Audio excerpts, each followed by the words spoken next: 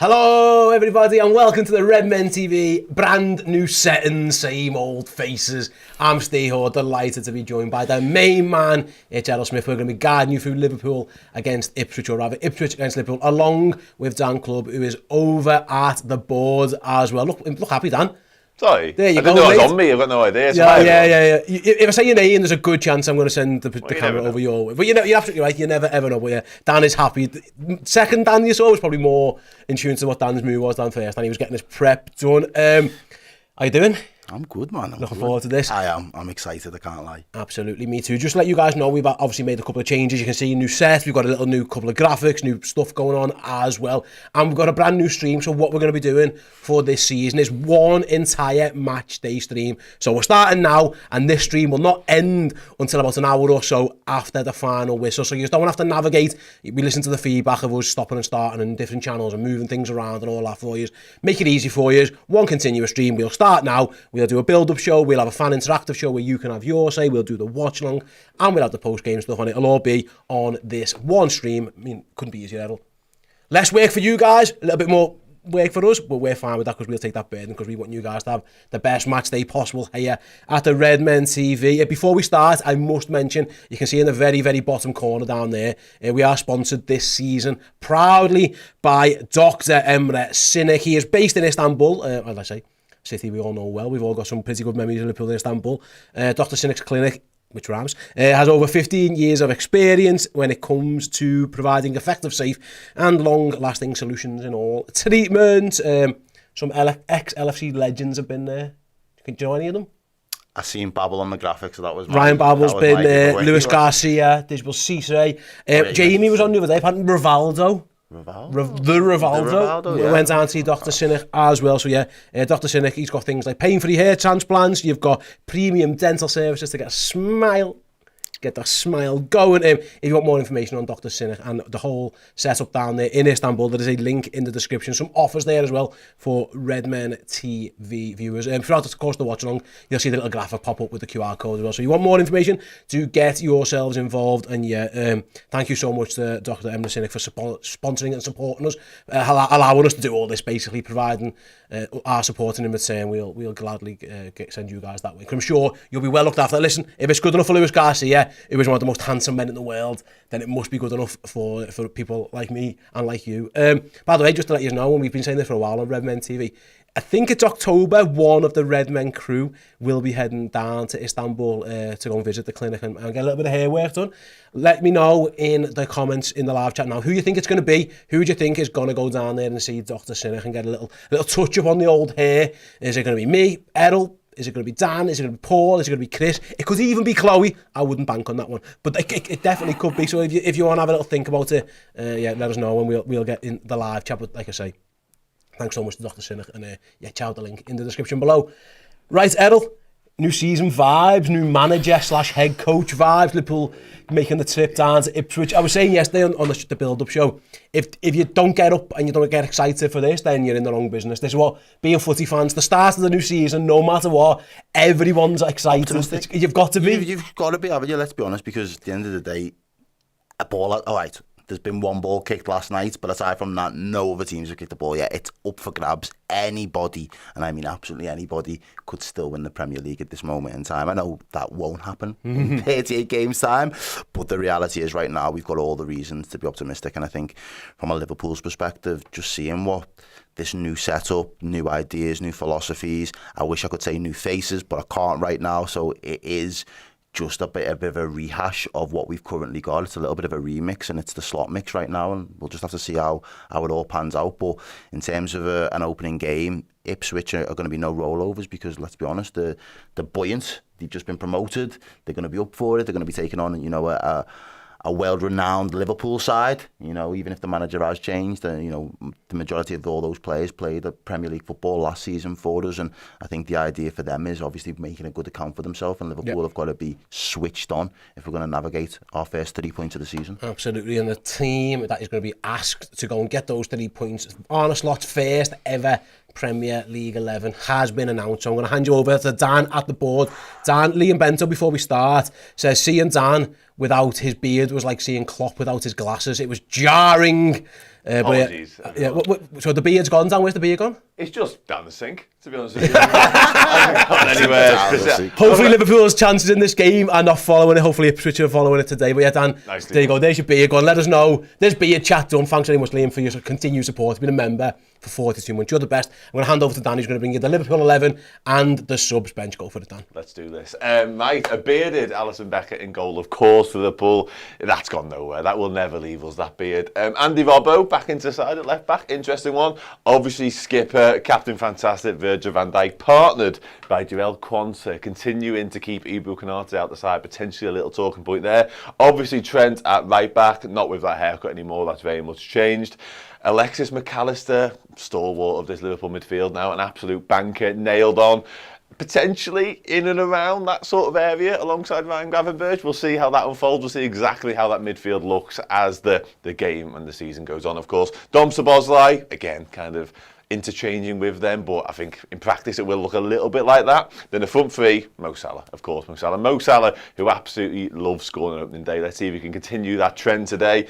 Diogo Jota just behind me there. Yeah, just does what he does. Seeing that goal against Sevilla is just Diogo Jota, isn't it? Luis Diaz gets to start as well, keeping Cody Gakpo out the side. Interesting one. And then on the subs bench, Kevin Keller, Curtis Jones, Darwin Núñez, Wataru Endo keeps a couple out. Ibou Konate, Cody Gakpo, Harvey Elliott, Conor Bradley, Joe Gomez, Kostas Tsimikas, I think I'm right in saying. Is that good? Are we okay? You're spot on. You're spot on, mate. Happy days, that's us. Dan, I'll fire a question back to you before I go to Errol then. The only couple of questions I thought we had going into the game were who was going to play centre-back next to Virgil van Dijk and who was going to be the other option in midfield alongside McAllister and Szoboszlai. So I'll start with you on Quansah. Is that the call you'd have made? He's gone Quansah over Konate, I suppose over Gomez as well, who Joe Gomez hasn't even made the bench, which shows where Liverpool are at the moment in time, but he's gone Quansah over Konate. Would you have done the same thing? Yeah, I think so. Yeah, I think it's hard to argue with that, to be honest with you, based on the back end of last season in particular. Obviously, Joel Quansah emerged out of last pre-season, if you like, last summer around, and he was just outstanding, pretty much never put a foot wrong, and I think he's just warranted it. I think he's earned it, and even based on what we've seen over the course of this summer as well, he's been outstanding. And that's not to say Konate's been off it or poor by any stretch of imagination, but I think Joel Quansah possesses all the skill set, all the attributes that Arne Slot wants in his defenders as well. It was quite stark at the double header last weekend at Anfield, seeing the difference in the two sides, because you had the first game against Sevilla where it was very much this looking type sort of core base of the side, and Van Dijk and Quansah both with their passing ability, that speed of thought to get us out and to play us out of danger in the triangles and all that sort of stuff. That's what Arne Slot wants. He wants us to be able to do that in dangerous tight situations, whereas on the flip side, Ibou Konate hasn't quite got that same passing range, hasn't quite got the same quickness to say, okay, let's get going. And I think that's what, alongside all the other qualities he's got from a defensive standpoint as well, that's what for me that makes Quansah stand out as the first choice option alongside Virgil van Dijk right now. Over your shoulder, you had Joe Gomez there, and you had too many subs, that's why. But Joe Gomez is out, yeah. He's not even on the bench. Wow, by the way. Errol, I mean, there's been talk about Joe Gomez and his future and where it lies. Like, listen, Arne Slot's entitled to choose his bench, and like I say, he's gone Endo, Konate, Núñez, Jones, Gakpo, Elliott, Tsimikas, Bradley. You wouldn't argue that any of those players don't deserve to be on there. So, in the past, though, Jurgen Klopp would always tend to go with two centre-backs on his bench. Arne Slot's seen it differently. He has packed his bench. He's got two full backs. He's gone Bradley and Tsimikas over than Joe Gomez, who can do both. Are you reading any into that? Not really at this moment in time. I think it's still very early days. I think, if we get a bit of a sample size of 3-4 games and that becomes a bit of a trend, then maybe, yeah, there might be a bit of a talking point. There might be a bit of a conversation as to whether Joe Gomez does make a late exit if he feels he's not going to get the game time under this new regime, so to speak. But in terms of obviously the way that Arne Slot is kind of setting up the team, I think it's quite interesting, as you've already mentioned there, Dan, the fact that he's stuck with Quansah. Yeah. And I just put it down to the time that he's had with the lad more than anything else at this moment in time. I think that's probably what splits them in difference. Obviously, you can look at the skill sets maybe, and the passing range from Quansah seems to be a little bit more assured than the likes of a Konate. But I thought Konate in the second game against Las Palmas the other day was brilliant. He was probably one of the few standouts within that game in terms of just the dominance, their overall composure on the ball. And again, I think he was starting to add more of the instruction from Slot, really, which is obviously trying to move that ball forward through those lines from a defensive position. So I wouldn't be surprised if Konate is there in the next couple of weeks trying to take that place back from Conte. I think it's a big ask for the young lad to nail down a place this early and expect them to kind of keep hold of that position. I think there will be a little bit of movement in that department. But as I say, right now, it's Conte's position and Konate's got to do some work to be able to get back into the starting 11. It's clearly his shirt, like. Exactly. And at the end of the day, I think it's there based on merit, which I think I like as well. I think we got really used to Jurgen Klopp in while he was manager with us, and it was a meritocracy. You know, players were in there based on the form, their ability, and their contribution to the side. And I don't think he was probably guilty of being overly loyal to people within the squad at times. But in terms of the starting 11, you'd always kind of suggest it was based on form. And I think, you know, Arne Slot's trying to kind of continue that level of continuity for this squad more than anything else, because that's what they're used to. Absolutely. Going to bring you the Ipswich team before you bring some stuff on Joe Gomez. There's been a couple of tweets on Paul Joyce. We'll get to those in a moment. Ipswich team, strange actually, they've got a different goalie. Walton's in goal. He did Sam York. He did play in the last friendly. I don't know if he's injured because he isn't even on the bench. So that's something to keep an eye on. Ipswich have got a change in goal there. The new signing from Burnley isn't in the squad. They've got Tanzibi, Wolfton, Greaves and Davies. That looks like a back four. Keep an eye out on Leif Davies. He the assist king of the championship last season. You've got Morsey, who's the captain, Luongo and Burns, and then it looks like a front three of Chaplin and Hutchinson either side of Liam Delap. That looks like a 4-2-3-1, I would guess, for Ipswich. We'll get that confirmed later. But yeah, changing goal for Ipswich Town. Just keep an eye on that one. It looks like almost 4-2-3-1. I mean, Arne Slot said it's not 4-2-3-1 to Chris, but it kind of is. If it's man on man, then we'll see how Liverpool go. It looks like Ipswich are trying to match us up a little bit, which is interesting. The Leif Davis, Trent Alexander-Arnold battle of assists on that their left, our right. We'll keep an eye on that one. That'll go a long way to summing up this game. Mentioned before, Dan, and what we'll do, we'll bring this tweet up now from Paul Joyce. Yeah. Says, Joe Gomez is looking at transfer options before the end of the month. He didn't travel with the squad for the game at Ipswich. There was talk that Joe was going to go to Newcastle. I was going to go to Newcastle. It was then resolved. Paul Joyce himself reported actually he's looking forward to the season. He tweeted or Instagram, didn't he? Season 10. Season 10. I mean, unless you had the word, like, you know what I mean, plans. And that can happen. A new manager might come in and go, listen, mate, you're just not what I want. It could be as simple as that. We don't know. You guys can let us know your thoughts, well, and in the next segment of the show, rather, we can get your thoughts. But you've got something to say. Well, yeah, just on that. Would that suggest to you that he wants more specialists in area by area as opposed to having utility men capable of slotting in? Yes. Slotting in. Well done. Well, no, it wasn't even pun not intended. It's either that. But you know what I mean? Like, yeah, no, it's either that or Joe Gomez wants more assurances about his game time. And Arne Slot just can't give him them. That's where I'd sit with it. Okay. Because Joe Gomez now is well into his prime in terms of his football career. This is the point now. He's sort of over the worst of the injuries, touch wood from his point of view. Yeah. He needs to be playing football. He clearly feels like he needs to be playing football week in, week out. And if he's gone to Arne Slot and he can't guarantee him that, we've just spent a few minutes there speaking about the virtues otherwise of Ibu Konate and Joel Quantum and how much of a dogfight that looks like it might be for that shirt alongside Van Dijk, which is boss, by the way. Competition for places is what you need in a squad. For me, Joel Quantum is the man right now. But Joe Gomez is probably looking at that situation and going, realistically, what are my chances of ousting either of them? Few and far between.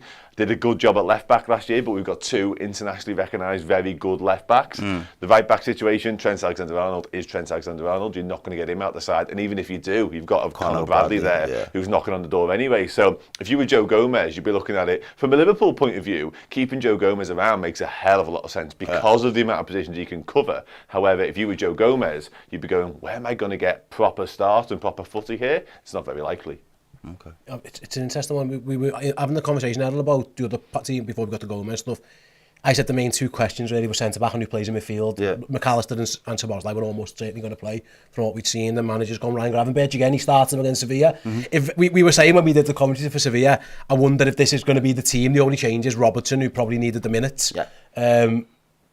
We were right. Gravenberch is starting in Liverpool's midfield in what looks like a double pivot. Big day for him because last season, it was a struggle at times for Ryan Gravenberch. He arrived late, injuries, you know, he starts in a cup final, gets stretched off. It didn't exactly go exactly according to plan from Gravenberch, who'd had a tough year at Bayern Munich before that.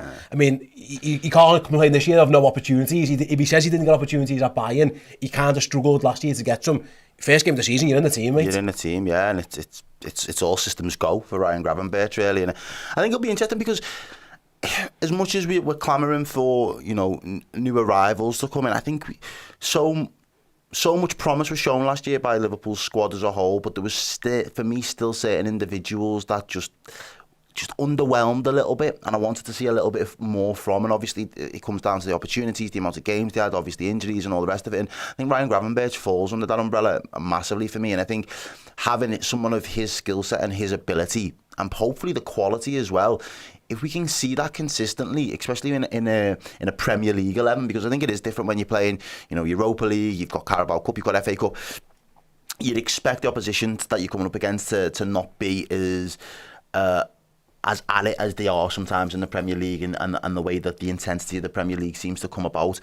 And I just feel as though if you've got somebody like that with that level of quality, to not see him and have that sample size to be able to say, yeah, he's good enough, it's really difficult to get excited by somebody. But now all of a sudden he's been thrown straight back in. The manager clearly sees a lot of strengths in his game. He clearly sees him as somebody that he can utilise. Now is a big opportunity for him to really play in a position that we didn't really see a lot of at all last season. So in a roundabout way, and it's not fluffing the fact, but it's almost like having a new body in that position, but we've got the familiarity of understanding where he's been for the last 12 months. He's been with us, he's been with the squad, he understands the team, the idea. So the level of chemistry should be a lot higher than somebody coming in out of the cold, just being dropped into the team because we've just spunked 60-70 million pounds on an individual. So I'm excited for those players from last season, which I genuinely felt didn't necessarily live up to the hype, is the point I'm trying to make. It makes sense. We've got a good question actually, Dan, on the midfield. It comes from Nicholas, who says, what does Harvey Elliott have to do to get a game? I think it's a fair question. Like, I'm guessing it's be a foot taller and about 2 yards pace faster, maybe, because other than that, there aren't too many reasons to ever leave out Harvey Elliott. No, I tend to agree with you. I think my first thought when the question got posed was what you've just said there, was get a bit taller, get a bit quicker. But that kind of rings true of a Jurgen Klopp style midfield. Arne Slot does want more technicians in there. And I think the problem is for Harvey is that as much as Dom Szoboszlai is bigger, stronger, quicker, whatever, he's also a brilliant technician as well. So he has more strings to his bow. I think Harvey Elliott, it's absolutely a fair question. And it's one that I feel I've posed myself recently, because he's been outstanding all along the way in pre-season. It felt like it was his shirt. He was the one who was going to start the campaign as the 10. And all of a sudden he gets that double header and he's in the second, the lesser game, the one without fans and all that sort of stuff, against the worst opponents as well. And you do start to question whether it is him anymore or whether Dom Szoboszlai's usurped him. And clearly Dom Szoboszlai's usurped him. I actually think as well,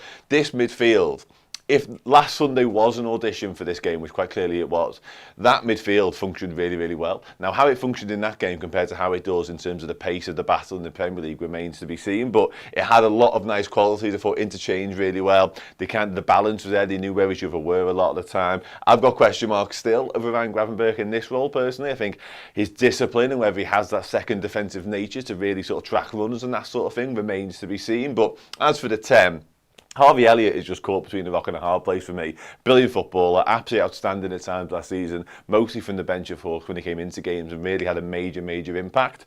But Dominic Szoboszlai is a wonderful, wonderful footballer as well. So we are spoiled for choice in that department in a way. Further back, maybe not, but right there we definitely are. How many times did that midfield start with each other last season? Couldn't have been many. I would suggest none. Less than 5. Well, Endo or McAllister were always the six, for the most part, unless there was an injury. So and Gravenberch took a while to get into the team because he just arrived when Szoboszlai and McAllister were brilliant.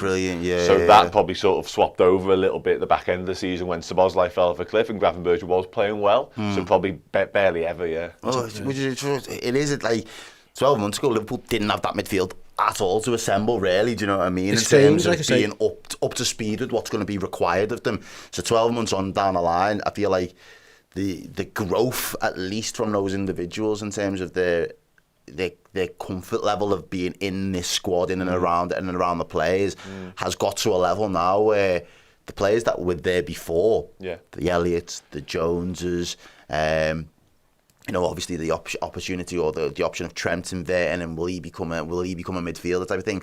All of that's just gone by the wayside, and it's right. Well, these lads are the next level. This is the next iteration of Liverpool's midfield, and it was going to take some beating for any of those other lads to really kind of pip them, I think, for the start of the season anyway. I suppose also, mate, the fact is, the manager admitted this yesterday at his press conference, and they wanted a six. They wanted Zubimendi. We are here. Ryan Gravenberch is playing because he didn't sign Martin Zubimendi. And listen, that's great for Ryan Gravenberch. We all want Liverpool to sign a DM. I think we'd all agree they still need to sign a DM. I think FSG have been fucking stupid. I think they've been quite naive, if I'm being really honest with you, because I think when we made less than desirable signings under Klopp, I think the one thing fans all could unanimously agree on was we've got Jurgen Klopp, we've got one of the best managers in the world, so it'll make up for it.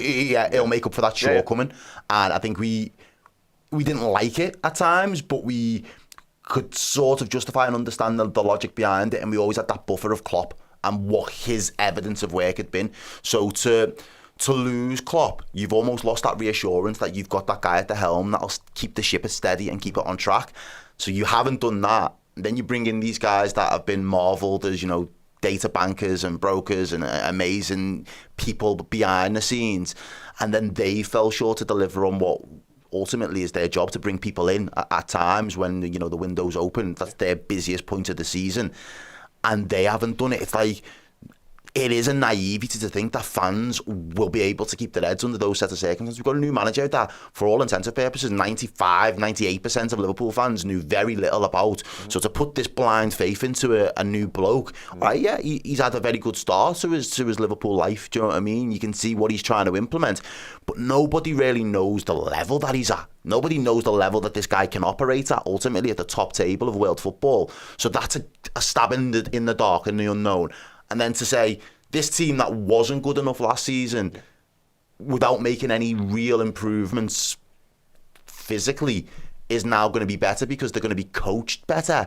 I just think you're asking a hell of a lot from I think any fan base. I don't think there'd be any fan base in world football, especially if you're talking about the top. Look, who was it the other day that released the top 10 teams or something, and Liverpool was sitting fourth in the top teams around the world. I don't think any in that top 10 would be calm under those set of circumstances. I think you're asking a lot. I agree, mate. Like I say, it was interesting when he did say at this press conference, and Richard Hughes is still looking at making signings. But what I would say is that if Liverpool had what they wanted today, this match they squad would have had Zubimendi, Gordon and Yoro in it, and as we're staring at it, wow. No, and they would, and as we're staring at it, none of them are in it. So there is definitely work to be done. I think it's absolutely fair saying. It's also, it puts a lot of pressure on Arne Slot to say. That's what I mean. Yeah. I said that. It is what I was saying to your tweet today. I was like, if you, and it was almost, I almost felt there was a cynic in me that made me think there's a reason why we've got a head coach and not a manager.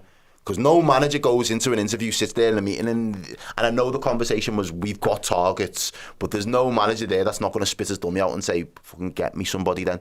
If I've got targets, I need to be able to work with people and individuals that I want to work with. You've got a head coach now who is used to the way that Feyenoord did things, and was kind of given players to work with and happy to work with players, and that's his approach. So he's innately happy to do that. But then on the flip side, I'm sitting there thinking to myself, the best way to back somebody new is fucking give him. We don't need a war chest. We don't need an overhaul. Yeah. We need a fine tuning. Yeah, we need to identify certain areas, which it looks like they've already done. But if you've identified those areas, you need 3. And I'm not asked which of the 3 that you bring over the line. If you deem 3 players on each of those individual positions to be good enough, go out and get one of those 3. You'd like to hope they will, because you are right. It's been a bit of a, well, I'd say it's been an underwhelming summer of transfer incomings would be an understatement, because they haven't signed anyone. But we'll park transfers now, because let's focus on the game. We've got plenty. No, Idle's right. The fact is, Liverpool are starting at number 6 there, who's an attacking midfielder. Yeah, that's where we are. We're gonna have to deal with it today, and we'll see how it goes for the rest of until they get someone in. If they get someone in, and if not, I mean, good luck Ryan Gravenberch in another position change for the start of the season. We're going to start. I think he's young enough though to yeah, and he's a good footballer. But you are right. It's not like it's interesting. Idle, he could have, to go back to it. I'll come over to you, Dan. If he really wanted to play an actual DM here, I mean, he did have with Endo. He clearly just that wasn't his plans for today or maybe ever. Although he could be a good option off the bench, I suppose, Endo, if you're trying to close a game down, you're holding on. You'd hope that Liverpool aren't doing that at Ipswich, but you never know. But I mean, if he wanted that actual out-and-out defensive midfielder, he could have chosen Endo, I suppose. He could have, yeah, but I think it's become quite apparent that he doesn't suit what Arne Slot's trying to do. And you're right, there will be certain moments in games, certain games potentially, whereby he is a good fit, but I don't see that being today. Liverpool should dominate for the most part today when it comes to possession, when it comes to all that sort of stuff. So I don't think Wataru Endo is ideally suited stylistically to what Arne Slot's trying to do. I think this midfield actually has a lot more of that. Ryan Gravenberch is most definitely a technician. He's actually done a little bit of double pivot stuff previously, certainly in his Ajax days. He had problems in that role with Bayern Munich and it didn't really suit him then, but he does have the skill set and the attributes to carry out this very well. I just have doubts, like I said earlier, about his discipline, his defensive mindedness. But yeah, Wataru Endo for me was never really in the picture when it comes to this one, and I agree wholeheartedly with what Errol said a moment ago. It's quite clear that Arne Slot has pinpointed that area as the main priority when it comes to strengthening the squad.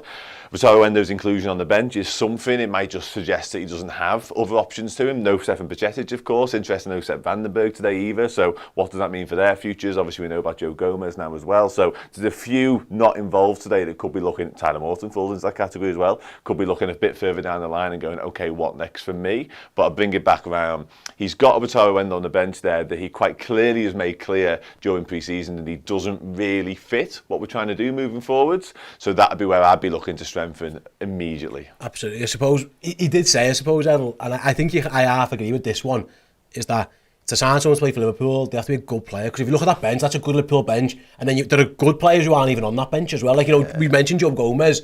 I mean, whether he's staying or going, he hasn't even made the Liverpool... England international in 100%. Yeah. I know he didn't play the Euros, but he's played a lot for England, and he was seemed good enough form last season to get back in the England camp. So to not even be in a Liverpool their match day squad, I think Liverpool squad's really good. Yeah. I think there's just areas where it could be improved, and obviously there will be outgoings and there's more to come, of course. But like, I think it's just when you've got Endo as your specialist six, and there's a level. Well, and the manager doesn't want him, and the manager doesn't fancy him in that respect. He's a good player, he's just not right. Yeah, but he's just not right for us. Fine, I don't mind that. We've seen the best of Endo and what he's capable of doing, and I think Liverpool fans across the board, if we're going to be fair and balanced, will say there's a reason why he's in the squad.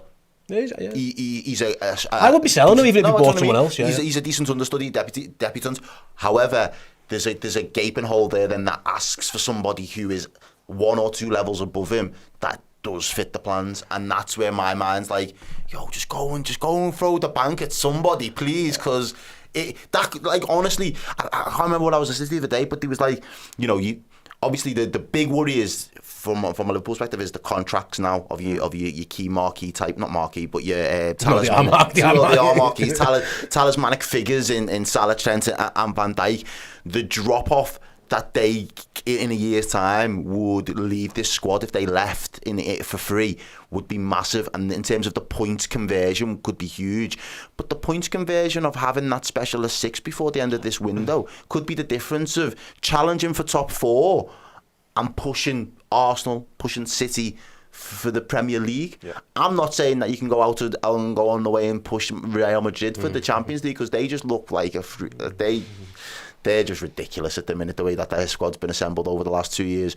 But in terms of domestically, that we're not a million miles away, and it seems to me that like the sensible gamble would be get that anchor in and let the head coach work with him in the way that he wants him to work. And if that frees up everybody else to be the technicians, then McAllister's can be a bit moved up further up the pitch, so Bosley doesn't have as much defensive responsibility, reserve his legs.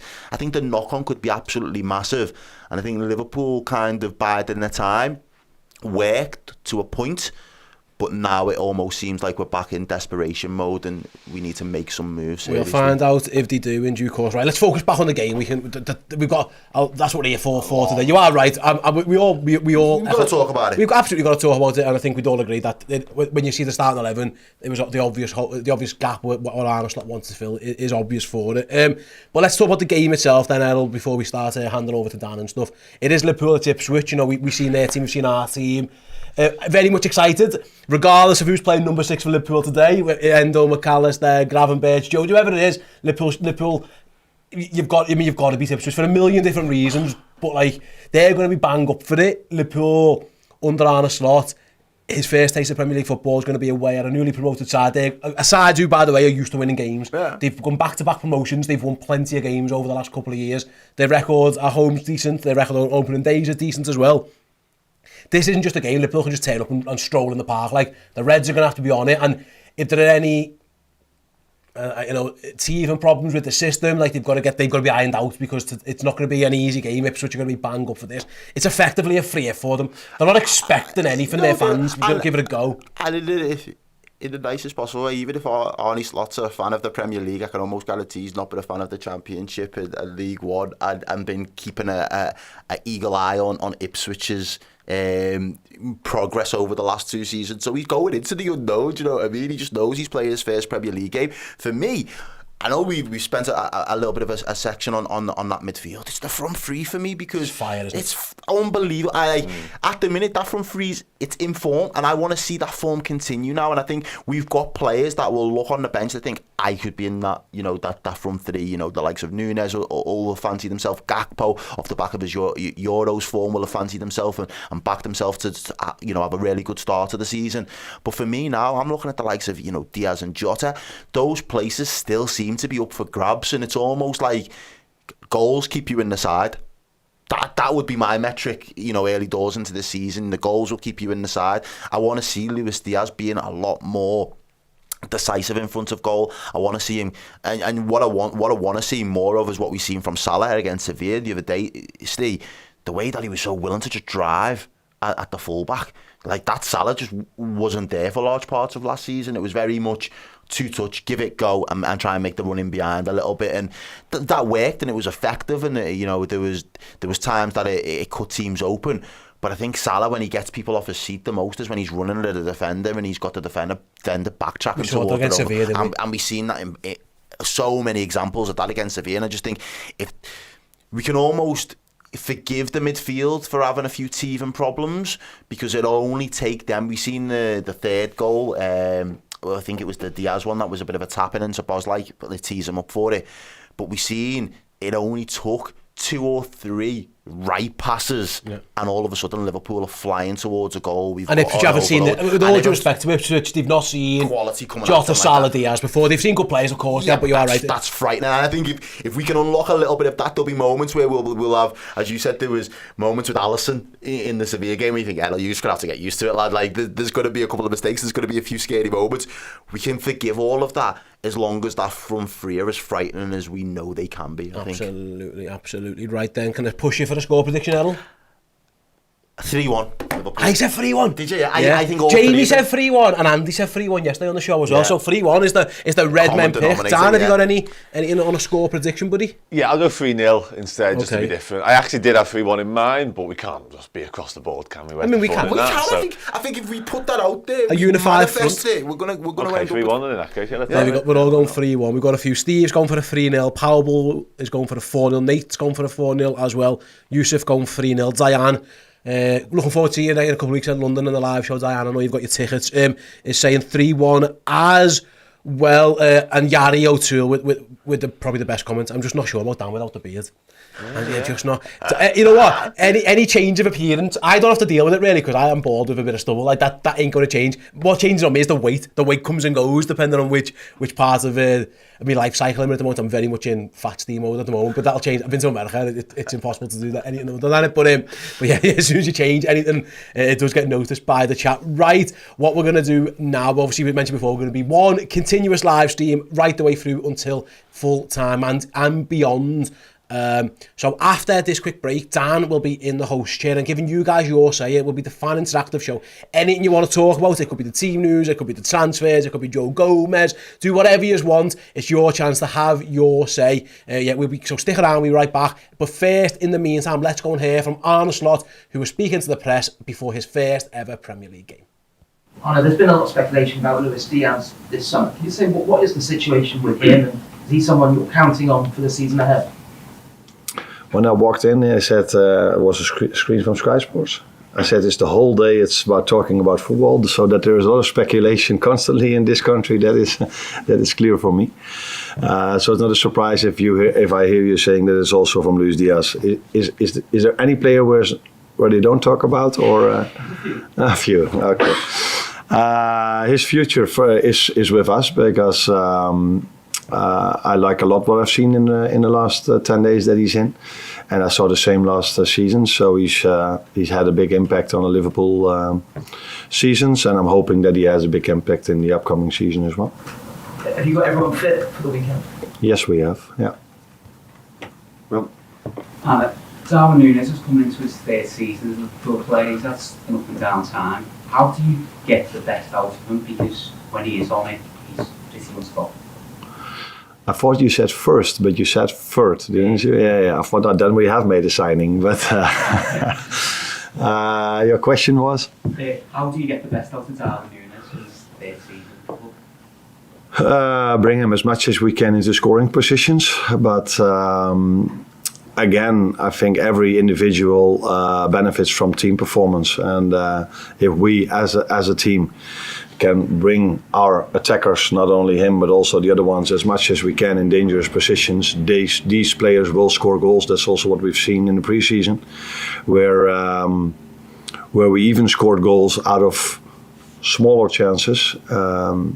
So it's up to us to bring him or Diogo or other attackers as much as we can into promising positions for them, and then he and like all the others will score their goals.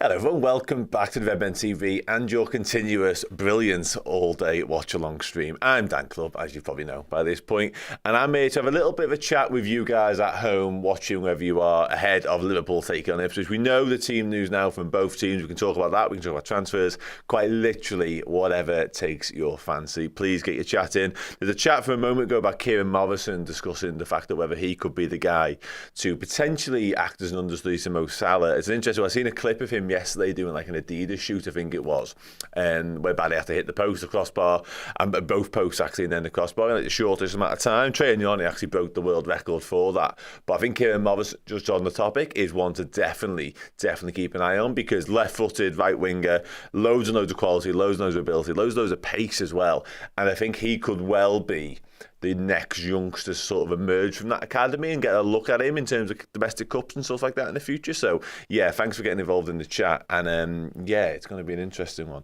K2 EDG says, how come Steve is on the New Era poster twice? Yeah, nicely done. Glenn Boylan says, come on Reds, let's do this. Yeah, okay, let's. And for FT Clip says, I have a feeling we will thump Ipswich. Let's hope so. A lot of 3-1s earlier on in the chat, and of course across the Redmen panel yesterday and today. So yeah, I think we're feeling positive ahead of this one. I'm feeling more positive now I've seen the team news, because you almost forget, don't you, just how boss this Liverpool squad is. There's so much conversation, there's so much debate, there's so many arguments in and around the transfers and what we're not doing and what we should be doing. And for what it's worth, you know, we never had a chat about it earlier on. Like, we need to do stuff. For me, this squad still has places whereby it can improve, but then when you actually see it in full, and actually what is quite eye-opening is when you see the lads that aren't involved in a matchday squad like today. Obviously Tyler Morton, Sepp Vandenberg, Joe Gomez, for God's sake, even Ben Doak, Trey Nyoni. When kids like that and players of that quality and that level can't even find their way into the squad. Stefan Pacetic is another one, like, albeit Stefan Pacetic now is quite a long way off where he'd like to be, he's still a wonderfully gifted footballer. And at the moment, as of today, he's not deemed ready, good enough, whatever, to break into this entire squad. So, yeah, we've got a lot of good things going on still. 811YT asked, what do I think of the Kubo links? I think, yeah, they surfaced a few weeks ago now, and then they kind of got quashed a little bit and kiboshed. Good player, definitely the type of player that we need. For me, I think there are certain areas whereby we need to address in this squad right now. Definitely the 6, obviously. I would like to get another centre-half in. Certainly, if Joe Gomez was to leave, that is an absolute no-brainer to me. Ideally, be a left-sided one who can do a bit of relieving of Virgil van Dijk and allow him not to maybe play every single minute of this entire season, because he is the one who's been most outspoken about needing to rest and needing to be rotated and stuff like that. And then it would be that understudies in Mo Salah, because that's the one glaring hole in the attacking department right now. We've got 2 options at left wing, 2 options, senior options this is, 2 senior options at centre forward, and we've only got Mo Salah at right wing. Now, only having Mo Salah right wing, by and large, has been absolutely fine forever, but it does feel like now this is a season whereby we need to address that situation and maybe give him more of a rest, maybe allow him to rest in certain types of games, maybe take him off earlier in games as well. So yeah, that I would definitely be doing a bit of business in that department. Joseph Gurge is one of our regular contributors here, says Gravenberch masterclass incoming. And yeah, that dynamic is an interesting one. And I think, yeah, I thought this as well at the time, Sam, don't worry. Yeah, I think the Gravenberch situation is going to be an interesting one. It's going to be, a lot of eyes will be on him because so many eyes are on that 6 deep line midfielder, defensive midfielder, whatever you want. But yeah, I think in terms of today, I think he will be the focus of a lot of people's attention. He has loads of what you'd want in terms of the way Arne Slot wants us to play and the way he likes his operators to manoeuvre in that midfield. He carries the ball well, he takes the ball well, he gets out of tight spaces well, he takes up interesting spaces as well. And I think the main thing about Gravenberch actually playing in this role today against Ipswich will be just how willing he is to go and get the ball time and time again. Actually having that wherewithal to want to receive the ball under pressure is half the battle in this role, and maybe that's where Wendo falls ever so slightly short, because when he gets it, he's actually got certain qualities that can get him out of tight spaces and he will allow us to move up the pitch. However, I'm not sure he's the most confident when it comes to actually going and getting it and wanting to receive it with players swarming all over him. Whereas one thing we know about Gravenberch is that he definitely does want that. So yeah, it's going to be an interesting watch. Studio Neo asks, what if Gravenberch proves he can do the double pivot with ease? Do we still go for a DM if Endo is still here? I think so. Personally, Stuart Wisby says Grav is like a young Yaya Toure. I can see the similarities. I can see where you're coming from. It's a big old statement. Don't get me wrong, but I can definitely see why when it comes to how they play and how they look and stylistically the fit and how they carry the ball. Actually, more than anything, to be honest.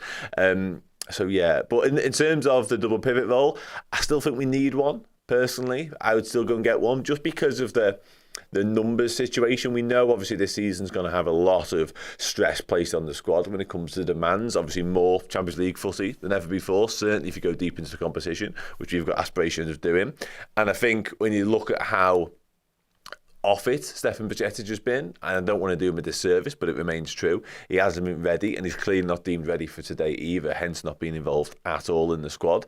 I think we do need to do a little bit of business there, and Liverpool clearly do as well, because we tried and failed to get Martin Zubimendi. So it's clear, it's evident that for whatever reason Arne Slot isn't happy with his lot, isn't happy with the options he has at his disposal. He's just having to mend and make do, and it is Gravenberch today. And Gravenberch is very much the talk of this chat, to be honest with you as well. Ross says, Gravenberch in the 6 is laughable, but it's where the ownership have left us. I mean, maybe, yeah, and listen, I'm with you in terms of needing to go and get one. There's absolutely no two ways about that. Martin Zubimendi probably wouldn't have started today anyway, even if he had been signed on like Wednesday. It probably still would have been Ryan Gravenberch. I'm not sure that changes a lot, to be honest with you, but we will see. We will see. DJ says, I can see why Slot considers this to be an excellent squad, but do you think they have underestimated how injury prone they are? Possibly. And when you go through, certainly the midfield department, you can definitely point that at a few of them. Obviously, Dom Szoboszlai missed some footy last year of injury. Curtis Jones, historically, has done likewise as well. Gravenberch missed some moments as well. Last campaign, obviously his first campaign. I think Arne Slot will have faith that Ruben Peters, the head of performance now, and that we have a full squad at our disposal today as well, which is practically unheard of as well. But I think he'll have faith that that injury record, which has been poor at times, will improve and will get better under his staff and with his methods and with his ways of coaching and stuff like that, because it's not quite as hellful ever, it's not quite as heavy metal, it's not quite as intense as what they became used to under Jurgen Klopp. So touch wood, the injury record gets better. However, on the more overarching point and the point you're getting at, yeah, that is a problem, and it's one that you just can't ignore. You just can't ignore. Running Super Scar says Grav is going to have a worldie and shut up the haters. Yeah, let's hope so. Paolo says McAllister was the lone 6 last season. Now he has Grav alongside him. Should be more secure. Yeah, in theory, absolutely should be, and I think it will. And I think that'll be Jurgen Klopp said, didn't he, towards the back end of his tenure last year, there's clearly problems defensively, and we all knew that for a long time. We kept conceding first. We kept conceding far too many big chances as well. And if the next guy can just address that, he'll win most of the battle. And it looks as though, just by implementing his own style and his own thoughts on the squad and how we should set up, and the double pivot is pivotal to that, I think that will make us more defensively solid, whatever you think of Gravenberch from an offensive standpoint, that is. FC Clip says, if Jota stays fit all season, we get top 2 easy. Yeah, a lot of people suggesting he is the key to this, and I think, it's hard to argue with that because his record when it comes to making impactful contributions on games is just remarkable, like whether he goals or assists as well in a different version of himself. I think he is imperative. If we get 40 plus games across the board from Diogo Jota, we'll be there or thereabouts in most competitions just because of how lethal he can be. It only takes half a chance, half a glimmer, half a sight of goal, and more often than not, it ends up in the back of the net. Yashash Madan says, Quanta starting the first game is big for him. And yeah, I think we discussed Joel Quanta earlier on, actually, and I never really batted an eyelid at the fact that he's starting, and maybe that speaks to just how brilliant he is and how excellent he was the back end of last season, the fact that he usurped Ibu Konate, and he's just continued seamlessly on that path, it feels like, this summer. So I'm not massively surprised, and I haven't really considered it a talking point, to be honest with you, either, because it just feels like, whether you believe this is right or wrong, Joel Quansah right now, it's his shirt. Like, he is the guy that starts alongside Virgil van Dijk. And I think a lot of the reason as to why that is because of his passing distribution and his ability on the ball, which is where Konate probably falls down ever so slightly. But I actually think defensively as well, like, don't get me wrong, I'm not writing off Ibu Konate. He has bags and bags of quality. We all remember that Champions League final when he was man of the match, wasn't he, actually? But Konate and Quansah aren't miles away defensively either. Quansah he's solid enough, but what he does bring to the party is that passing ability, is the ability to take the ball under pressure again and play passes that are going to genuinely hurt teams. He's penetrative with his passing, whereas Konate, it feels like sometimes second-guessing himself, and he spends that extra 1-2 seconds on the ball, and by the time he's made his mind up and the pass has gone, the space has already been closed down. It was quite fascinating, actually, watching the last Palmas game last Sunday at Anfield, when Harvey Elliott was taking up lots of what he would perceive to be clever positions and sort of getting in the half space and wanting the ball quickly, and he just wasn't coming quickly enough. And that wasn't all down to Ibu Konate. It was a back triangle, if you like, of Endo, Nat Phillips and Konate, and none of them had the ability to play the ball through the lines quickly enough to get it to Harvey Elliott. And he was livid. I think at half time, it probably got seen on the cameras, he threw off like his bands and all that sort of stuff. He was not happy just because he never got the ball anywhere near quick enough throughout the entirety of the game as it panned out. T-Woo Lim says Quansah is cool. Yeah, he absolutely is cool. Lee Carlson says, I'm more than happy with that starting 11 and it looks good enough to get the job done. It's been really interesting to watch our midfield shape. And yeah, I think you're right. I think that midfield in that Sevilla game last weekend worked really well, which surprised me ever so slightly because I haven't seen much of it, to be honest. So you're never quite sure. The fundamentals of what feels like a well-balanced, well-orchestrated midfield are all there, all the components of it. But then in practice, when it gets thrown into the middle of a footy match, how does that work? But I think it worked pretty well, by and large, to be honest with you. Alexis McAllister feels as though he's going to be the constant. Alongside him with Gravenberch, we'll see what that looks like today. I think bigger tests will be to come for Van Gravenberch, to be honest with you, in this role, in this new system, in this new way of playing for him. And I would personally, come back to what I said earlier on, I'd like us to address that situation and get a proper one in there who's done it through his entire career, basically at the very highest level. And Dom Szoboszlai, of course. It feels as though you could have flipped a coin today and it could have been Szoboszlai or Harvey Elliott.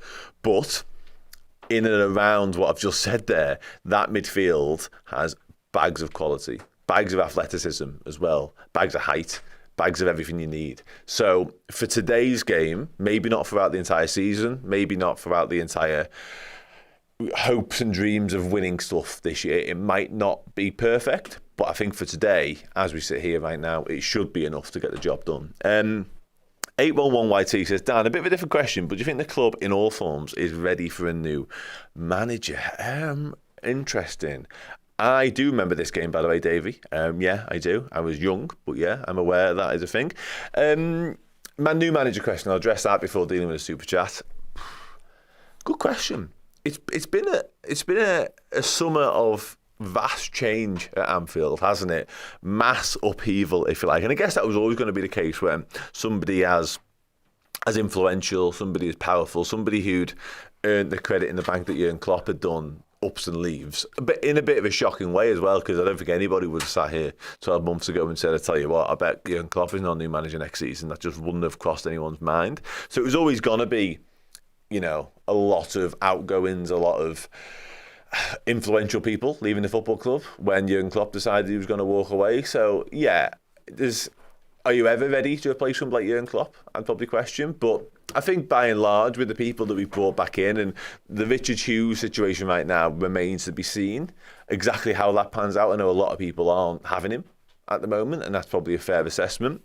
But when you bring in Michael Edwards, or when you bring him back into the fold, I think that calmed a lot of people's uncertainty in around how this new regime will look, because we know Michael Edwards, we've seen Michael Edwards, we all trust Michael Edwards actually. So when he was brought back in, he started being involved in the decision-making process in and around what Liverpool, or this new Liverpool, were going to look like.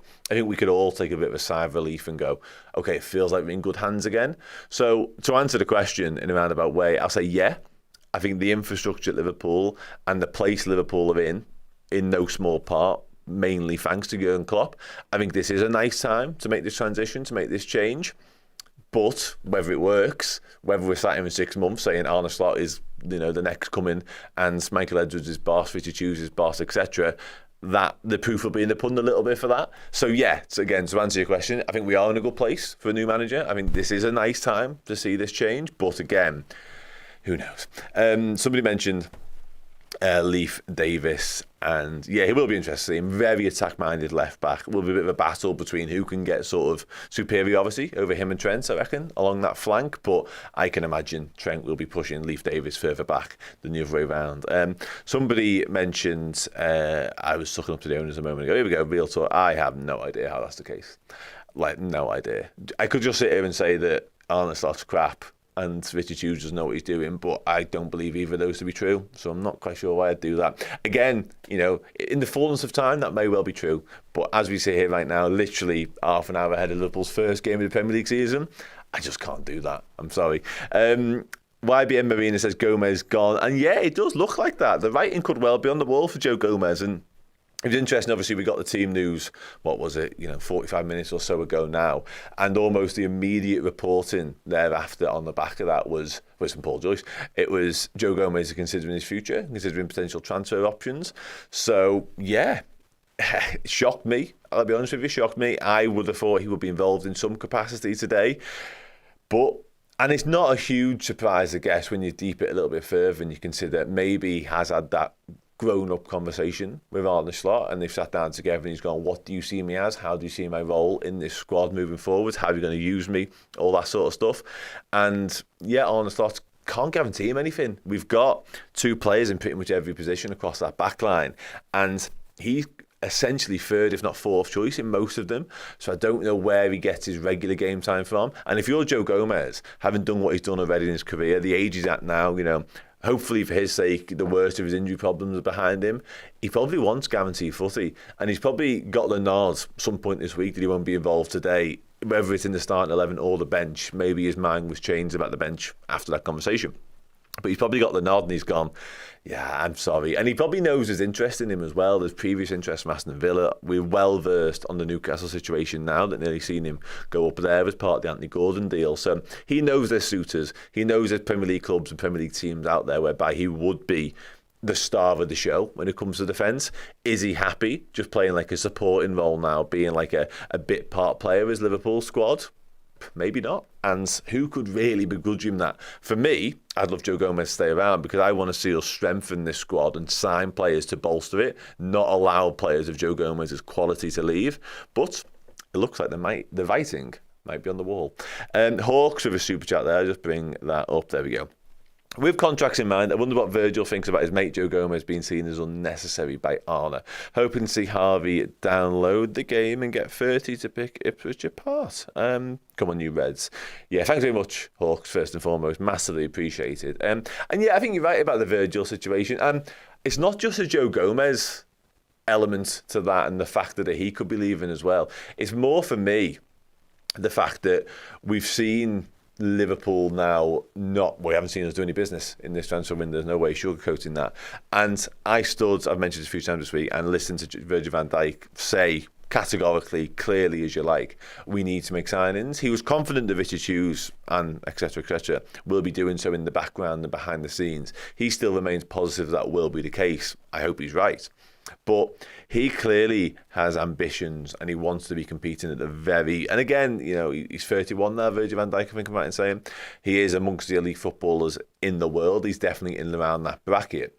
He should be wanting to compete for every single trophy, every single honour that there is to be won. And at present, he doesn't feel this squad is capable of doing that.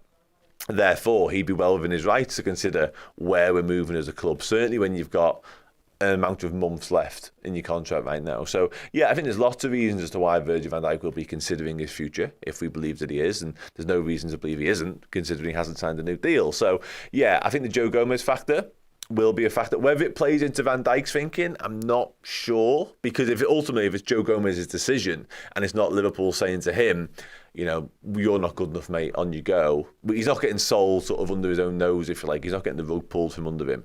It's just a case of, it looks like Joe Gomez has decided he doesn't want to stick around and just be part of the plans. He wants to be the leading role in those plans, much like Virgil van Dijk is for us now.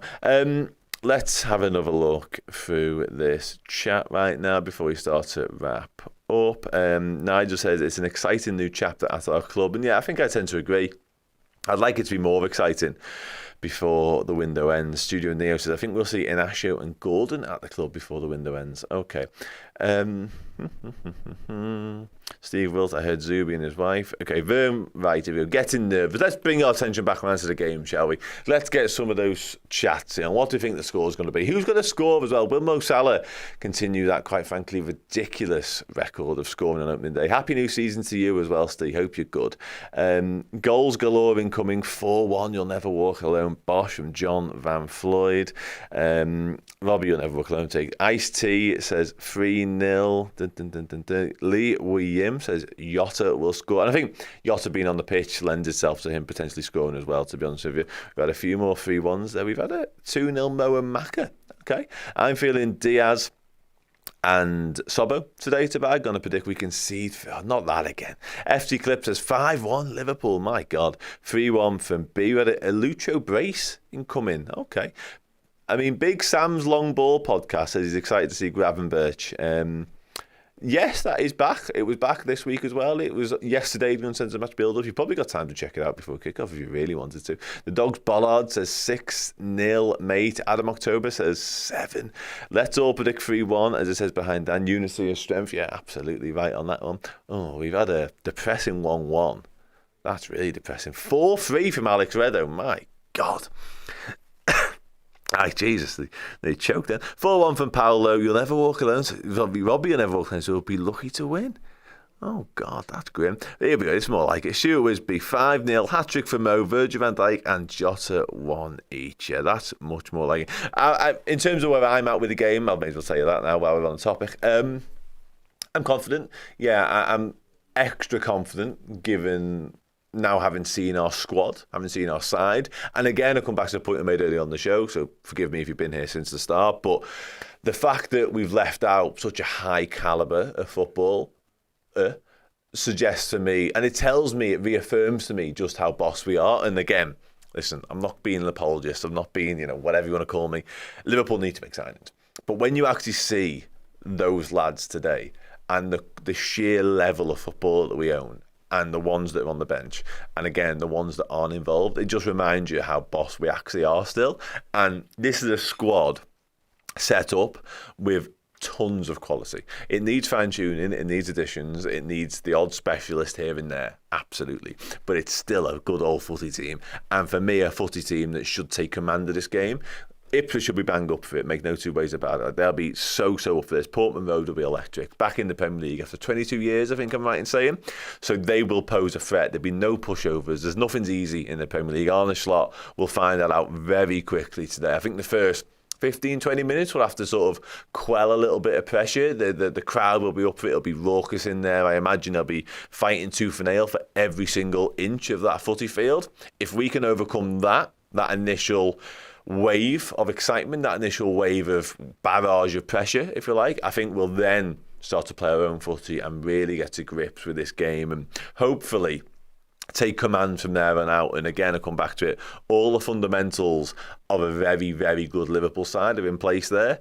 Not perfect, not the finished article by any stretch, still definite question marks and definite areas whereby I'd like to see us double down on our strength, I think it's fair to say. But in practice, that is a good footy team. And that is a good footy team with the firepower, the defensive solidity and the technicians in the midfield and Alisson Becker. Like, all you need is Alisson Becker, let's be honest. But in real terms, I think that's a side well prepared to win this game of footy and potentially many more further down the line. But let's deal with the here and now. And the bench, Steve Ryder makes a point, and you're absolutely spot on. I mean, Cody Gakpo and Darwin Núñez are on that bench. Let's forget about all the others in the midfield prowess and the Conor Bradleys, your Ibu Konates, your Curtis Joneses of this world, whatever. That attacking understudy duo of Cody Gakpo and Darwin Núñez within itself is frightening. Like, with all due respect to Ipswich, and I'll tell you in a minute, I'll queue up my chat with Matt Holland in a moment, but with all due respect to them, they would die to have that firepower, that level, that quality, that calibre of footballer on their bench. Like, I don't want to do them disservice, I feel really harsh, but those two would waltz into this Ipswich starting 11. And that's not to say we're going to win the game, by the way, because football doesn't work like that. I'm very well aware of it. But I think it is an important reminder to say that, okay, we do have a lot at our disposal with which to go forward this season and do whatever we end up doing. And Doug Ballard clearly feels likewise, because he said Prem winners 24-25. Yeah, let's hope so. Carl Moss says, a lot of parallels with the early days of Paisley. Let's hope we see that again. I mean, yeah, I'll absolutely take that. I'll take your word for it a little bit, but I understand what you're saying in terms of the passing over the mantle and the new era and all that sort of stuff. So, yeah, I mean, listen, if it ends up being even as remotely as successful, then I'm all for it.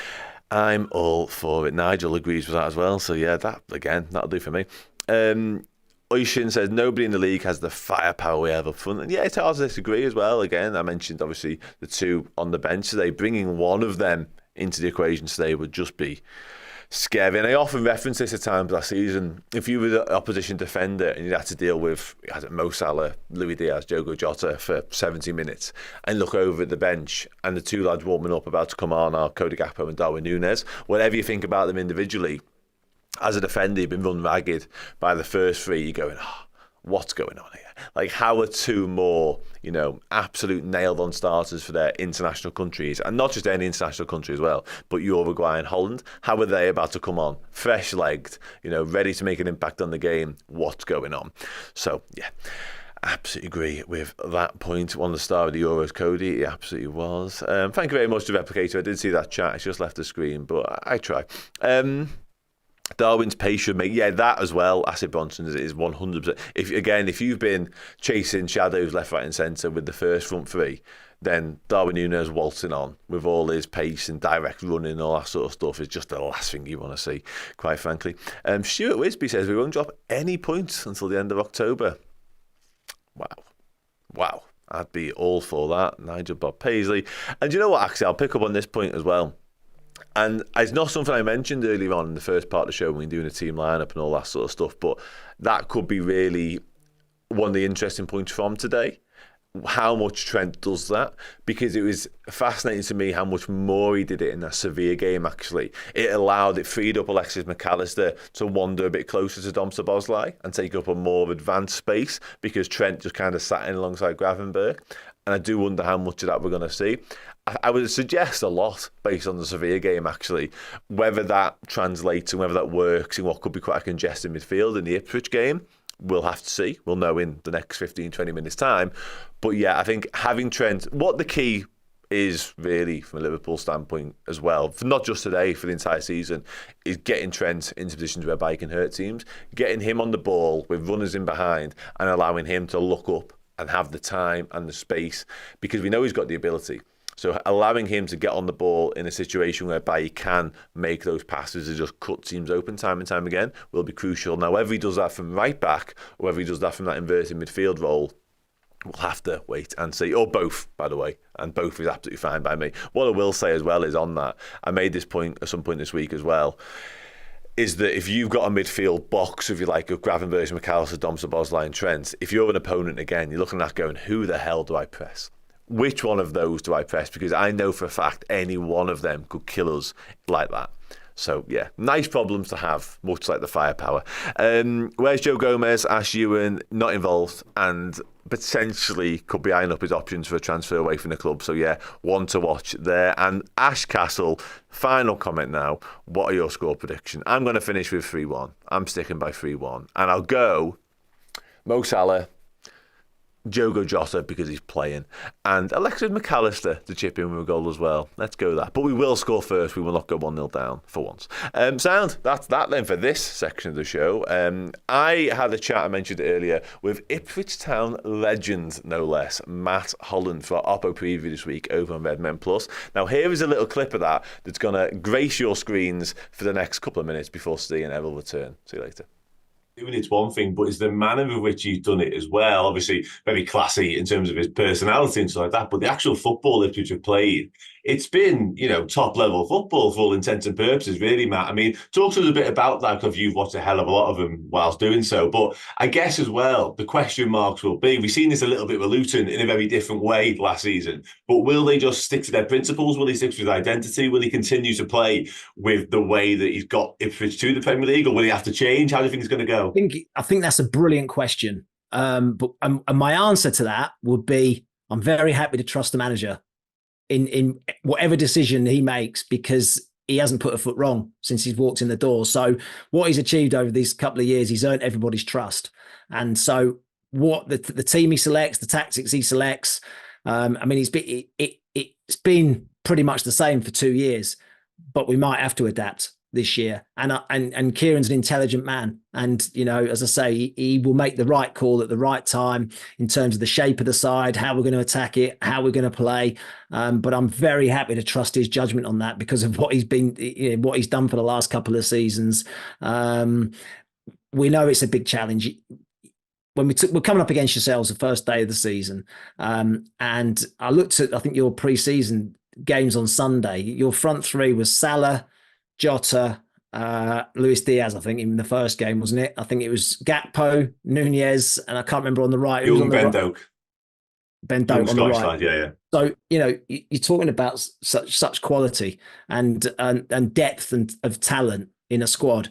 We know it's a challenge. And we know it's going to be really difficult for us because we've gone up the league so quickly. We've gone from League One to the Premier League in a couple of seasons back to back, which doesn't happen too often. And essentially, not many players have played in the Premier League, and a lot of the players that we bought were League One players or Championship players, and we're a bit unknown about how we're going to do in the Premier League because a lot of the players haven't played at that level, so we don't know how they're going to fare when we get into the Premier League. So now it's a challenge. And as I say, tactically, it'd be interesting to see what he does and how he goes about it and whether he adapts for certain matches. But I'm very happy to let him make those calls. Welcome back to the Redmen TV. Yes, thanks very much to Dan, and thanks you guys for getting involved in that middle show. Hope you enjoyed it, the new section, and thanks, of course, to Ipswich legend, and I mean, he's just been recently announced as a director of the football club, Matt Holland, for speaking to us over on Redmen Plus. Yeah, you haven't checked that out, it's still available to watch now. Errol, welcome back into the studio. About 10 minutes or so until kickoff. I'm nervous, I'm not going to lie. Yeah, okay. I am. I'd be lying if I said I wasn't. Just because I just have the expectations are just back, and all of a sudden the whole summer off thing is a distant memory now, and it's all become very real. So Liverpool have got a long season ahead of them, and every game is just going to be, it's just going to kind of intensify in terms of the importance, but we can't look past Ipswich today. So I am excited, but there are nerves there as well. Absolutely. And excitement and nerves. There always is when we're watching Liverpool. It never changes. Doesn't matter if you play at Ipswich, Real Madrid, but it doesn't matter when the Reds are playing. We all get a little bit that one. Mike says you've been a bit quiet, defo nervous. I am. I disagree. I think he hasn't shut up. There'll be plenty of that as well. Absolutely. Let us know, by the way, guys, in the chat. We always love doing this bit as well. Where are you watching? Where are you in the world? We always love to know where we're connected. There's over a couple of thousand of you watching live, so go and tell your mates, get involved with the show as well. And do us a favour, if you can press like on the stream, comments, chat, all that kind of stuff, it really does Get help involved. us out. So we want you guys we're trying to do this to be as interactive as we can. So do hit that like button, it really does help us. Basically, YouTube's algorithm, the more likes you get, the better. It's just the way they've built it. But also, like I say, we always love to know where people are watching, because we've got Reds all over the planet, just a couple. Zen, Osaka from Japan. Yeah, we've got Alex is in Wales, nice. We've got Santiago is in Brazil. We've got Quantum Geek in Ireland. Parker's in Texas. Elijah from Copenhagen. Who is in Ipswich, okay. Epsom, New Hampshire, I think that is. Osaka, like you mentioned before. Costa del Rice Lane, just down the road. Someone's down in the Brook House. Nice, having a good day. Ice Tea, Steers want to say it was great to see you and Paul in Philly in July. Yeah, it was great to meet you. It was great to meet everyone. Philly was awesome. We had such a great time. Elijah's in Copenhagen. Tom is in Raleigh. Says, where are Paul and Chris? Paul and Chris are at a wedding today. I think I'm right in saying the wedding starts late enough that they can watch the match before they get so. But they're at a good friend's wedding. Imagine your best mate putting his wedding on first day of the season. Yeah. But I think they're all right. I think they're okay time wise. But yeah, that's why they're not here, because they're getting ready for that. Who else have we got? S Cars is in Florida. We've got JW in South Carolina. I loved South Carolina. I was there as well. I was down in Columbia. It was a great experience to be down there. Rob's in Toronto at 7:30 in the morning. Steve says that's Paul planning on the wedding. I reckon that was defo the missus. I reckon it was defo where it was her call, weren't it? Yeah, really? I don't know. I'll be honest, I don't know the friend whose wedding it is, but if they're a football fan or not. But I don't know. It's the honest answer. I couldn't tell you. Yeah, thanks very much for everyone for tuning in. We've got people all over the world, east and west of the globe, or the map, I suppose, as you put it. All the way from America all the way over to Japan. I mean, that's about as far as you can get on the maps that we get. In our maps, it's different. Like we have us in the middle, because we're the centre of the world, aren't we? That's what Britain thinks of itself, and then everyone else around us. Yeah, and then so from one end of the map to the other. Very early in America, very late in Japan, and everything else in between as well. I'm sure we've got some Aussies, some New Zealand, Kiwis in there as well, chatting all over the Philippines, Craig down in Manila. I think I'd love to go to Manila. I want to do Southeast Asia at some point in life. I think I'd like to go to Manila. I think it'd be sick. Yeah, I think that'd be great. Steve Ryder says, how was your break been? It's sound, to be honest with you. As I say, it's been busy. There's been plenty going on, but obviously just not Liverpool and football related. So it's nice, but it's always better to just be back doing what we enjoy most. So absolutely. And then how was America? America was good. It's different. Like I say, it's not a holiday. People, miss going, you've been on holiday. I promise you haven't been on holiday. It was hard. It was basically 11. Well, there was no day off. It was 11. I mean, I'm fair to have problems. I was in America. I was getting paid. It was great. But also, yeah, it was good. Lots of fun. I loved. It's mad because I think we got Pittsburgh, Philly, and Carolina. So it was like 3 different internal flights each. I think they were an hour each time, and you fly an hour, and it's like going to a different country. Yeah. So Pittsburgh is nothing like Philly. Philly is nothing like Columbia, South Carolina. It's completely different. But yeah, it was absolutely fun. I mean, 2 of those are in the same state, and you know, Philly and Pittsburgh are in the same, and they're just completely different. It was a bit crazy, but I loved meeting people like we had the comment before. It was absolutely fantastic. So thanks for asking, Steve. Appreciate it. John is in LA, Santa Monica, 4 a.m. I mean, it could be worse places, to be fair, John. But yeah, 4 a.m. Dedication to the cause. Thanks to the guys. We love the new set. Yeah, it's good. It's good. It's impressive. Yeah, this is the house that Chris built. Not literally, because he had to get someone to come and build it, but this was all Chris, honestly, like, drew on a piece of paper how he wanted it, told the guys. That was made, that poster, by our amazing graphic designer Jimmy, who is just an absolute wizard when it comes to those kind of things. He made that pretty much. It's awesome, and that is real. That isn't a green screen. I can touch it. Watch. That is real. No CGI involved. Like, no expense spare. We don't need no green screens. We don't need to be sat anywhere just putting a green screen up. No, that's real. We are in our complete set, which is It's missing something though for me. I feel like there could have been like a Where's Wally moment in there. There might be. Yeah. I don't know. There might be. Because in my head, I think there could be like your head somewhere. There might be. Chris's head somewhere. Paul's head somewhere. Potentially. I mean, Paul probably is in there because he literally sits there. But yeah, I don't know. There might be. I mean, Jimmy's a wizard. He does these things all the time. He sometimes we don't even know if he's been edited. Sometimes he's an absolute freak show, but in the nicest possible way. Camera quality's on point too, thank you. Yeah, up the lenses. We've done everything. Honestly, we've absolutely tried to smash it out of the park. Can you make the picture available as a download, says Steve? I don't know. I'm pretty sure. We probably could, yeah, if it's a graphic from somewhere. I don't know enough about those things to know, but maybe I'll certainly have the word for you, Stevie. Ash, Sick little wallpaper. nice. And Ash says, "Hi, Steve. I hope you're well. You well? I'm very good. How are you? More importantly, Ash, don't worry about us. We're sound. We're having a ball. Let me know how you're doing as well. There are about 3 minutes, well, 3.5 minutes to kick off as well. So do let us know. Let's have Steve. Will the match build-up shows be out a week before? Now, a week before is a bit much. So the build-up was yesterday. We done the uncensored match build-up yesterday on YouTube. They'll always time me the day before the games to the Vanish. But then we do go live at 10 past. But it's about 80 minutes before kick-off, depending on when the matches are, mate. So then we'll do some build-ups there. But the actual build-up shows will more often than not be out on the YouTube channel the day before. So there was one yesterday. It was me, Jamie, and Andy, for example. 22 teams years, are coming out. 22 years Ipswich have been cast aside from the Premier League. That is a long time. And they've been down to League One, like I say. They were relegated back to promotion. Right then, both teams are making their way onto that Portman Road pitch. I'm sure it's absolutely fantastic atmosphere down there. I know Chloe's there as well. Sent us a few videos. We told us absolutely fantastic. Let us know then. We're going to go to a quick break before kick-off, so we need to know some admin for you guys. We don't ask for much. We never do. This is all free. You're not paying for this. It's absolutely free. But what we want in return, want to like. Yeah. Make sure you subscribe to the YouTube channel. Standard. And if you haven't already, where you're watching, what time is it, and your score prediction as well. And me and Ella will be back with the full watch-along of Ipswich versus Liverpool after this quick break. See you all in a second.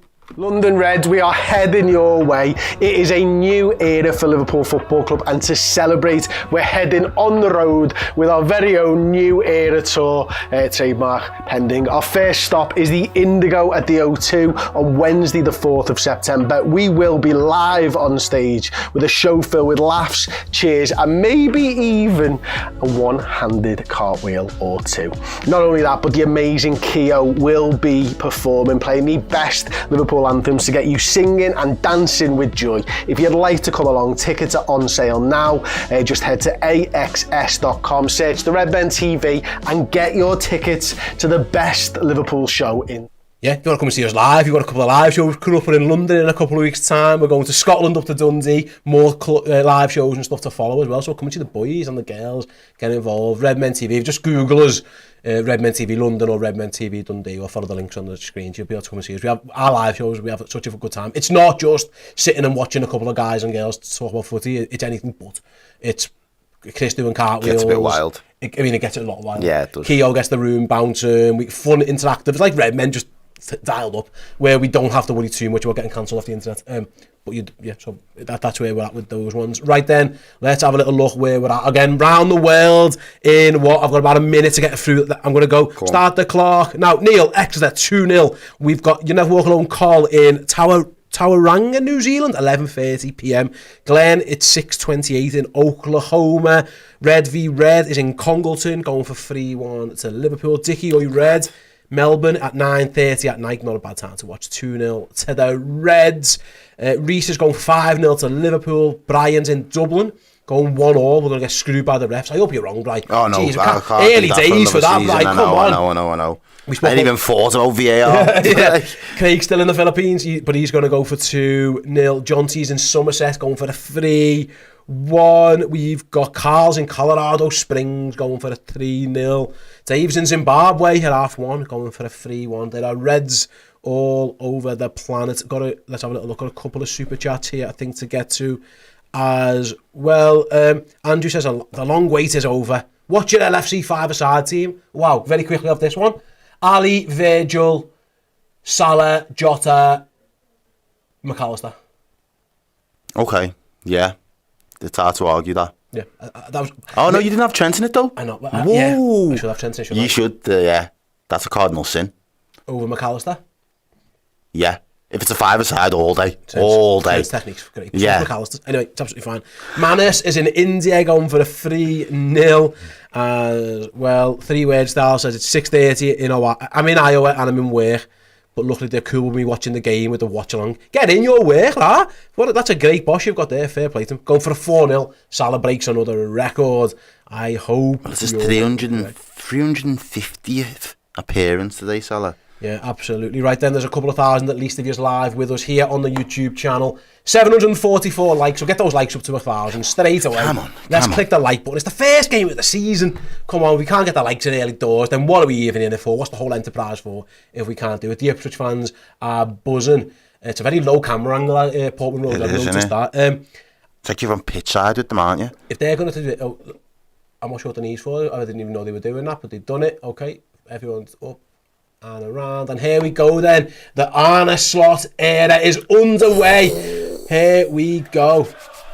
And here's our first song of the season, a little bit of a lay as Alisson Becker whacks it long. Hey, we've seen it. Oh, he's done well. He's done really well. And Liverpool's first attack of the season comes from Luis Diaz. Back to Robbo, cross into the box. First clearance of the season then by Ipswich. Liverpool trying to keep it alive, actually. There's Diaz. Diaz doing well again. Just crowded out a little bit there, wasn't he? Ipswich all over him. Oh, they give it away.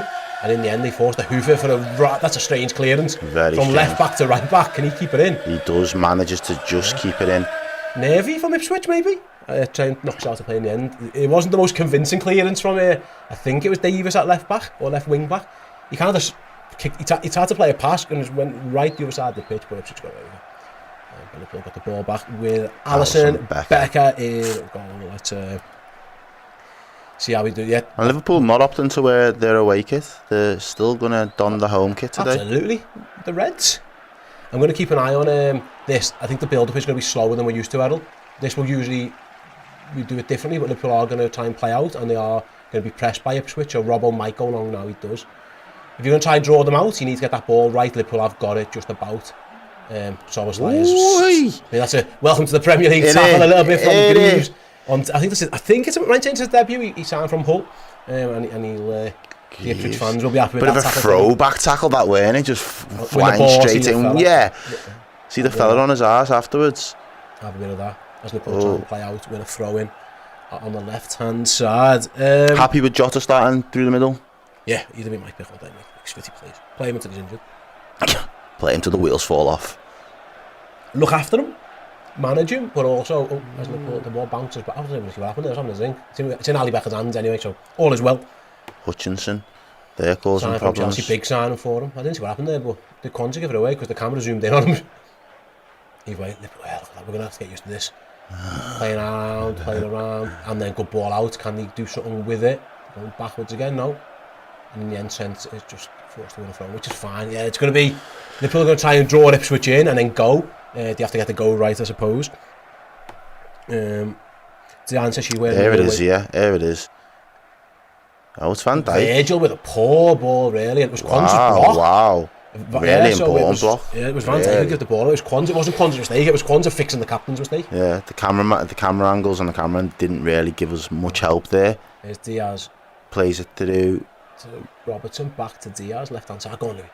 We'd really love to see that side of the pitch start to gel this season. It's been a couple of seasons now where our left hand side's been a little bit out of sorts. So for Robertson and Diaz to really get some bit of continuity. Yeah, a bit of continuity and just some good link up between the two of them, just to show that they've got that would be signs of encouragement. It's a bit of a weak ball though, and Robertson's been done, but he hasn't. He doesn't recover it though. Yeah, and come on, that's soft, that lad. Come on, lad, you're playing in the Prem. Get up. Ref says play. So he should. Well, it's ball into the Liverpool box. Liverpool got some defending to do. After it's gone. That's gone. Yeah, that was soft. That he has to be stronger. He wants the foul on Robbo. No. Was it a foul? No, he has to be stronger. He puts his arm on him. Against Burns, he just falls over. I mean, he handballs it on the floor. But it's poor pass by Robertson, and then that touch there just puts it into his path. That's not a foul. He needs to get up there. Yeah, McKenna wants the foul. It wasn't a foul. It absolutely wasn't a foul. Fella threw himself to the floor. But what I would say is that Liverpool twice now, with some pretty average passes to say the least. A little bit shaky. Yeah, a little bit. There's Virgil going long towards Mo Salah, is it? Well, Liverpool don't want to keep that in. Fair play to Salah. Wasn't the best ball there by Virgil. Trent's taken out on it. And it's a free kick to the Reds. Virgil's going to play from there. We're going to play again. Yep. There we go. It's mad having the balls to be like, yeah, but you're playing right. Nice by Trent. South out the dummy. Surely he's fouled there. And he is. 2 fouls in quick succession on Trent Alexander-Arnold. That was Davies who he got done. I thought I'll just drag you back here. as Liverpool go back again. This is what we're going to have to get used to. Liverpool are going to knock the ball around the back. This is the Arne Slot way. We're going to have to get used to it. We're going to have to be good at it. As the ball fires to Robertson, down the line to Diaz. Bit of a loose pass, but Szoboszlai's half kept hold of it and then fouled as well. We're going to have to get used to that. I think Ipswich they are very physical, much. Yeah, they're going to be physical team. It's one of them. Well, they're trying to disrupt Liverpool, aren't they, as well? Exactly. They don't want them to have any real fluidity in the game, and they're going to try and the Reds are trying to play. The ref brings it back. Yeah, Blue Leaf, I think it's going to take a little bit of a minute for everyone to get their heads around this whole playing out from the back, as much as we are going to start seeing it as part of our patterns of play. And that's fine. I think the more we do it, obviously, the better we're going to look for it. Yeah. And the more comfortable we'll feel. But honestly, it's interesting that I'm seeing with Chelsea grounds the other day. He did say, like, I need them to get used to, like, it doesn't always have to be the risky pass. You know, risky passes are fine in good areas, not in bad areas. He's trying to almost teach them out of that. As Jota spins, referee! Play on! It's got to be booked! Come on! To be honest, I think Gravenberch shouldn't have stopped. Yeah, I know. Why is he holding up? Jota did go down. It was miles away. I think Gravenberch, he stops for the foul. Play on! Just play on there. And I mean, the lad was going to get booked anyway, but Wolford early doors. Yeah, have you seen 5 minutes into his Premier League career and he's in the book. The warm-ups with the rotundas and all the rest of it, no more flicks, no more tricks or nothing like that. It's basically, you've got to have the open body shape and try and find somebody. Absolutely. I think fair play. Yeah, he's doing it his way. Right then, free kick comes not in a bad for ball. Liverpool. Russell! No one wanted to gamble, Steve. Why? I think the ref blew his whistle. Has he? Yeah. I think he said Gravenberch was blocking.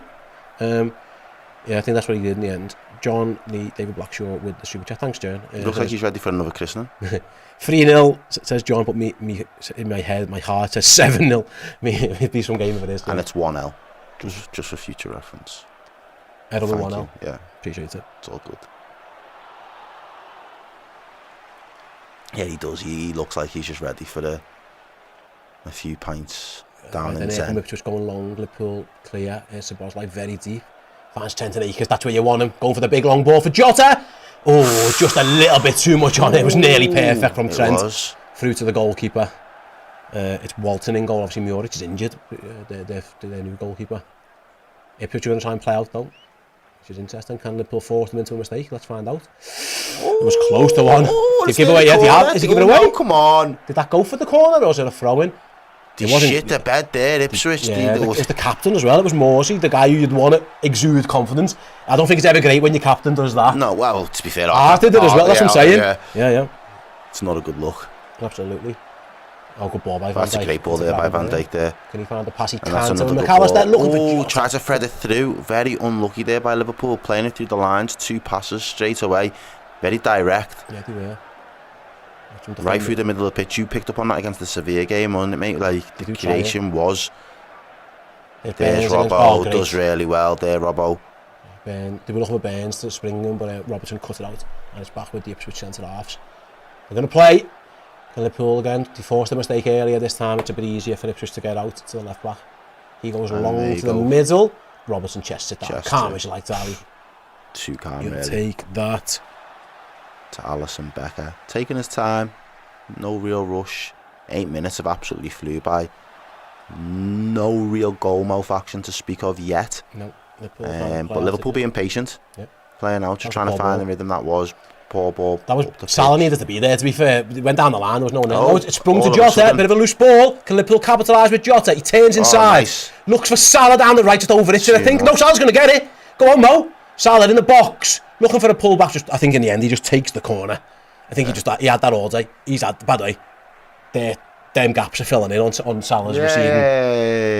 I'm not saying nothing, but them gaps weren't there. That is, the grown back. Yeah. I mean, obviously, Mo's got some magic hair growth. Mm-hmm. You might have been to see Dr. Cynic. You never know. Our great sponsor this season. Anyway, first Liverpool corner. We noticed against Sevilla, we saw in all the pre-seasons, they've had some funky setups on these pieces. Like they've clearly been working on doing something. So can they do anything to get Virgil sprung? Maybe it's going to be an in-swinger. Andy Robertson's gone across to the other side to take it. So Liverpool are going to put this one right on Walton. At the minute, they can't find anyone to mark him at the minute. They've screened him. Corner. And what? Hang on a minute. Ref blew his whistle before the kick was taken. I think he's going to say, if you're going to block, I'm going to give a foul. It's Diaz.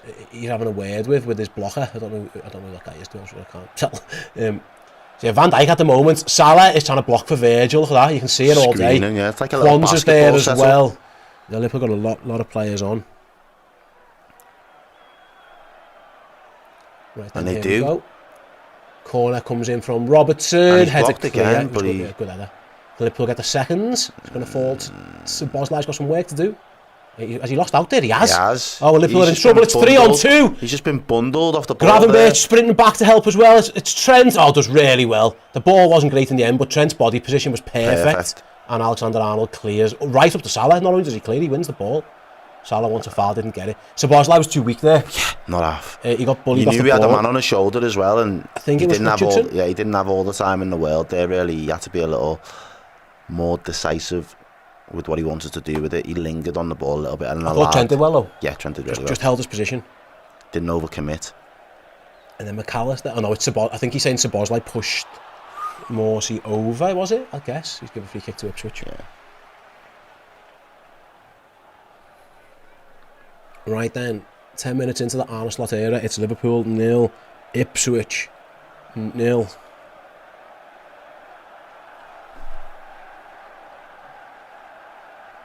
Free kick to the home side. It was long over towards the back. Some second ball fighting. Can Ipswich have won it though? Salah loses out to Luongo. Ipswich can try and play from there. They give it away straight to Alexander-Arnold, who just webs it. Can that stay in for Jota? I'd be surprised. No, just goes out. Throw him. Whose song do you want? Should we give Jota this song? Yeah, why not? The songs are back. Mate. We're back? It is. It's all happening. We're not on 1,000 likes yet. There's nearly 3,000 of you watching. Get that like button hit. Liverpool tend to do better when we've got 1,000 likes. As the ball goes back to Walton in the Ipswich goal, he goes long, trying to pin this. I mean, Quanta did brilliantly. Gravenberch has done better. His pass, Jota was offside. Yeah. He just left it. Right thing to do there. I mean, maybe. I think it might have been better just letting them have the free kick than letting them counter on you. But Trent's just. Oh no, it's Quanta, brilliant. Stepped up. Yeah, he did excellent. He's had a good start, Quanta. Couple of vital touches, couple of interceptions. Oh, see you later. And a big block as well. Trent takes the piss, plays it longer. Salah on side. Goalie comes out and heads it clear. So really well. I think he was. As well, swept up there. That was so good by Alexander-Arnold though. He just nonchalantly on one side and then just went the other straight away. No hesitation. And it was good from the goalkeeper to come out and head it. Salah would have been on side. The flag didn't go up. Now Ipswich go long themselves. Oh, with a really good ball. It's Quanta now 1v1 with his man. Does well again. Excellent. Gerald Quanta's had a really good. Why? That is not a good tackle. No, not at all. That's a proper striker's tackle. That Hutchinson flies in on Gravenberch, gets the yellow card. He's not happy with it. It didn't look great, that was piss poor. Look at this. It wasn't brilliant from Robertson. Robertson's just playing it into a dangerous area, though. You're just asking for trouble. I don't like that pass. No. It is a foul. It's definitely a foul. He catches the standing leg of Ryan Gravenberch. He's booked. He's arguing the toss, but he's not going to change his mind. No, you can't. That's 2 Ipswich players in the book now, I think I'm right in saying. Is it 3? No, I think it is just the 2. Just the 2, yeah. The centre-back and now Hutchinson, I think I'm right in saying, are the 2 in the book so far. Yeah, that was a poor tackle, but he's alright, because... Gerald Quanta's had a good 12 minutes. Here he is again. Ball down the line, finds Salah. Nice from Salah. Can he play it back? He's just getting old again, ref. Give him, yeah. Come on, how many times? It's just so stop. That's what they want. They just want it to be stop and start. Trent's played a quick free kick though to Boslai, and Liverpool are underway again. Played the ball out. Verge on the ball there as he approaches the halfway line. Just crossing over. Jota just dropped in a little bit deep there to receive the ball. Go on. Now Szoboszlai's on the ball. He plays Salah through to Salah. in the box across goal. Cleared. Oh, McAllister was waiting on the pen spot. Yeah, he had 3 to aim for. That was good to see. Liverpool had men in the box. McAllister, Jota, and Luis Diaz all in there for Mo Salah, but the defender did well. All between the sticks. He was onside. Oh, it's got to be pulled back to Jota. That I think. I don't know. I mean, who might tell Mo Salah, but a good defender in the end by Greaves. Liverpool got another corner. It's going to be another corner taken by Andy Robertson, it looks like. Same sort of setup. We're not on 1,000 likes yet. We need 11 more likes. Get the 11 in before this corner. Go on. You might score. Corner comes in, headed clear, only as far as the edge of the box. Oh, it looked... McAllister felt like he was going to volley it, decided not to. He's kept it moving, which I don't think is the worst idea. Going to the byline as well. I'm going to try and cross it. Blocked on Ipswich. Clear Yeah, it's that their lines. ball or ours? It's the lad who's been booked, Wolforden, who just smashes it out of play. Encouraging stuff on both teams, really. I think both managers would be fairly happy with how both teams have approached the game. Don't feel like Ipswich are hanging on or anything like that. I think he'll be quite happy with how his team have stood Liverpool up man for man so far. And I think Liverpool, in terms of what's been asked of them, haven't really given too many chances or been left in uncomfortable positions. They put themselves in a couple of issues, but for the most part, self-inflicted. You see what Arne Slot's plan is, and they're trying to do the best to do it. Here's Gravenberch, a major part of that. He's going to try and spring the long ball to Salah. Was he onside? Do you think he was? Touch was poor though for Salah. Oh, if Salah controls that, he's in. He should have done well better there, mate. Look at this for the ball. A little bit of movement from Gravenberch just to free himself up there. He's onside as well. He's onside. It's a gay ball. He goes to the wrong touch. Does he go with the wrong foot? I mean, who might again tell Mo Salah? But that looks like that's one you've got to bring down with your right. I know he's so left-footed, but he kind of went with the wrong foot. It looked like body position-wise. He was in as well. He was good by Gravenberch. Early ball in. Liverpool's press. Can he take it off Ipswich here? Ipswich are knocking it round the back. Goalie kicks it long. Yeah, enough of that. Wasn't the greatest long kick actually ever. And McAllister. It wasn't, and Liverpool have won it back. If you're going to go long, you've got to get more distance than that if you're the goalie. And there's Trent, centre mids. So was life from distance is going to strike it. Blocked. Another Liverpool corner. Another corner for Liverpool.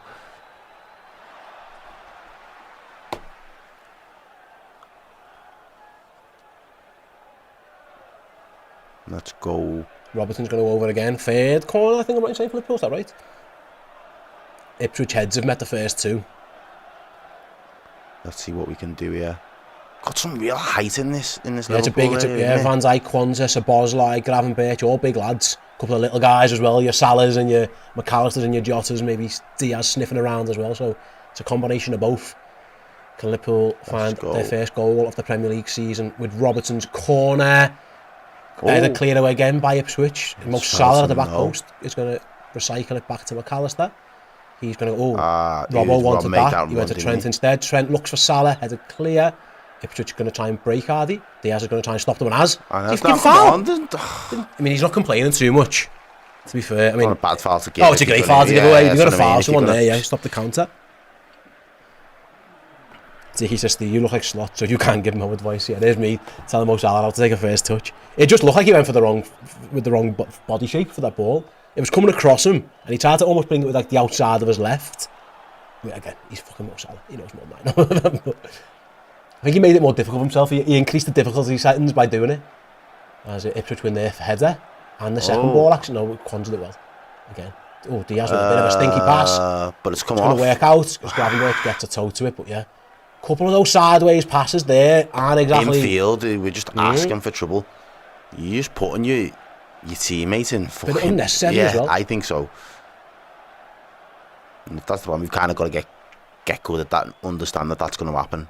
And the players have got to be a lot more alert to it. Because Ipswich are playing out, and at the minute... They've done all right. They have, and... no, they give it away! It could have went absolutely anywhere. Yeah, that. It was number 40 for Ipswich, Swansea, who was forced into like a slide tackle. It couldn't went anywhere. It bounced straight to the goalie. So they were doing all right until they weren't. And that's what can happen when you play like that. They're going long. They're clearly targeting that area. Burns against Robertson with the long ball. Robertson just give away silly foul to give away that. Very silly foul to give away. The lad was going absolutely nowhere, and Robertson's just pushed him in the back. Unnecessary that. Why would what's he going to do if he gets that? He's facing the touchline with nowhere to go. He's just trying to buy that. And Robertson fell into the trap. I think the guy's clearly trying desperately to get fouled.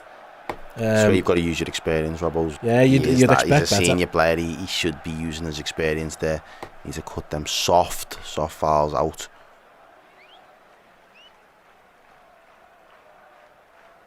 And now they've got an opportunity to flood the box there for Ipswich. Some big players of their own at Ipswich. It's Morsey, the captain, who's going to take it. I mean, he started to steal a few yards there. The refs sent him right back towards the touchline. Yeah, so he should. And he's done it again.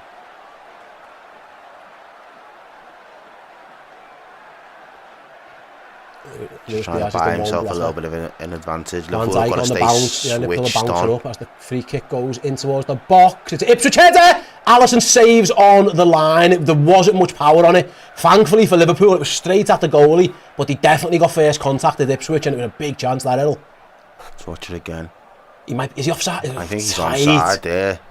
It's a tough header because he's going backwards. I mean, Alisson nearly spills it over the line at one point, maybe. Thankfully, it was directly at the goalkeeper. Because he definitely got first contact. I didn't see who was meant to be marking him, to be honest, but the big lad Greaves, definitely back post. That was a big chance for them. That's what can happen. Don't give silly free kicks away, Liverpool.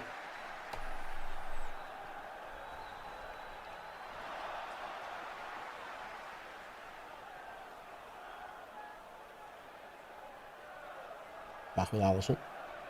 Split out to Kwanzaa. He's going to try and find down the line to Salah. Just loses out, and Ipswich have got the ball back.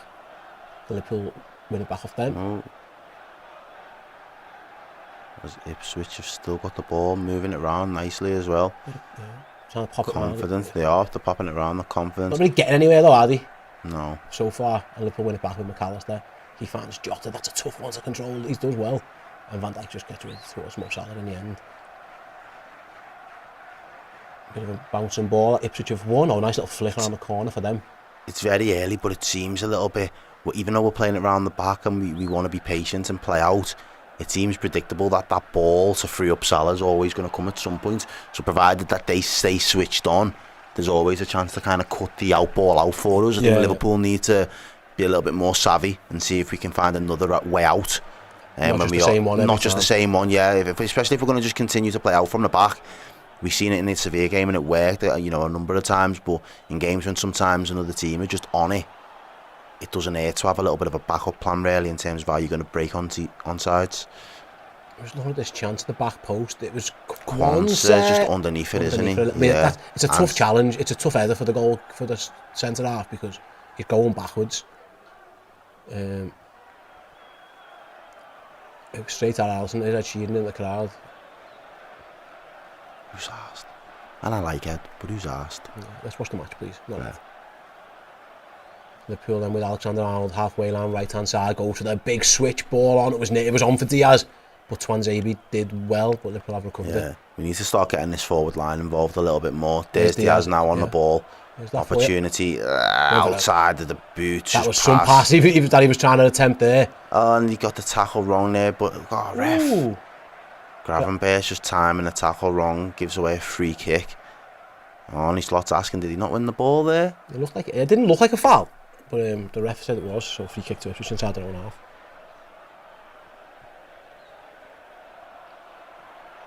Calvin Phillips there on loan. Yeah, Sammy Smodic as well, they made 2 signings into the squad yesterday. One on loan, one on permanent.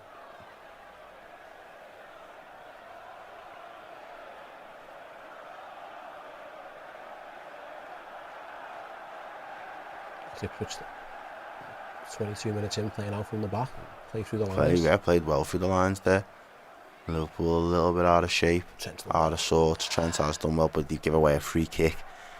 This game suits Ipswich at the minute, I'll be honest. The stop starting of it all, it really does suit Ipswich. They're quite happy to just play in moments as opposed to trying to win a foul and give a foul. They're not happy to give fouls away as well. They're happy to break up the momentum where they can.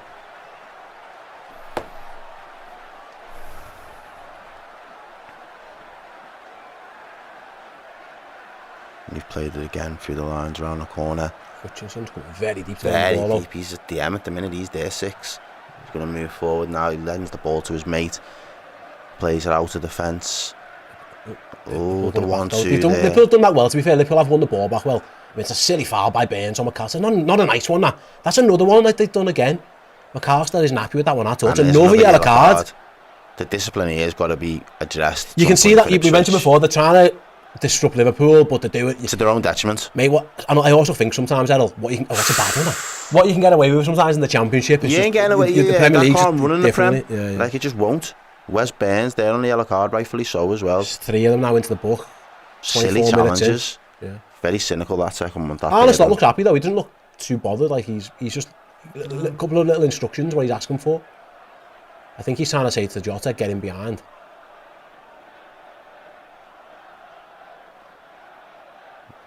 He's giving some clear instructions to Jota what he wants from him. I think he's saying you need to run him behind. I think that's what he was gesturing to Diogo Jota. Let's see if that pans out then. Liverpool again trying to just bring Ipswich out a little bit.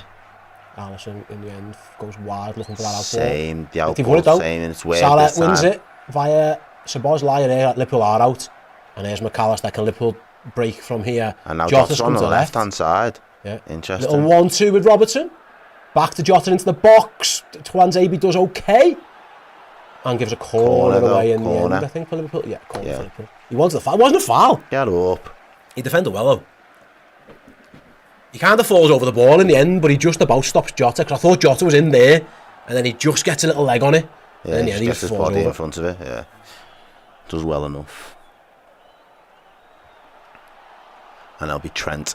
4 corners in now. Trent's first corner They've all of the been Robertson season. from the other side, haven't they? Trent's first corner of the season. Should we give him Trent's song as he goes over to take it? Can Trent get his first assist?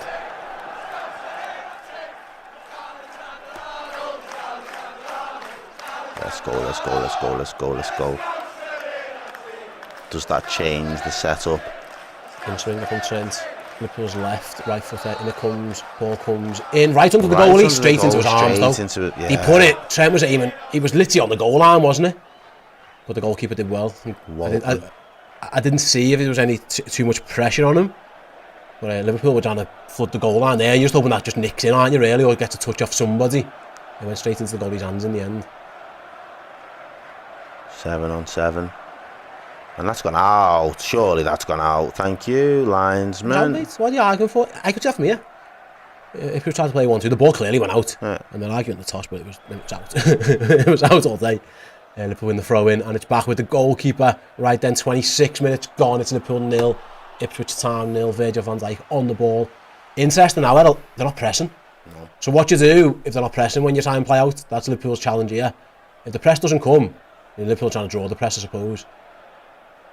But if it doesn't come, then what you do? What you do, yeah. Well, we're about to find out because there's a front 4 there from Ipswich. You've got like a wall, but there's no press on it, so Van Dijk's going to go sound. Give me time, I'll just whip it along to Mo Salah then. And he's found him. Nail it. Wow. Yeah, that'll do. Wow. That's Salah gets tackled, but is that chance of Szoboszlai? It's right hand side, corner to corner Liverpool. Again, it was Szoboszlai, I think. No, I think it was it Jota? I didn't quite see who it was in the end.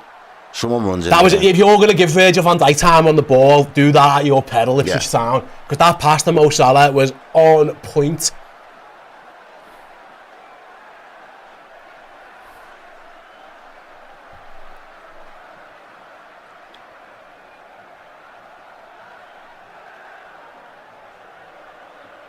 Bit more composure from Liverpool. I've liked it. Probably could do with a couple more shots at the goalie, I think.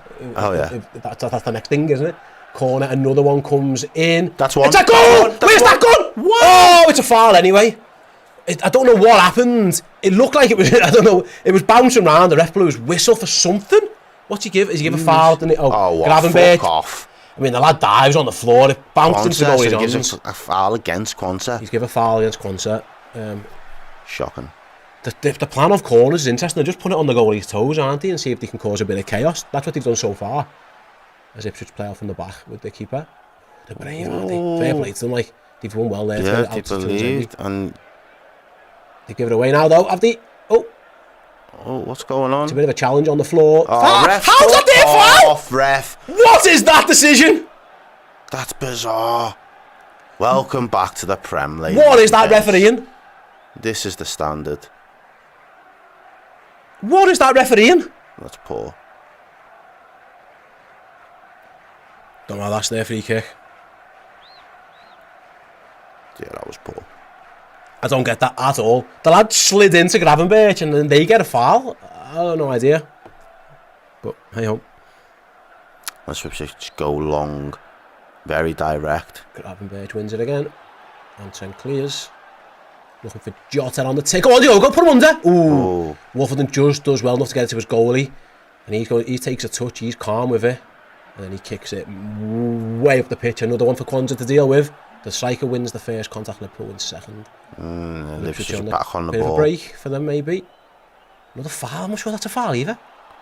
Liverpool need to just keep their heads a little bit here. I think we've kind of fell into the trap up till now. I don't think that's a foul. I don't think it's a foul, but I think we've kind of fallen into the trap of what Ipswich want us to do, really. Again, the stop-start nature of the game definitely helps them. Yeah. And it's another chance for them to flood the box. Liverpool's box. It's a deep one, though. Liverpool should be able to hold a high line. They've got a very good set-piece taker. Leif Davis has got a wand on that left foot, but... Did you say he was their top assister last season, yeah? But Liverpool are going to hold a high line. So Alisson might be on his toes, I say, as the ball comes. It goes very deep. Headed back across goal. Quansah clears. Ipswich keep it alive. Liverpool clear. Can they break with Diaz? They're going to look to. He goes long. Wow, what a ball. Yeah, it's brilliant. And it's Salah. Mo Salah beats his man. Is that a goal kick or a corner? That's another corner. Another corner. Davis did well again because he was the free kick taker who was forced back. I thought it was brilliant by Diaz. I had a look at this pass. Look at this sort of ball. It's a brilliant ball, yeah. I mean, that is the one benefit of having Mo as the outball in situations like that, that you know what area the pitch is always going to be occupying. Yeah, he'll be there for you. He was quite happy to take the corner, Salah, as well. I think he realised he was completely isolated. Because if he really wanted to, he could have chased that down, but he'd have been on his own against 3, so he took the corner. I mean, the corners are racking up for Liverpool. Interesting that they've all been in swingers, though. We haven't seen Trent go over that side yet. Yeah. Or vice versa. It's Andy Robbo over there again. Come on, Virgil. First goal of the season for the captain. Come on. Andy Robbo, corner comes in. It's half clear to the edge of the box. The ball's like shoots, blocked. It's going to fall to McAllister. Good challenge by Ipswich, though. They might break. They're going to break. Oh, shit. Liverpool are in a bit of bother. Oh, shit. Here goes Hutchinson. Liverpool hold him up, not all the way. He's still on the edge of the box. Shoots at goal. Straight at Alisson. I think Liverpool in the end, they slowed them down enough where they forced them to shoot from miles away. It was a good break, though. But both. It was this challenge here on McAllister that wins them the ball, yeah. Both shots on target in this game. He's miles on target. To be fair, look at the sprint. Look at the sprint just to get back into position. Trent just gets himself and gets men back, and in the end, he'll do well to score past Alisson from there. Fair play to Trent. There's the desire for me. Yeah. Trent got the motors on. That's not a foul. It's not a foul! It's not a foul! Mo Salah can't believe that. So Boslai's being told to go over there. Is there a blood issue maybe or something? So Boslai's been told to go to the bench to get something sorted. Oh, he's got like a cut on his cheek. And what are you going to do with that? Just stick like a fucking plaster on it, or? Yeah, you might have to. That wasn't a foul. No. Mo Salah didn't touch him. The fella just jumped on the floor. Ref bought it. It was Davies, I think, who bought it. But both shots that have been on target so far in this game have both come from Ipswich. Liverpool going to need to work on that, yeah. It's a big scratch. That though goes from his cheek right down around the side of his neck. There's two. Scratch, yeah. We've had one shot, not on target. As of yeah, not on target from Liverpool. Oh, we got a scratch, didn't he, by the captain there. That's not great, that, is it? Surprised VAR didn't look at that. I mean, I think Trent did well enough. Liverpool had men back. If Hutchinson, he wasn't going to score, really. Nah, there was no venom in the shot. Yeah. But a couple of counters that Liverpool need to be... but again, it just bodes well for them in their confidence levels. If you can counter. Come on, can we get Szoboszlai on the pitch? Liverpool are down to 10 here. They're trying to get Szoboszlai. He was literally just put like some cream or something on his face just to cover the cut up for now. That'll be a sore one in the morning, that. On his gorgeous face as well, that's the money. I was going to say, hopefully his missus knows he's playing football today. That's the money. Right, Liverpool give it away, and here come Ipswich on the counter again. Trent does well again, fantastic. Not only does he win, he wins the ball and plays a pass, and he's trying to spring Jota this time down Liverpool's right-hand side. Come on, let's play in the Diaz is over if you can find him! Oh, that's a piss poor ball. Oh, it wasn't great. That is a piss poor ball. Diaz he will keep it in, but it's just a piss poor ball, just takes the momentum out the attack a bit, doesn't it? Really does. Gets Liverpool going backwards again now, and we've got to start building again from scratch. Liverpool just kind of struggling in that front three, and I did say that here. I could forgive the midfield for not being unsung, but we really need to see some quality from that front three today. Something's got to change.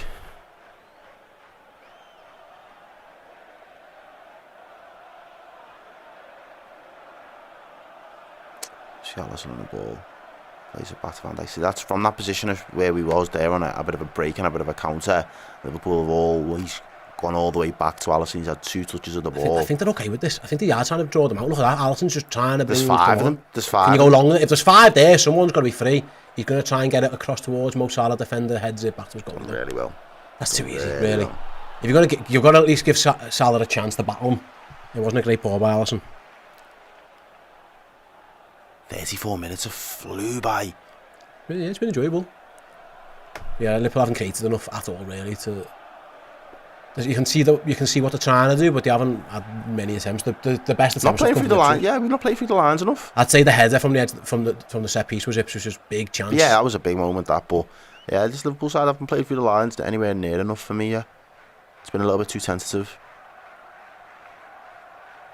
Trig Josh is in. Says hi everybody in the chat. It's been a while, Trig. Josh, hope you're well. Big up, Trig. I think that's the problem. I think I asked you this the other day. What happens when you have so much of the ball, so much control? You've got to stay switched on, because if they hit you with a sucker punch, all of a sudden you're 1-0 down. To be fair, I think Liverpool defended all right. I think we have, by and large, but I think it just takes one lapse in concentration or being hit with a sucker punch, and all of a sudden now. I also think and again, maybe I've just got scars of last season. I don't think a quiet first half an hour away from home is the worst thing in the world. Like, how many times were we just thinking, oh my God, lads? Yeah. You know what I mean? Like, we're losing again. Yeah. You know what I mean? Like, I get Before it. The game's even started. I would absolutely like them to have, of course, be showing a bit more in the attacking third, but I think that might come later. But I just didn't want the chaos of last season where we were just fucking... So open. Well, 20-odd games, and yeah, exactly. I think Arne Slot's obviously clearly identified that.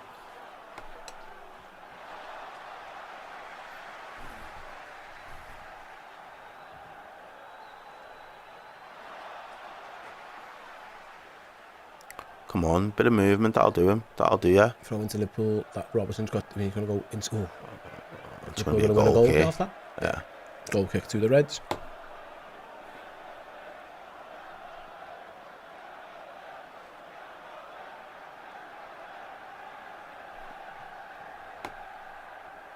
I thought we were too open last season. Liverpool haven't been there. As they play along in the back again, it's Alisson out wide. Good. Oh, it's a poor ball. Yeah, he looked for Trent, didn't find him. In the end, Liverpool. Gravenberch does well. Yeah, Gravenberch does well. Oh, good ball again. Ball. There's two good balls from Gravenberch. And Jota battles. Oh, he does really and as well. Twist go Diogo! Go Diogo! Go Diogo! He's free! Ball to McAllister! Can Diaz get there?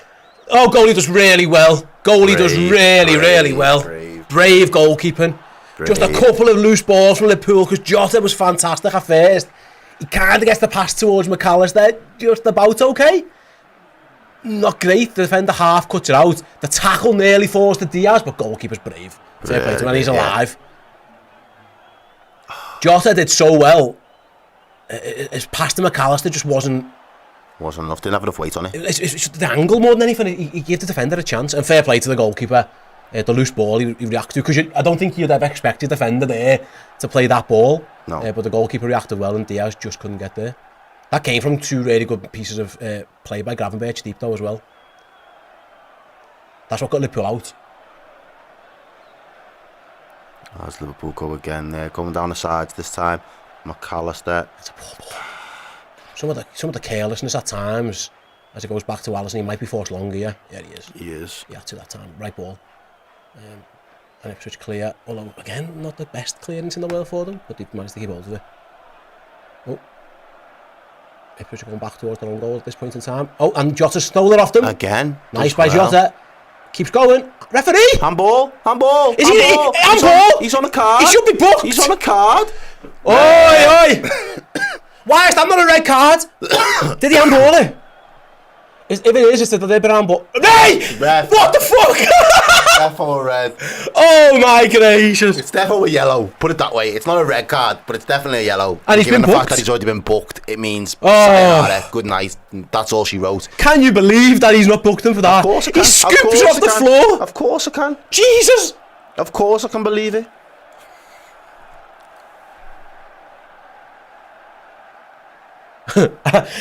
In what world is that not a yellow card? Yeah.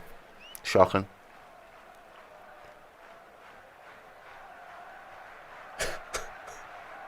Shocking.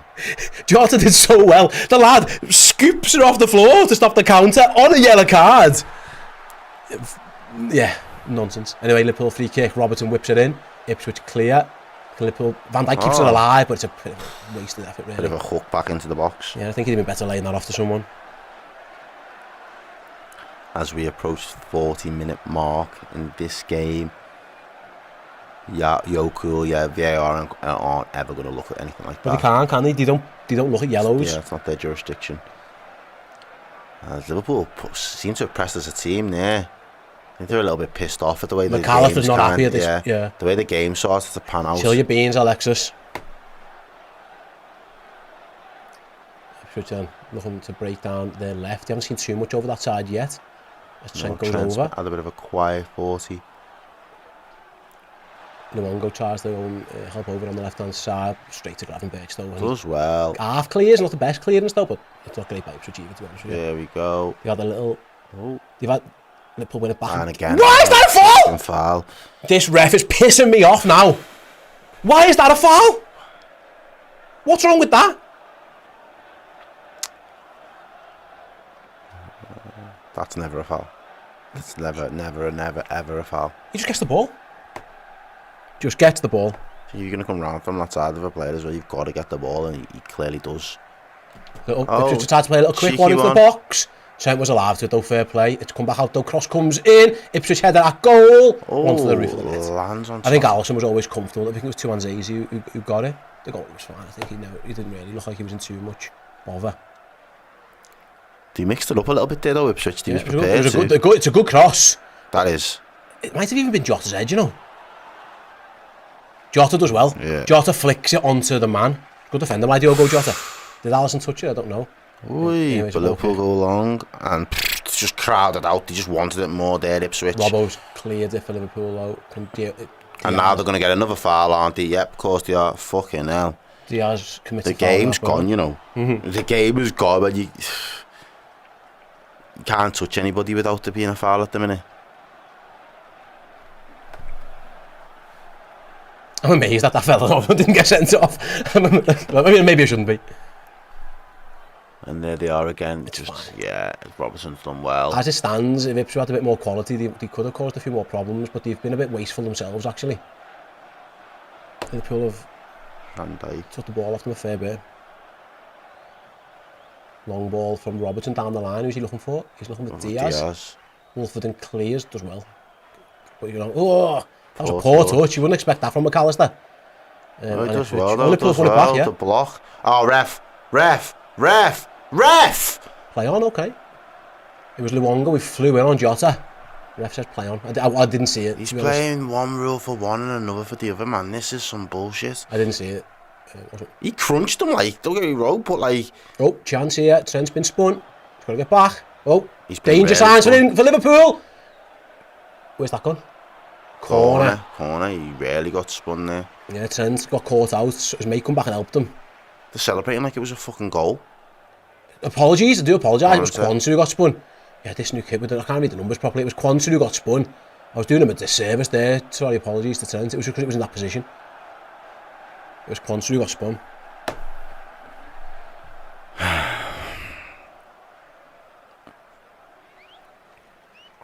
As Ipswich, about to take an out-swinging corner. Greaves, Bosley, Gravenberch. This Chaplin kid looks tiny. They're number 10. Right, corner in for Ipswich. Header clear by Salah.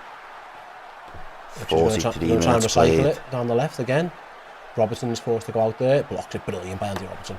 Well done. Playing right back for a second.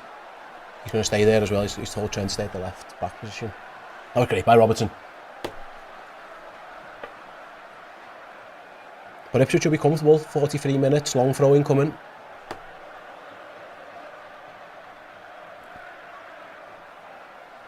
Here it comes. Long throw. Headed clear by Quansah. Diaz flicks it on. Szoboszlai gets it under control. Looks to find Salah. It's a poor ball, though. It's a poor ball. Yeah, didn't need to do that. Robertson's header clear. He could have.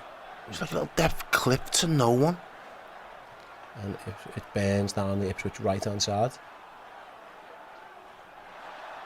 Looking for options as he finds Hutchinson. Goes to the 1-2, doesn't get it. Can Liverpool break? Well. Here's Diaz, does well. He's got the overlap if he wants it. He's got McAllister, chooses not to use him. Goes for the big switch to Salah. Oh, Salah's touch isn't brilliant.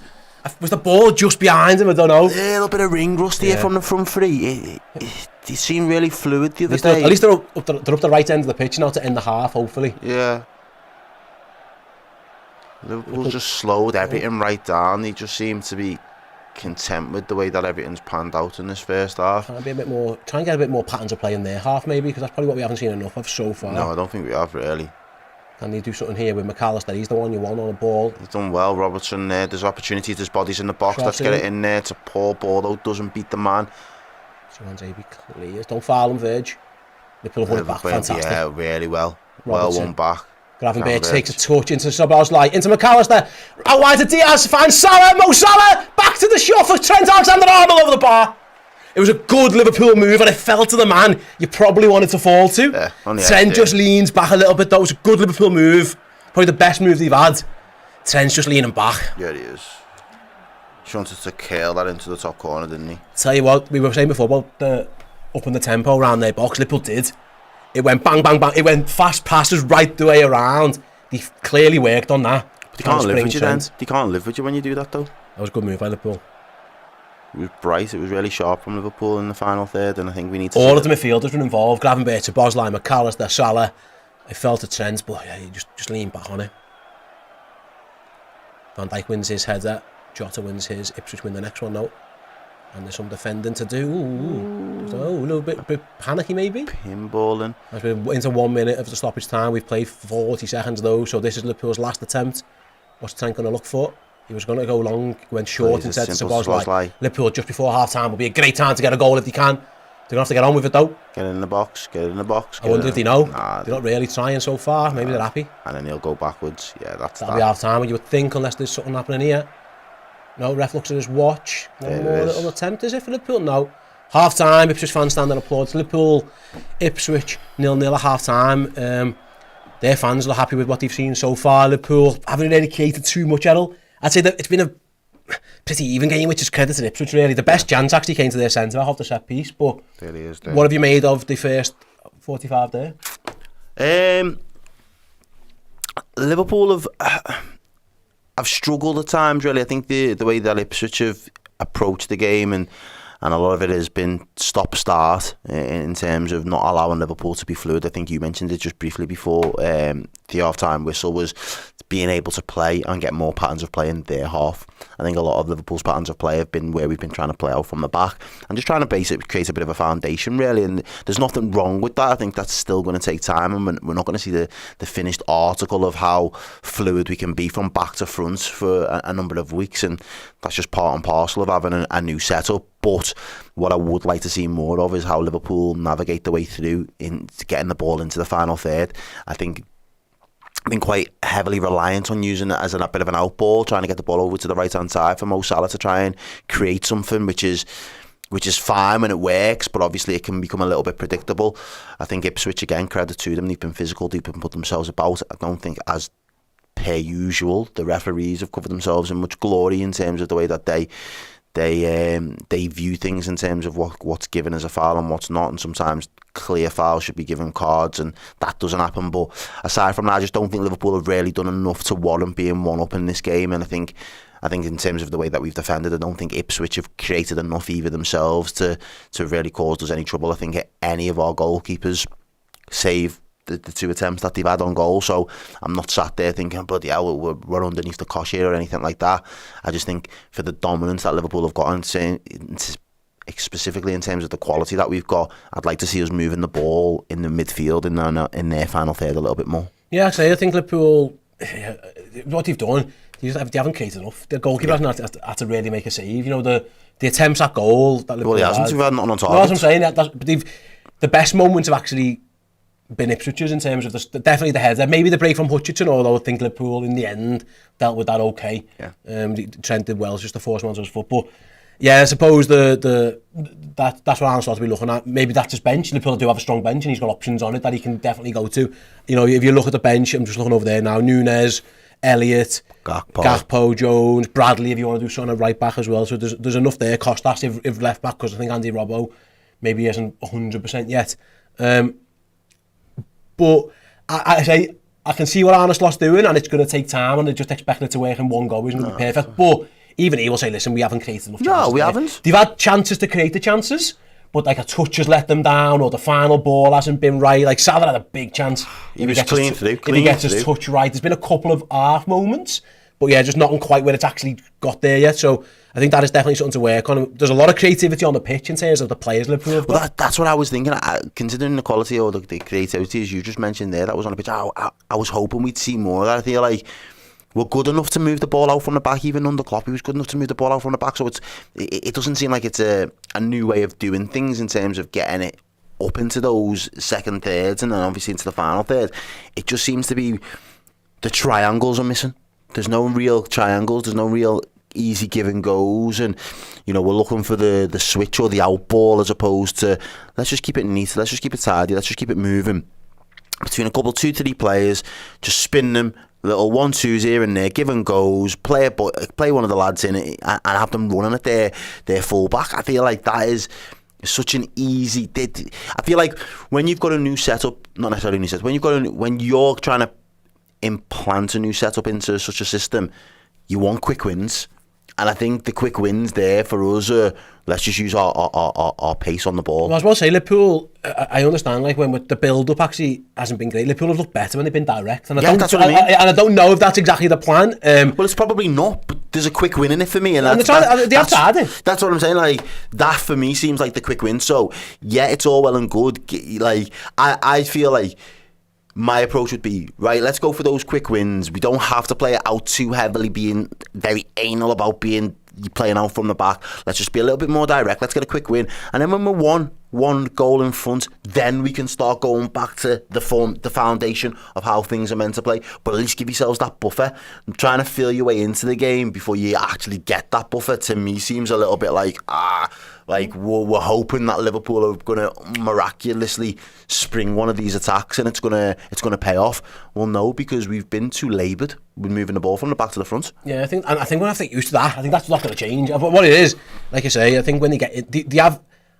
I'm trying to those touches you said. It's the chances to make the chances. If you're going to play possession footy and work yourself through, to then get into where you want to be, and then just got to be clinical. Yeah, you've got to be. You're going to have to be a little bit more precise than that one. I think the big moment, actually, I would suggest, and again, this is no excuse making or anything. Like, how is that not a red card for Burns on a yellow? Jota skips by him, cynical, innit? And he just scoops it off the floor. Like I've never ever not seen a yellow given for that. Yeah, I can't get my head around that. Yeah. I mean, again, I'm not here crying for a red card. It should have been a red card, though. It should have. I think by the letters of the law, it definitely should have been a red card. And I don't see any reason why the referee doesn't look at that and think, lad, the mad thing is, it's not even as if he's went over to him afterwards and been like, look, that is your last. Do you know what I mean? Like, you could be off.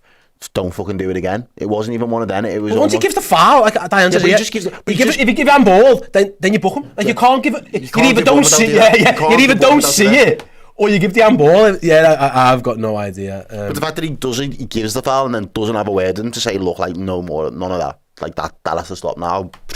Again, it's beyond me. It's almost as if he's just giving it to appease us. But then at the same time, he hasn't got the balls to actually follow through with what's actually in the referee's handbook. Yeah, I'm actually quite amazed. That was what the decision. I mean, maybe it shouldn't be because it's these bloody refs in it. Who knows how they're acting with things like that. Again, I think if you ask Arne Slot now, and he's always very open in his press conference, he will speak at the last minute about like what he would have liked to have done in the second half. Like what Ipswich are doing, Ipswich are almost man-marking Liverpool at times, and so they're leaving space in behind, so that's probably why the direct ball's working, and that's fine if you get it right, but I still think the manager will be thinking, I would like us to be, when you've got a midfield three of Gravenberch, McAllister, Szoboszlai, and then a front three of Jota, Diaz, Sarah, you would be expecting more to create more through the game, and Liverpool quite haven't found a way to do that yet, and that will probably be his biggest disappointment, you would think, Errol. Oh yeah, absolutely, and I think that was kind of what I was alluding to in terms of the quality that you'd expect from that front three. I don't expect the midfield to gel and click all at once in the first game of the season, but that front three have played with each other enough times to really, as you said, the chance to create those options and create that space, make those runs for each other.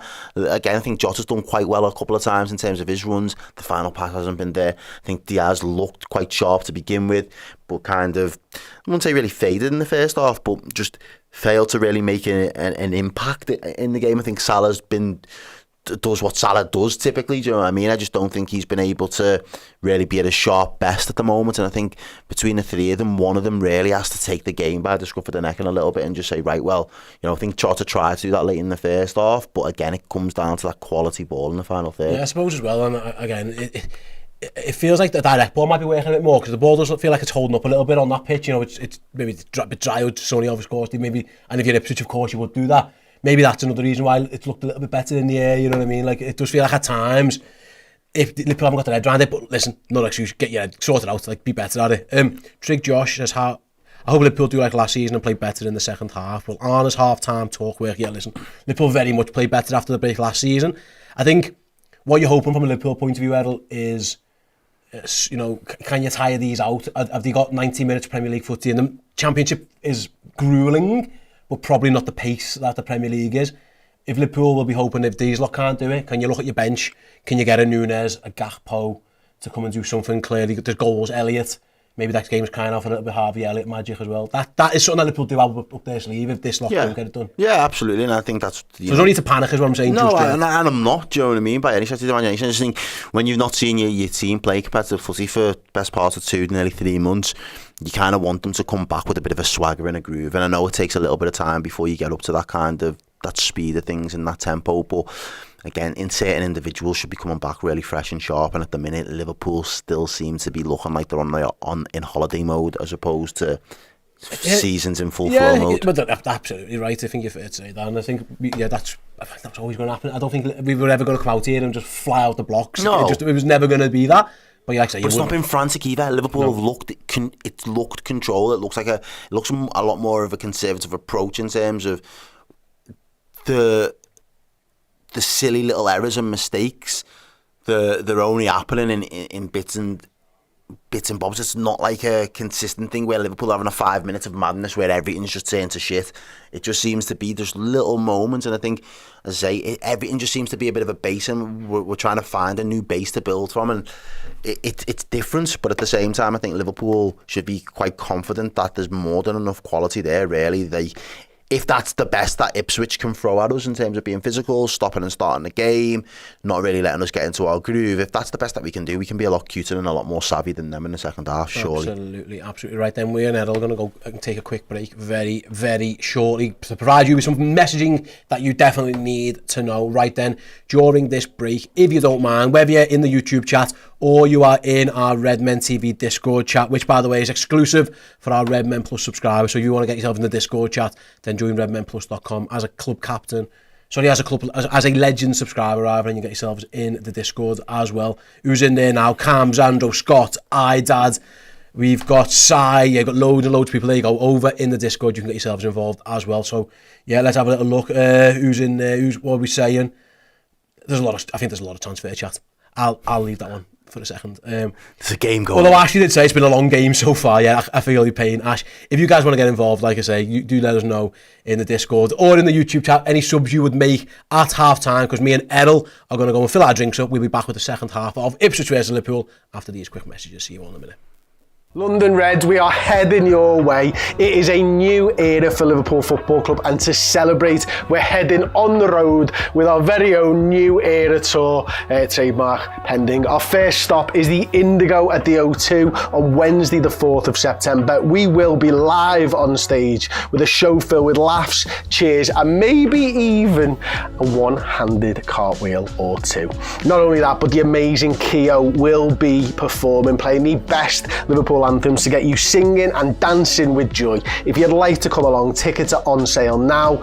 Just head to axs.com, search the Redmen TV and get your tickets to the best Liverpool show in town. We interrupt this regularly scheduled broadcasting for a public service announcement. If you are a club legend at redmenplus.com, then every single month you have got the chance to win an incredible prize. And this month it is no more, no less than a signed Ian Rush shirt, 89.91, signed by the man, the legend himself, Mr. Ian Rush, the goal scoring machine, Goal Rush himself. You have to be in it to win it. Go over to redmenplus.com, sign up as a club legend, and you could win this incredible shirt.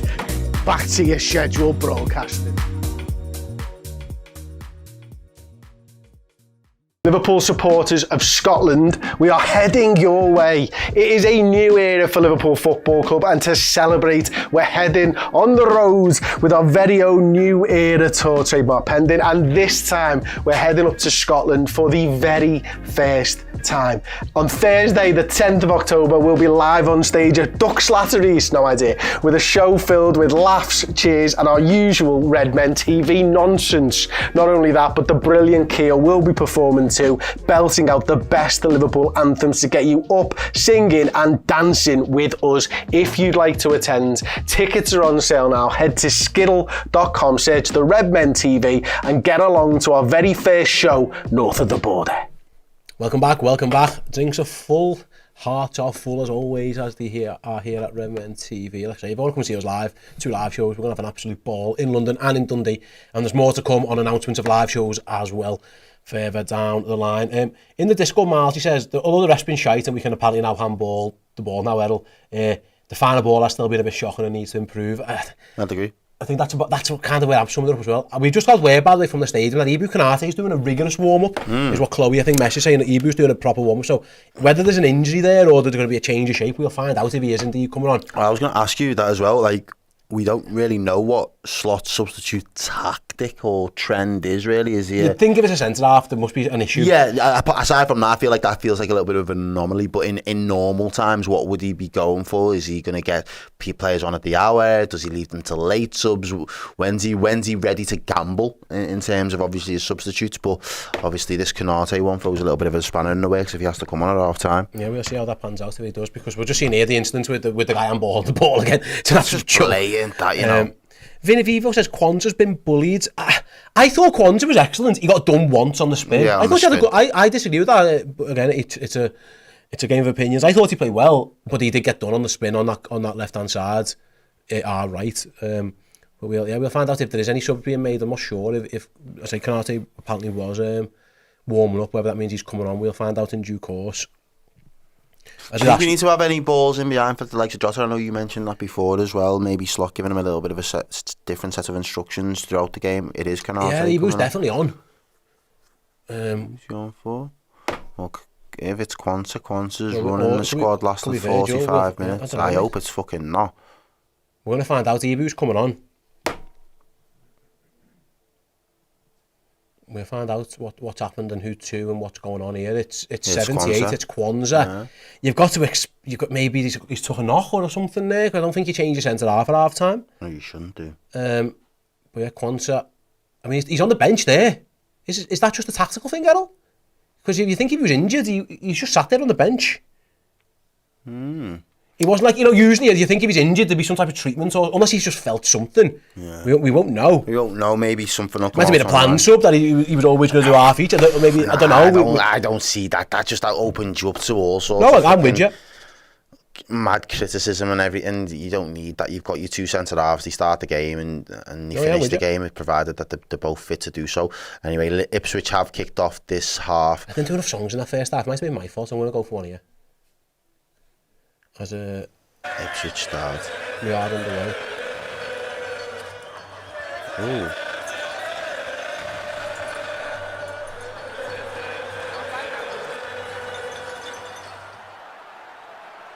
Yeah, I've got no problem with Konate coming in. Like, there's no problems with that. I just wonder what the reason is. Like, say, maybe Kwanzaa's just felt something. He didn't look like he was getting any treatment. He was just sat on the bench. He wasn't behind down the slot there. We spotted him. As Liverpool had the ball at the back with Virgil van Dijk goes left back to Andy Robbo. Into McAllister. He has space in front of him. Yeah, plays the ball. Like he's gone to Diaz down the left. That's better. Diaz into the box, beats to the byline, gets it across, wins another corner. Ipswich thought goal kick. The goalkeeper was screaming goal kick. Nah. But it's definitely a corner.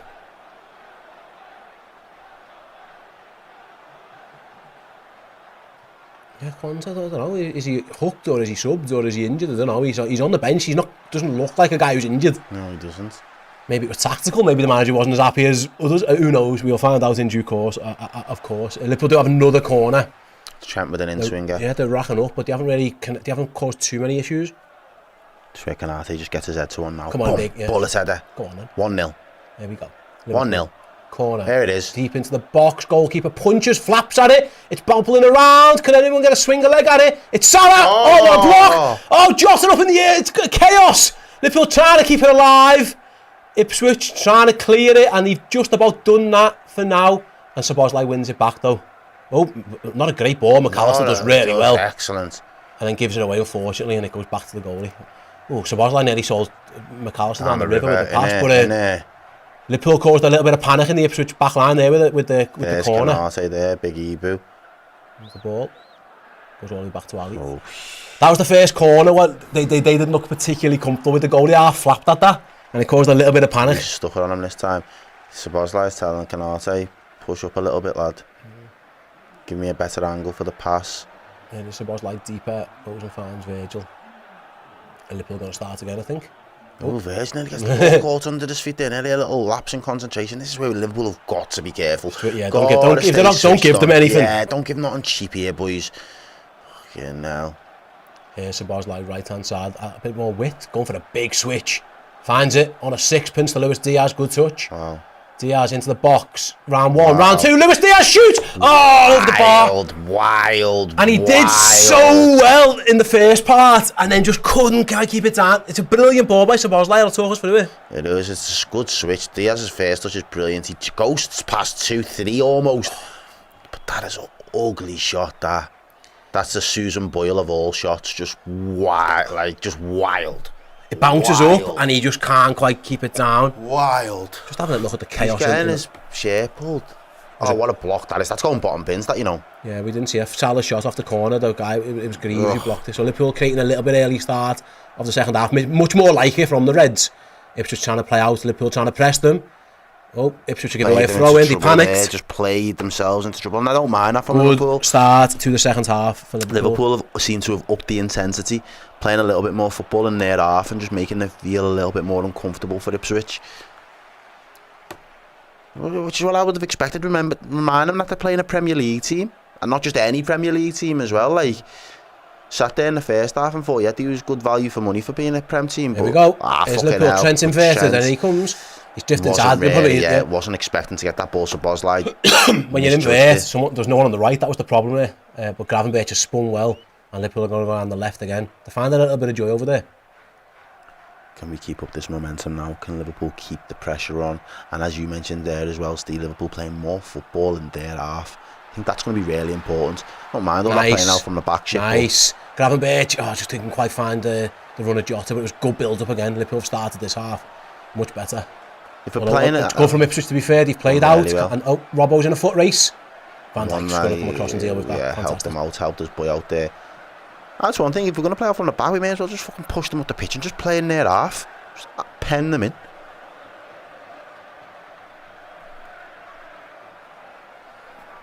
Yeah, Scott in the Discord, good start. I would agree with that. Ipswich got a little bit of a problem here. Burns, who should have been sent off. Yeah, he shouldn't even might be getting taken off. Now.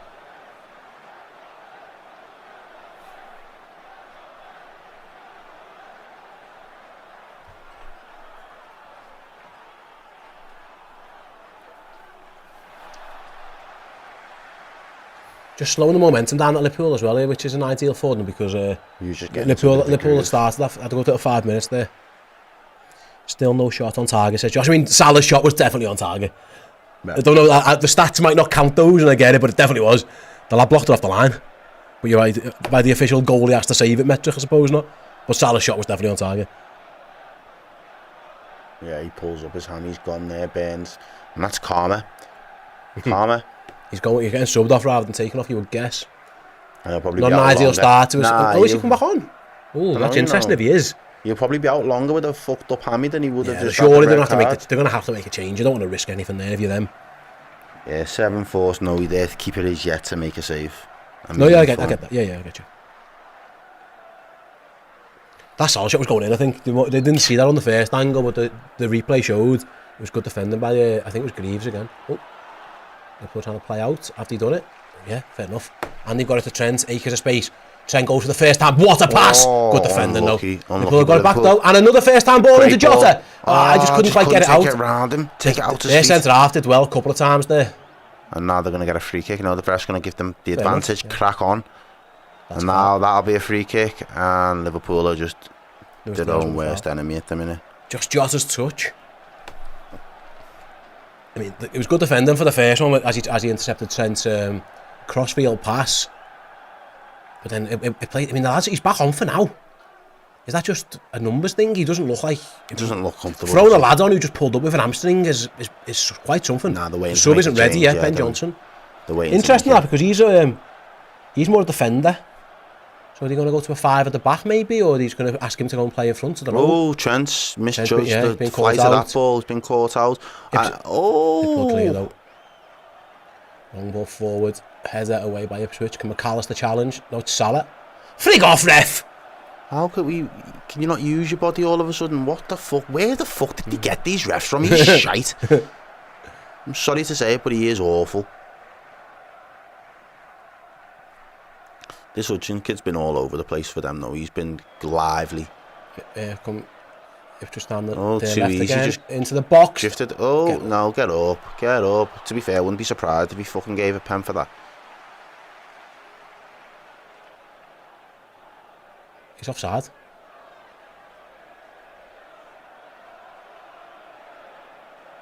It's a bit too easy for them to get in there, though, I'll be honest with you.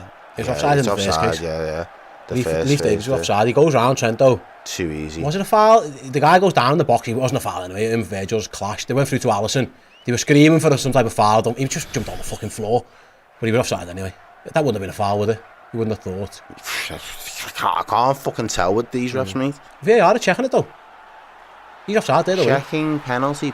So what? They think it was defo a penalty. Well, they're going to check the offside and now first, they need to make sure that it wasn't offside before they give a penalty. Ain't that some bullshit? I don't know. That's an interesting call. That's a madness. He looks offside. I've got no idea though with this camera angle. Do they think that was a foul by Virgil? They must do. Oh, interesting. Okay. I mean, this camera, he looks it, but the camera angles are, who knows with these lines and angles and stuff. Stop. So did they check if it's offside, and then if it isn't, then check if it's a pen? Yeah, must do. Okay. Wow. I mean, he's offside. I didn't think it was a foul anyway. Get on with it. Did you think that was a foul? I didn't, personally, but as I said, the one that Salah's just given them on the halfway line wasn't a foul, and he gave it as a foul, so... Either way, offside doesn't matter. Trent, long free kick forward. That's meetings in for their centre-halves.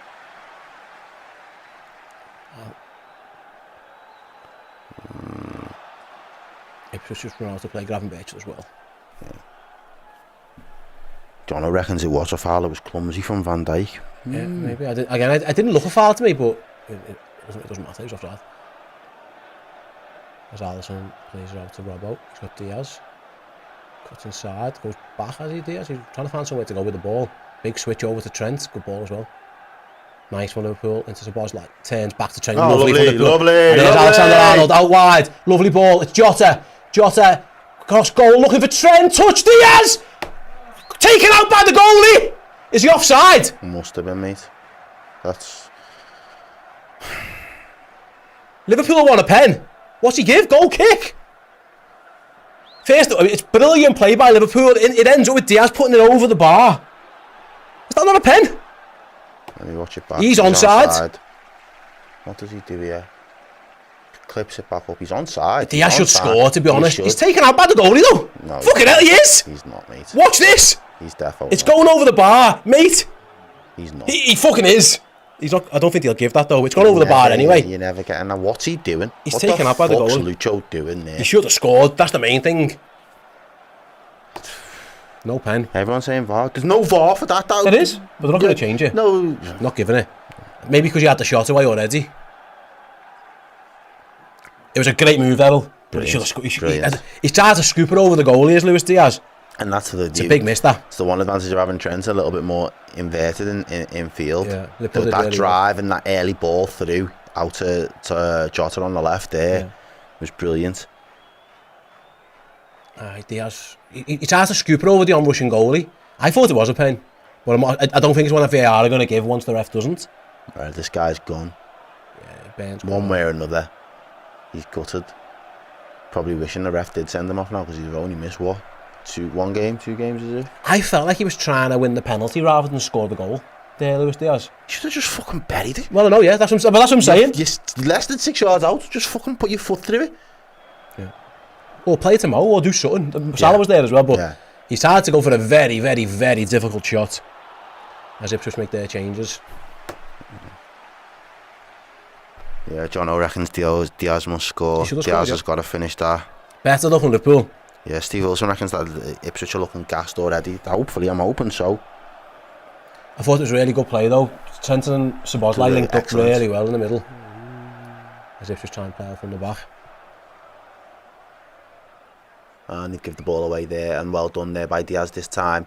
Clips it round the corner. Salah passes the ball back out to Gravenberch.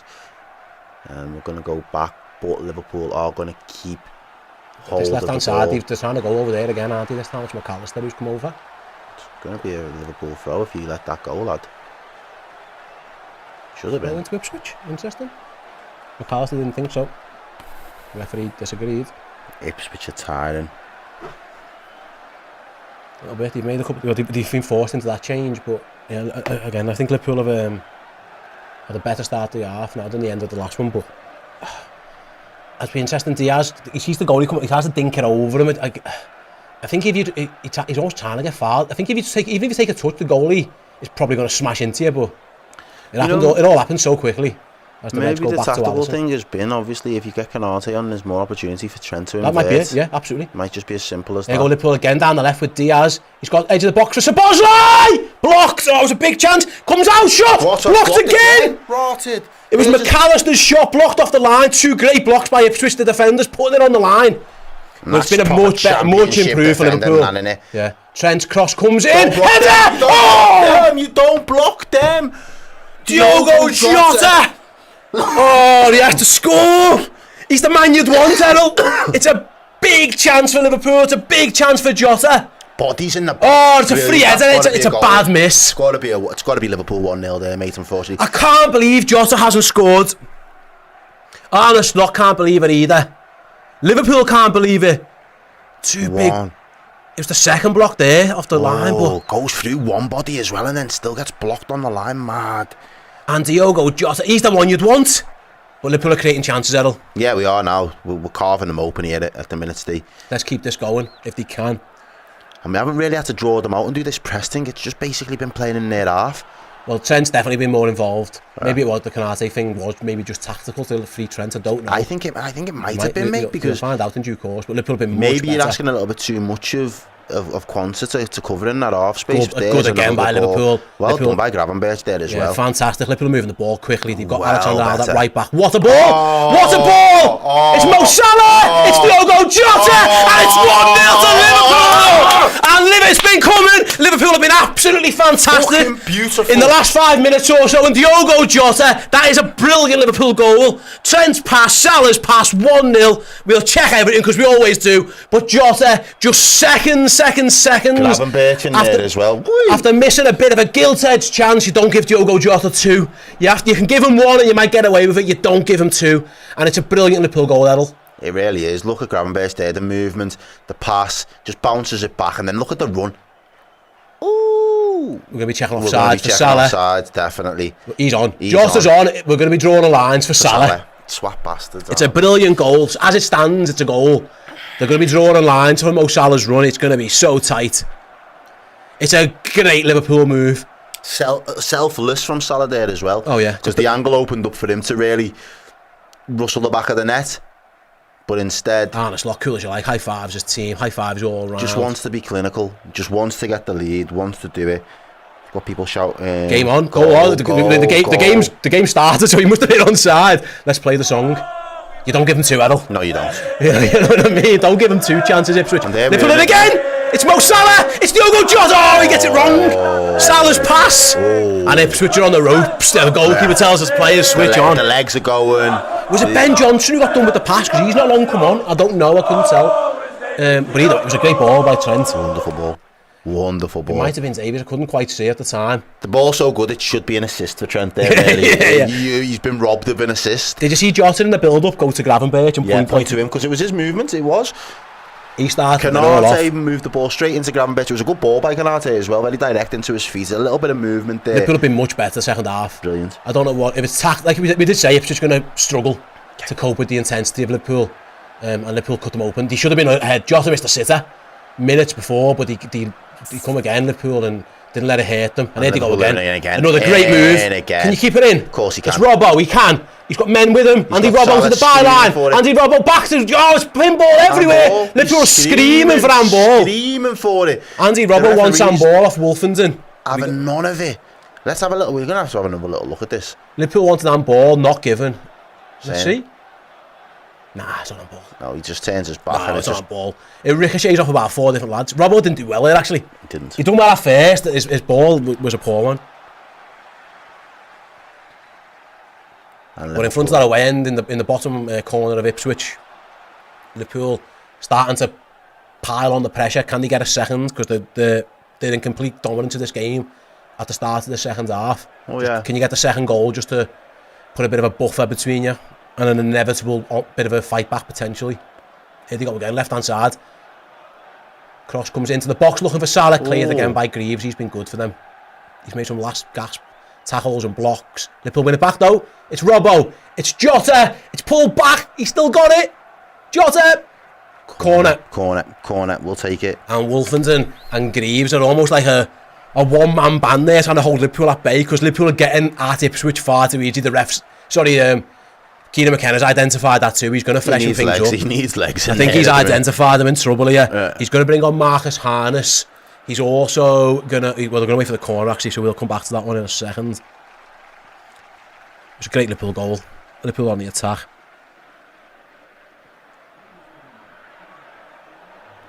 Corner, Liverpool dominance, possession-wise. Let's go. Attacks-wise, it's been all Liverpool. As they go short, interesting, a little bit of variation. Back to him then. It turns back to Robbo. I think they want to get Trent crossing this if they can. Here it comes. Nope.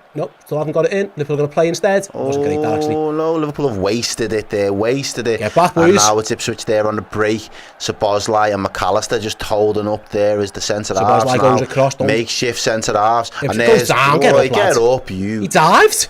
He should have been booked for that. Yeah. Szoboszlai's pace did well on the counter. So he's the one staying back for corners, which is interesting because he's usually go from the edge of the box. To be fair, it was Liam Delap who was trying to run him, and so I was like it well there, Edel. Yeah. Super chat. I think refs are supposed to allow the game to flow more season. Yep, you're right. The VAR stuff's going to be less intrusive, they said. They've also got to get the right decisions. Yeah, of course. I still think there's a world, right, where if it's a second yellow, VAR should be able to look at it as if it's a red. Yeah. I feel like there's... It'd be a lot. I get it. I get it. Contextual, that second. Yeah, you're right. That one wasn't, though. That's obvious. If it's as obvious as that. Yeah. They're bringing on Taylor and Harness, by the way. It was Luongo who went off. I just think clear and obvious should just be clear and obvious decisions across the board. Yeah. Like, you don't have to overcomplicate. You don't have to overcomplicate. High bar threshold, low bar threshold. No, if it's clear and obvious, you've made the fuck up. Van Dijk goes long to Salah. Salah's touch is great. That's what he wanted to do with the first half. Mo Salah into the box, plays it to the edge of the box. Szoboszlai back to Salah. Mo Salah, and it's 2-0 to Liverpool. Mo Salah with the arrows. He always scores on opening day, and he's done it again. And Mohamed Salah gets another Liverpool season underway. He fires the bow into the Liverpool crowd. The bow from Mo, baby. The bow from Mo, exactly what it is. And in a blink of an eye, Liverpool carve Ipswich open again. And it's 2-0, and Liverpool's Egyptian King does it again, Errol.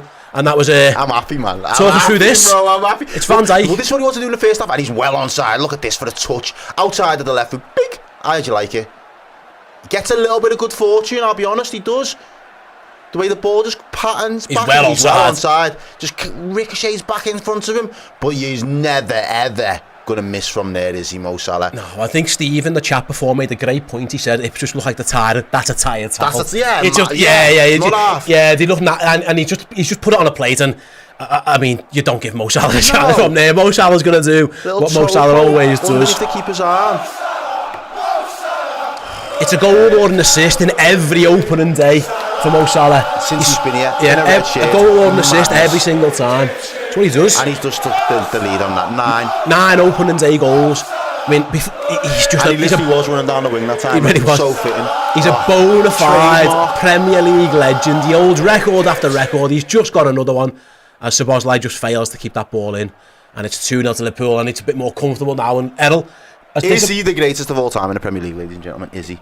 Because he's in the conversation. He's in the conversation. He's the greatest winger in Premier League history. Got to be. Class him as a winger. Yeah, he's got to. Just for longevity as well. Bale, Ronaldo's fantastic, but probably not here as long. Mo Salah's been here 8-9 seasons now, and he's constant. He's a numbers machine. But anyway, here come Ipswich trying to respond early. The sub comes on. It's the sub Harness, isn't it? Who played a good ball actually. Liverpool needs to be careful. Don't give them a sniff, Reds. Come on. Yeah. Last thing you need to do, demoralise them, not give them something else. But Ipswich are coming to play, and they're doing well so far. They're keeping the ball edge of the box. They sprung it to the left towards Harness. He's up against Trent. Turning. They need to get the cross in. They do. Easy. Dealt with. Boo away. Dealt with. And just one little change. You'd have never thought a little defensive change like that at 45 minutes. Ball comes into the box again. Shot at goal is wild. Cleared. Wild there. Wild from Hutchinson. It fell through him. I think it was a flick on at the near post. To be fair to them, they've responded right there because the Reds haven't gone after 2-0. No, they haven't. It's a bit of a deflect the ball into the It's box. a case of, for them, emptying the tank. Now, let's just empty the tank to try and get back in it. Yeah. There's no shame in getting beat by a Liverpool side, so we may as well just go for broke. But, yeah, Liverpool have risen to the task here. Yeah. And Liverpool... And we're just waiting for Luis Diaz now to round off the front three goals. The front three goals, yeah. And Mo Salah, 9 opening day Premier League goals. There's a couple. I think there's a hat-trick in there against Leeds at one point, wasn't he? Along the way, he got an assist in the one that he didn't score in. That was last year at Chelsea. He gets his assist for Luis Diaz, ironically.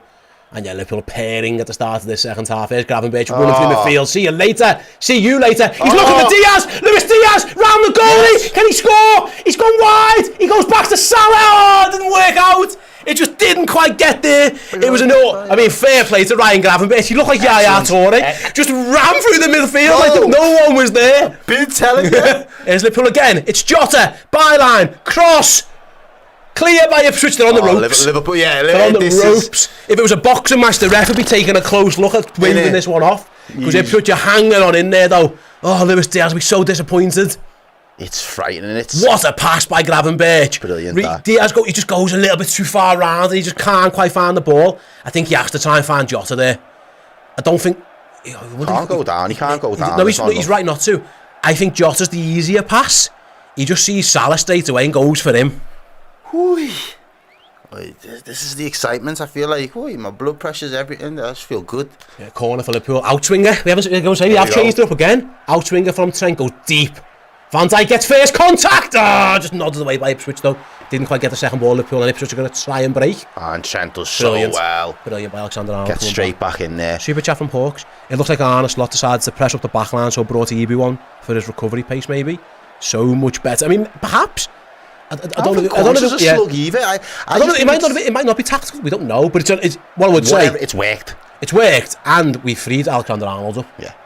So whether it's tactical or by happenstance of an injury, it's definitely worked. But yeah, now you can Diaz play needs that to be possession. more. See, I don't think Diaz did too much wrong there. Yeah. The goalie did well. He forced him wide. I think the pass to Salah could have been better. But Liverpool pairing. I think this is where we can play that possession-based shit now. Keep it energy and minutes. I've been so impressed by Gravenberch. In this type of game, when you're going to have a lot of the ball, he'll do all right. There'll be other games when you don't want him in there. Here he is again. Be careful. Don't jinx me. There you go. he strove through that midfield. He bypassed like 4 or 5 of them with his sheer pace and athleticism. Here he is again. He's having a strings now. Yeah, there you go. Is, Here we go. There's Trent on his bike. Right, we're going the wrong way. Okay, it doesn't matter. It's Mo Salah. Weak. Tame. I thought Szoboszlai picked the wrong option. I thought he did. But I don't know why Trent's not screaming for the ball in that position there though. What I would say, he put on a play for Salah, and Salah's finish just wasn't good enough. Liverpool playing through the line so much better. That midfield is pairing at the minute, ladies and gents. They really are on smoke. What are they cooking? Szoboszlai in for the challenge, but it falls Ipswich's way, left-hand side. Ipswich trying to maybe just try and hit Liverpool with a blow of their own, trying to stop Liverpool's momentum. Trying to just, maybe take the sting out of it a little bit. Because Liverpool have been pairing for, I'd say, a good 20 minutes or so now. Long ball by Ipswich though. Liverpool needs to be careful. Wow. It's Harness, he's an acre of space. He must have been offside. Wow. Surely he was offside. Was he not? He was. Yeah, thank fuck If he for wasn't, that. Liverpool were in trouble there because he was wide open. I mean, he missed it. Was he off? Oh, yeah. Yeah. Trent stepped up. That's why the gap was massive. Trent stepped up. Fair Good play, play. Alexander-Arnold. Brave. Very, very brave. Got to get it right. We did. We move. Liverpool currently sitting top of the Premier League, ladies and gentlemen. Definitely are. As Gravenberch goes long to the left. Good ball. What a ball that is. He's having such a good half. Second half's been brilliant, Here's mate. Luis Diaz. Past his man. That Luis does Diaz well. into the box. Still going. Across goal. Clear. There was two waiting for the tap-in. Up. And Leif Davis, I think it is, at the back post. They know Ipswich are hanging on. Look how red he looks. Liverpool are hanging on. Throw into the Reds. They've taken it quickly. Oh, Diaz scoops it up to himself. Interesting. All right, it's worked. Wants a foul. Never going to happen. Gotta get nothing. No foul, no throw in. Okay. Ipswich got the ball near their own corner flag. Oh, playing out. Fair play to them. Are they going to run into trouble? Or are they going to get off? Nope. Run into trouble. Well done. Won the ball. Won the ball. Excellent. Gravenberch again. Excellent. It's Trent from distance. Oh, that'll Forced do, the shot, didn't take it. Goes to McAllister. I feel like I haven't stopped talking. It's been that all action. Here's Mo Salah again. Salah into the box. They look like they're enjoying it though at the minute. They look like they're really... The confidence is high for Liverpool, isn't it? Ipswich have won it back for now. This is exactly where they won Ipswich. Just ropey as fuck all over the place. They're just fair play to in the game. They're just harassing clinging. them. They are harassing the life out of them at the minute. Ipswich is still trying Look, to play. Trent is inverted, very inverted there. He's like a fucking number, he's number 10. Well, someone's got some work to do at left back, if that's right back now, because here it comes. Szoboszlai's come across the cover. Canate Leif Davis is going to try and run. Szoboszlai can't. But Ipswich have got, to be fair, they played out well. They've done well to get up the pitch, and the big switch is over. Oh, Robbo just about gets there, does well. Does enough. 72 minutes played. Liverpool still haven't really looked to the substitutes bench to make any additional changes. But Liverpool are well in control of this game, ladies and gentlemen. Make no Ipswich are about to make their... I'm guessing these are their last subs, aren't they? Yeah. These are subs number 4 and 5. As they are, they look tired. They look a tired team. If you're changing half of your team pretty much in the second 45 minutes, it's because... I'm trying to see what subs they're making. Lads are knackered. Liam Delap's going off. I can see that. And Taylor's going off as well. It's Crossbow with the super chat. Thank you very much. Says this half has been far better. Get Gakpo on for Diaz. It's an option. Yeah, definitely. We've got options. They're going to bring Al Hamadi on, and they're going to bring Sammy Smodic on as well. So he's just signed from Blackburn. Only Erling Haaland scored more goals than him in England last year. Really? Yeah. He was on fire for Blackburn Rovers. They didn't get promoted themselves. In fact, I don't think they were ever really that close. So Ipswich have bought him into the Premier League, and he's going to have 15 minutes or so. Yeah, they've just made a change at fullback, and I'm not surprised. Down their left-hand side, they're right back. Liverpool's left, because Tuanzebe has been Liverpool have been targeting that side for a while. Throw into the Reds anyway. Oh, so good. What a turn by McAllister. World Cup winner. Just showing why he's a World Cup winner. Szoboszlai back to Gravenberch. Back. Oh, good football for Liverpool. And there comes Ibu. He's allowed to just drive the team, man. Just keep going. And Liverpool just trying to find space. And run it. Oh, brilliant. In it. Brilliant. It's Gravenberch. He's got loads of options. What are you going to pick? He's going to pick Szoboszlai. Szoboszlai crosses. Headed clear. Ball as well. Liverpool trying to pick up the seconds. Can they do that? No, Ipswich have done well actually. Although Gravenberch again stops the counter. I think it was on Samadic himself. Been far better side in the second half. Second half's been a vast improvement. It's been good to watch. If they've gone to their fresh legs, I wonder when Arne Slot thinks he might need to go to his, or is he happy just what it is? I think he might just be happy to see what it is for the time. You would think at some point though someone's... Yeah, with 15 left to go, get somebody else on the pitch. Big space there for Ipswich in the middle. I think I like in your point in the first half. Long ball, be careful. Here he goes. First touch. Oh, Trent well just done, does well. Trent. I like in your point in the first half of you saying, you know what, just away from home, first 35 minutes, not chipping in anything stupid and just keeping building on it isn't always the worst thing. Obviously 75 minutes, 2-0 up, you can look back and be like, yeah, you were spot on there, but there is something in it. If Liverpool can have more control in games to the point where they're not kind of hanging on and giving away silly goals. Yeah. I think Liverpool are about to go to the bench. Foundation. It looks like Conor Bradley's just about to come on, which I'm not surprised about. Trent hasn't had too much for pre-season yet. Here he comes. Liverpool's second sub is Trent Alexander-Arnold's off. Conor Bradley on at right back. Slot's happy to make more defensive substitutions. Is it defensive? No, well, so there is always it's that. a defender. Yeah, it's a yeah. Trent, round of applause to the away, and I thought Trent's been magnificent second half in particular. Brilliant. I thought he defended well first half, Yeah. and then we showed his attacking strength second. He looks tired. He isn't thrilled to be going off, but gets high 10 for Arne Slot and a hug as well. And on comes Conor Bradley. Did you see that? They did the pass on the phone. He said he's got the worst beard. I can't remember who it was who said that about him. If someone in the chat can remind me. It's not great. Arne's tactical talk worked then, says Trig Josh. Yeah, absolutely he did. If that move for Ibu was tactical, it's genius. Oh yeah, to spot that and just Conor Bradley on his first touch is the ghost past the man. I'm fine, Mo Salah. What a pass by Mo Salah! It's Luis Diaz into Jota. Oh, it's McAllister. No, he goes down. Ref says get up. What a pass by Salah. See that? Brilliant. Just didn't quite work out in the end. I think McAllister just couldn't take it under control. Now we're pairing though with the full three are linking up. It's just been much better. There's a lot of sauce going on right now. I'm here for it, ladies and gentlemen. I'm here for it. Never saucy. Oh, unbelievable stuff from Liverpool in the second half. Tell you what, mate, Ryan Gravenberch. If he's going to play like this as a number 6 all season, that'll quieten a few things up. I mean, we all want one, but my goodness, he's been fantastic. Brilliant in the second half, mate. Liverpool go long again. Can Diaz keep that? Well, yeah, he can. It's up against Johnson this time. And he's going to run him. Yeah, he's trying to beat him. He's got man. Give it back. There you go. Cross comes in. Jota's headed over the bar. He didn't go over the bar. He flicked it over effectively for almost towards the corner flag. Probably got a bit too much. Yeah. He just said, "Can you keep that lower to Jota?" I think that was to Robbo. Just too high. I'm only small, lad. Says Diogo Jota to Andy Robbo. Will with the super chat. It's only Ipswich. But Gravenberch doing everything an Arne Slot, number 6, should be doing. Break and play, turn and drive and moving the ball. Absolutely. He's been great.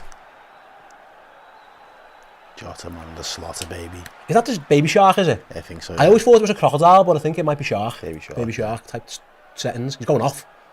Interesting. That is Gakpo. You're going to have to wait, Andy, because this is the last sub Liverpool can make. Slow down for me, he says. Someone isn't ready yet. Liverpool are going to bring Kostas Tsimikas on as well. So it's Gakpo on. Oh no, I tell light. He can't make another one, can't he? Because Kanato was at half time. Yeah. I know you're getting it so wrong. So Gakpo on for Jota. Does that mean Cody Gakpo? Ironically, after saying in the week the manager sees me as a striker, might be playing up front here, unless they're going to put Salah or Diaz up there. And then Kostas Tsimikas going to come on at left back for Andy Robertson, who again looked like he was a little bit off the first half, but really caught up second half. Again, hasn't had much pre-season, has he? No, he hasn't, to be fair. And he can obviously West Ham with a little bit of an injury, so he had a bad little run out. And again, I think on the whole, it's not bad to keep some of these other lads that have been knocking on the door. Oh yeah, very much involved. Absolutely, in the early and also phases. you've got to look after players. Not everyone's going to be 90-minute ready yet. You know what I mean? It's just not. Getting a goal out of Jota and then getting him wrapped up in cotton wool is what we all want. Pretty much game in, game out, regardless. Is it a man you want to protect? Yeah. Cody Gakpo, it looks like he's just going to play up front, which is fair enough. As Ibu Konate chest sits down. And I'll do Liverpool. Let's get back in. Throw in. Let everybody pick up the new faces, new shapes. Let's keep going. Liverpool have got probably just the best part of 12-13 minutes left to play, ladies and gentlemen, before we can secure. Oh, he's going to be interesting. He's in. Shot, that goal is saved. He was offside. Was he not offside? Don't know. Yeah, he was. He was offside. I hate when that happens, man. But he was clearly offside, lad. I could have got fucking whacked there. Alisson makes the save off from the start. He was well offside. He must have been. Yeah, he is. He's a yard or so off. But actually, to be fair, it was closer than I thought. But I mean, Alisson saves it anyway. It was a poor attempt. But he was offside. So it was all for nothing anyway. That it wasn't even on target. That. No, Al Hamadi it was. I mean, Van Dijk smashes into someone afterwards, but he was offside. So it's all irrelevant.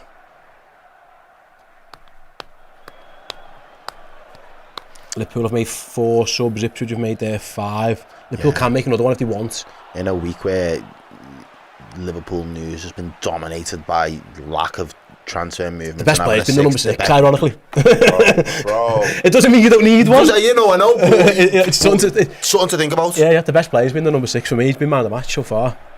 Do you know what I mean? Yeah. No Calvin Phillips today. Then he's not getting his debut. Sammy Smodic got his, but no Calvin Phillips today.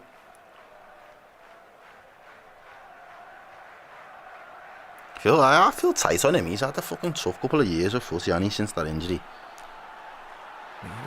Leeds the City, and then just to be the not get a game at all. He was almost the English quota guy. It felt like at times. Yeah, for he must Pep. have been. For Pep, anyway. I thought he might have gone from. I mean, it didn't work at West Ham, did it? He just didn't get it. He never ever worked for him. I thought maybe. I think he, with all due respect to Ipswich, I thought he might have got a team a bit higher up the league, but maybe no one wants them, or he was keen to go down to Ipswich. I don't know, but yeah. I mean, he was linked with Liverpool that long ago. When he got Leeds, Liverpool, and Calvin Phillips.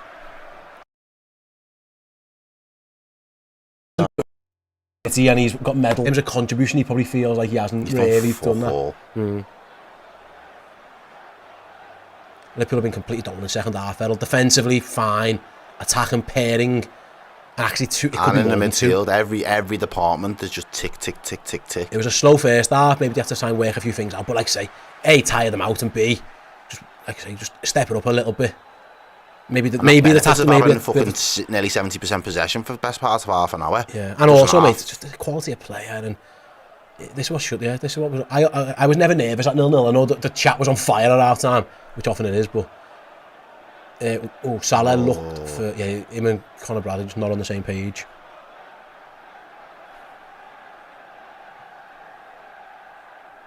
Yeah, if Liverpool start doing football the easy way and get wins along the way, I will be a lot happier for it. I'll be so honest.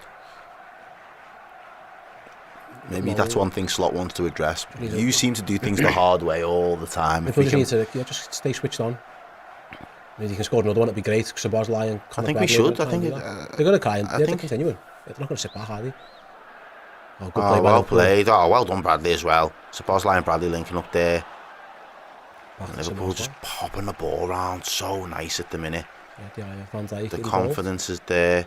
Nice. Tsimikas, Diaz doesn't manage to keep that in, unfortunately. Their ball or ours? Their ball, I think, yeah. No, it's going to be a Liverpool ball. Ooh, even better. Take it. They've just kicked the ball away. They're losing. Liverpool won't mind that too much. Nope. Liverpool put the ball back in play. And the ball's with Virgil van Dijk. The only remaining one out of the starting back line as well.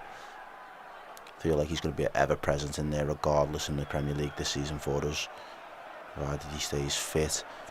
Goes back to Alisson, who's just chilling outside of the box at the minute. Hasn't really had much to do, so he wants to get involved and get a kick. Bradley on the ball there. Ooh, he just wins as a throw-in as well.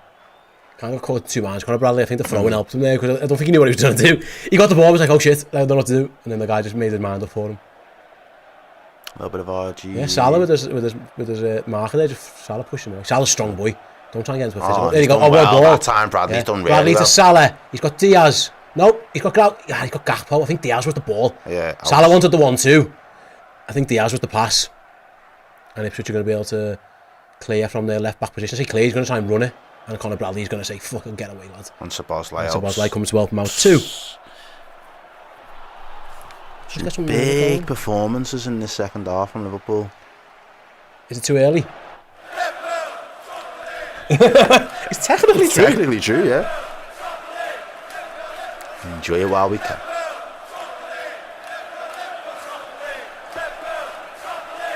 Keep those likes coming in, ladies and gentlemen, as well. Over nearly 4,000 or so people watching.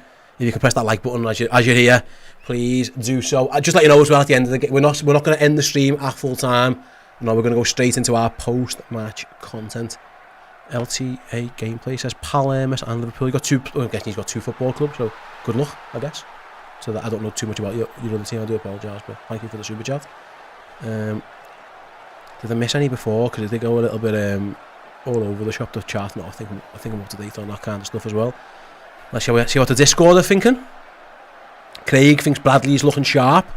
Yeah, I'd agree with that one.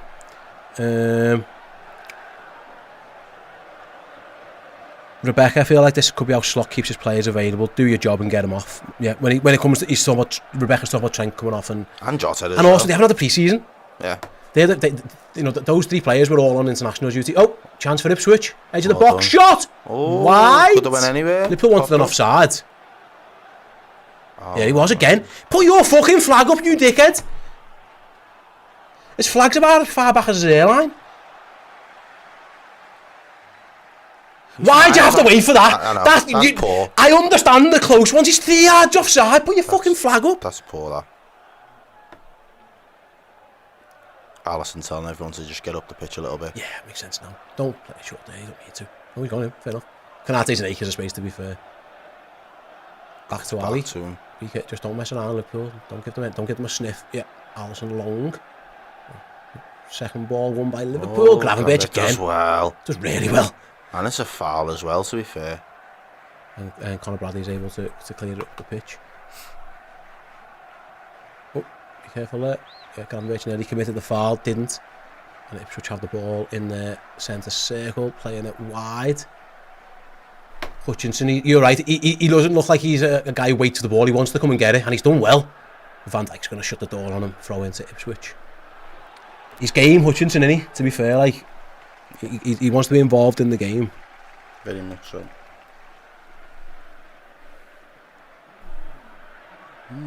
What's up? No, that's up. Seems like the Bassie's just fell out a little bit. It's all good. I got you. We're all good. Only a couple of minutes left. Diaz doing some defensive duties there. Diaz by his own corner flag, trying to get out, or win a throw in, or do something. What's he going to do? He's going to do some keep-ups. Their ball. It's fine. The Ipswich fans giving him a bit of stick. Berated by the Ipswich fans there.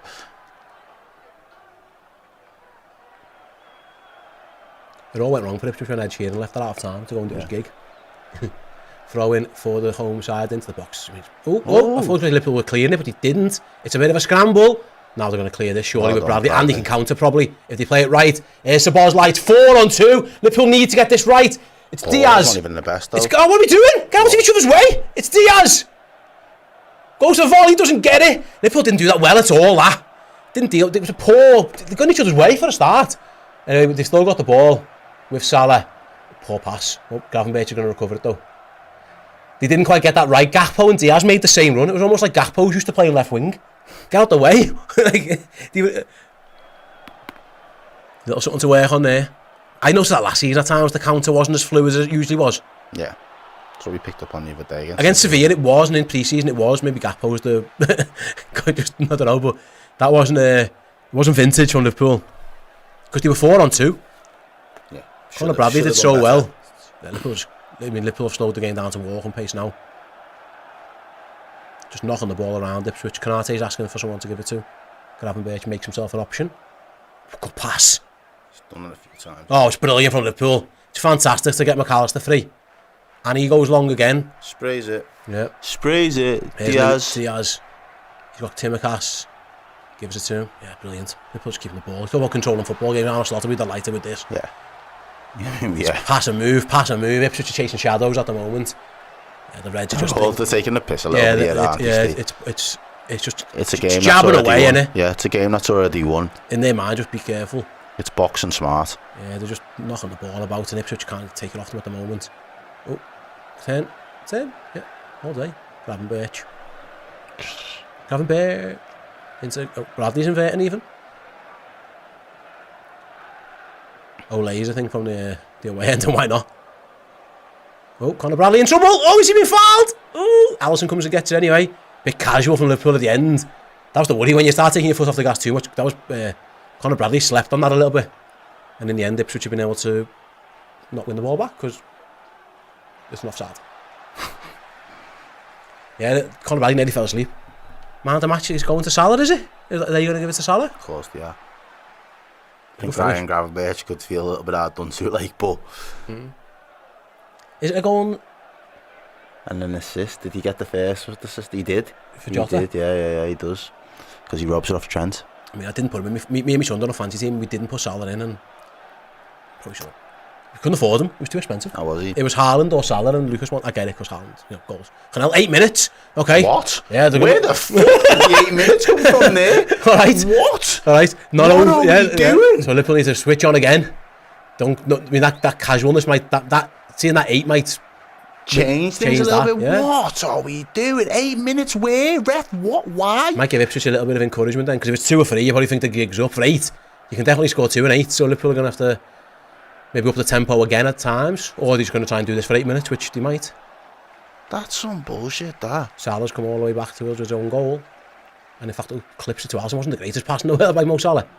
And in the end, Alisson just casually, as you like, finds Costas Timbercross. 8 minutes is shocking. That's a long. Look at Salah. Look where Salah's ended up. Liverpool have switched it wide. Salah's It's Gakpo across goal. Diaz can't get there. Good defending. Oh, excellent defending. He's took one in the face as well, Greavesy. That's excellent defending, that though. I don't like the centre part, but I like the defending. Is that fair? Yeah. Fair comment? I think it is. Listen again. Oh, is it a goal kick actually? I'm not even sure it's a corner. I'm not the expert on here, granted. My centre part runs from ear to ear. But as far as, yeah. I'm not a good footy player, and here I am judging the red, so listen. You don't have to be great at it to talk about it. No, you don't. As Liverpool have another corner. Oh, obviously with Robertson and Trent Alexander-Arnold off the pitch. It's on Dom Szoboszlai to in swinger to go over and take this corner. Corner comes in. Van Dijk can't quite get there. It's going to fall to McAllister on the volley. Wow! Is that a shot or a pass? That was a pass. Must because I'm gonna go out on a whim and say that was a pass. I'm pretty sure it's a shot. He's laughing. That makes you think because when Szoboszlai nearly had to try and keep it in. I think he just said it was a shot. It might be the worst shot in Premier League history for Alexis McAllister. It wasn't great. Most definitely. Wow. Fucking hell. That makes Naby Keita's fucking Champions League final shot. Dejan Lovren, FA Cup semi against Villa. Oh. You can laugh at it now. Fucking hell. That was awful. At least he laughed at it himself. Yeah. Canate on the ball, finds Bradley. Liverpool just need to be careful not to get lulled into any like what Conor Bradley nearly fell into. You know, when you're just a bit of a slumber. I mean, to be fair, they're taking the piss with the passing at times. Here's Costas. He's got... he's done well, Gakpo. Done really well. Finds him against Liverpool on the attack again. Play it in now, play it in. Costas to Gakpo. Play it in. Gakpo across goal, looking for... Szoboszlai goes down. Ref says play on. Salah's going to get it. On the volley, shoots, good save. Conor Bradley, blocked. Oh, and again, someone else, another red shirt's got to run onto it. McAllister, Liverpool are queuing up, back post, headed clear. Ipswich can't get out. It's Diaz. It's it. He wants to. He's going to play Bradley. What a save! Oh, Liverpool should be 3-0 up here, Steve. Liverpool Fair play to the goalie and the centre-backs. Fair play. They've not given up in this game, have they? Block, save, block, save. Look at that. It's fantastic by Ipswich. You can't fault the commitment. Conor Bradley looks like he's in. And if goalie makes a big save, and in fact, he might even get a goal kick out of that. As Arne Slot, hands in pockets, looks to the skies. No, it's going to... Well, yeah, he does. I think it come back off Bradley. Yeah, it did. Cannon back off him. Fair play to the goalie. Sub-goalie as well. Only him because the first choice Muric is injured. He's done alright, hasn't he? Yes. He flapped that one corner, that caused a bit of panic, but other than that...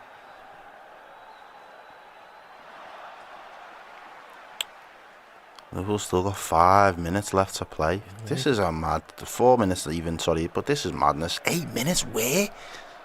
They're giving 8 minutes for a game like this, mate. We're going to be looking into double figures fucking full extra time. I think that's what's going to happen. Subs and... I mean, there's a bit of a VAR. It wasn't that long. It wasn't that long. It wasn't like a big grueling decision that needed to be made. It was just seeing if he was offside or not. No, you're right. Yeah. Gakpo commits a foul on the halfway line. He's going to get booked for it as well. 5. Well, for 30 seconds so they made 5, so there should be like at least 3 minutes. But some of them are at time. I don't know. It just seems... 8 seems a lot. It seems excessive. I just think it seems excessive, if I'm being honest with you. I'd have understood 5 with the VAR, if that makes sense. Where he's found these extra 3 minutes from, I've got a clue.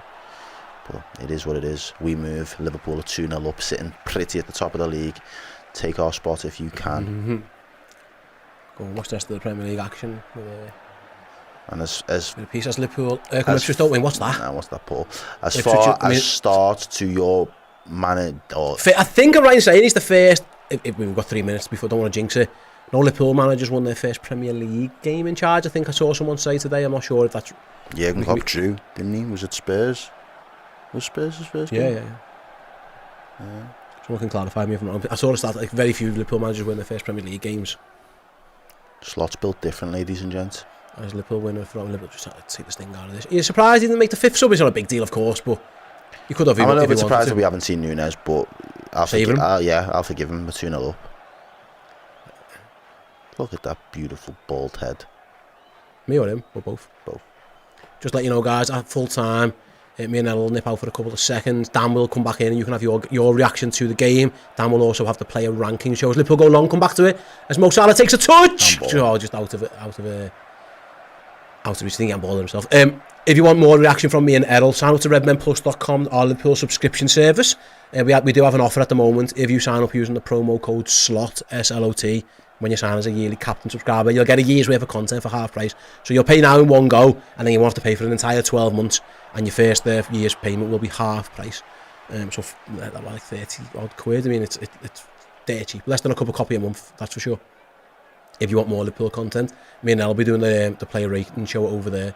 Anyway, here comes Hutchinson down the Ipswich right, Liverpool's left, up against Kostas Tsimikas. Does well call. Yeah, he's been lively. He's wanted to get involved in any opportunity, and I think he knows if he just played up top on his own, it'd be a long afternoon. He's running around a bit, much of the ball, so he's had to just run around and get involved as much as he can. Fair play to him. I don't think he made a bad display. Sorry, we've got a super chat here, I do apologise. And maybe the Burns injury took a bit of time. I mean, I don't think he was out for that long. Yeah, there's someone in the Discord brought the tweet up. We'll come back to it after the corner, actually. Klopp drew, Rodgers lost, Kenny lost, Hodgson drew, Rafa drew. Liverpool clear the corner. For now, it's not quite to the edge of the box, though. Shot comes in, block. It's a bit of a pinball. Some defending to do. Liverpool want to keep this clean sheet if they can. Big chance for Ipswich. What a block by Ibu Konate. Well done. Big Ibu. Celebrates there with his captain. It was the centre-back looking for it. Oh, Liverpool have gone long. Early, Alisson went long for the count for the assist, and they've given it straight back to Ipswich as we go into the last 30 seconds of the game. On. Tired legs out there now. Yeah, from both sides, to be honest, if I'm being brutally honest about it. Yeah, it's hot day, first game of the season, early kick-off, all them kind of stuff. McAllister wins the ball back, snap. He doesn't look tired though, Errol. No, he doesn't. And he hasn't had a pre-season, he's been winning trophies again. Like he's become accustomed to it now. Yeah, he's got a few of them international and club level. Ball goes long, Conor Bradley kicks that one, nods that one clear. That should be the end of the game. The Reds are going to be okay. Ooh. Gravenberch, Liverpool are we playing on? We're past the 8 minutes, but Luis Diaz is doing keep-ups on the edge. Nope, that's it. And the final whistle goes at Portman Road, and Arne Slot's the first Liverpool manager to get his reign underway for a long while as a Premier League manager with a win 2-0 to the Reds. Goals, unsurprisingly, from Diogo Jota and from Mohamed Salah, keep the Reds in good mood. There's been the good mood on the pitch in pre-season. Everyone's losing the shit off the pitch at times, but Liverpool have continued, all through pre-season. They did well. They've continued that today. A clean sheet, which they'll be delighted with after how many goals they conceded last season and getting the goal. I mean, Liverpool's two best goal scorers, you would think. If you want them to get up and running with a confidence, they both get it straight away. It's Diogo Jota and it is Mohamed Salah. After, I'd say, an underwhelming first half, where Liverpool didn't create enough, they put their foot on the gas in the second half and were able to come away from Portman Road with 3 points. Arne Slot looked up to the crowd, big smile on the face as he high-fives his staff as well. And Errol, job done. Well done as well, mate. To be fair, the second half, game of two halves, really two different types of Liverpool teams that approached each half. And I just feel like the second half, it was absolutely brilliant from start to finish. For Ryan Gravenberch, we can see in the picture there, was phenomenal there at the base of that midfield. Really everything that started well in terms of where we was building from, all seemed to stem from him. I think obviously Trent getting a lot more of the ball, and I know we'll probably highlight that in terms of his movement, moving in field a little bit more.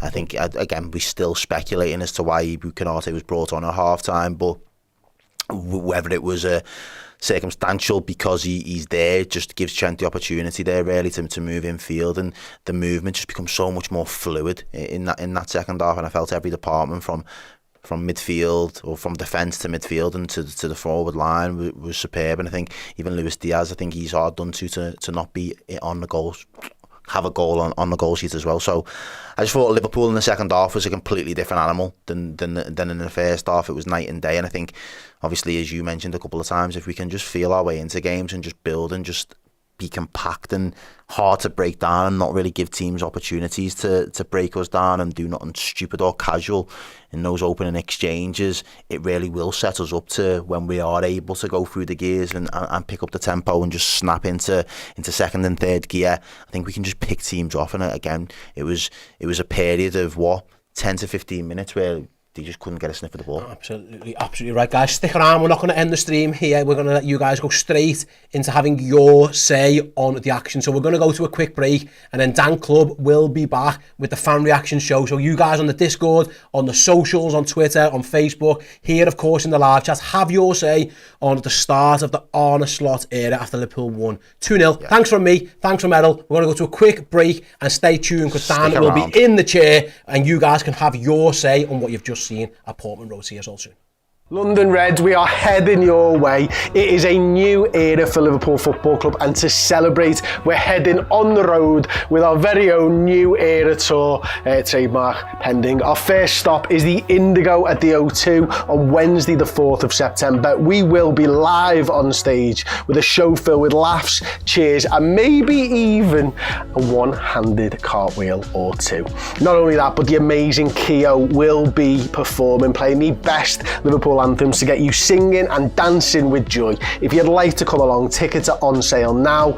Just head to axs.com, search the Redmen TV and get your tickets to the best Liverpool show in town. We interrupt this regularly scheduled broadcasting for a public service announcement. If you are a club legend at redmenplus.com, then every single month you have got the chance to win an incredible prize. And this month it is no more, no less than a signed Ian Rush shirt, 89-91, signed by the man, the legend himself, Mr. Ian Rush, the goal scoring machine, Goal Rush himself. You have to be in it to win it. Go over to redmenplus.com, sign up as a club legend, and you could win this incredible shirt. Back to your scheduled broadcasting. Liverpool supporters of Scotland, we are heading your way. It is a new era for Liverpool Football Club, and to celebrate, we're heading on the road with our very own new era tour, trademark pending, and this time we're heading up to Scotland for the very first time. On Thursday, the 10th of October, we'll be live on stage at Duck Slattery's, no idea, with a show filled with laughs, cheers, and our usual Redmen TV nonsense. Not only that, but the brilliant Keo will be performing too, belting out the best Liverpool anthems to get you up, singing and dancing with us. If you'd like to attend, tickets are on sale now. Head to skiddle.com, search the Redmen TV and get along to our very first show north of the border. Hello everybody, welcome back to the Redmen TV. After Liverpool secured their first 3 points of the Arne Slot era, it wasn't always plain sailing, but it is very much a case of job done by the Reds on the road, away at Portman Road, Portman Park, that's not a place, against Ipswich Town of course, 2-0. Final score, Diogo Jota and Mohamed Salah, the goal scorers. Let me know what we're thinking. Let me know what we made of the performance, what we made of the game overall. Does it really matter? Or are we just made up to get those first 3 points of the season? I'll dive into the comments on the way. Anything you want to speak about, any questions you want to ask, any topics, any performances, any players, you name it. We've got 20 odd minutes together. Let's thrash it all out. Let's get it all out of our system and see what we think. And also another thing, Gravenberch, yes, man of the match according to SoCal Cyclops. And yeah, it's hard to argue with that, to be honest with you. I think that's a good place to sort of jump off from. A lot of the talk was about Ryan Gravenberch from the outset, but I think he stood up to the test. I think by and large his performance was in the round what Arne Slot would like to see. He wasn't really tested from a defensive standpoint, which I think is where the question marks lie, but when it comes to sort of breaking the lines, taking the ball in tight areas and allowing us to move forward, his interplay was really nice at times as well. The second half in particular, that midfield was really purring at times. It was really clicking. It felt like we got to grips with it. It felt like we found the right notes in which to play, because at times in the first half it was a little bit lacklustre for me. It was all a little bit a bit slow. I think Ipswich, to their credit, in the first half especially, really came out and really were at it and really sort of pressed us high, pressed us up the pitch and didn't allow us to play or get to grips with any of the football that we wanted. We didn't have the control that we might have wanted. We weren't able to dictate terms. But I think eventually Ipswich ran out of steam a little bit and we just took complete control from there on out. And yeah, just dominated the second half, didn't we? And I think as much as Ipswich did tire and maybe their foot came off the gas a bit, I think we went up a level or two and just they couldn't live with us, could they? Let's be honest. They just could not live with us. Javel Kwanzaa was another I guess he was a talking point. He wasn't for me up until the moment he came off at half-time. Now, we'll wait and see what that cause was and why he did come off at half-time. I've seen some reports saying it wasn't injury-related. I've seen others saying he had a muscle issue. I thought he played really well first half. I've seen a couple of people questioning that.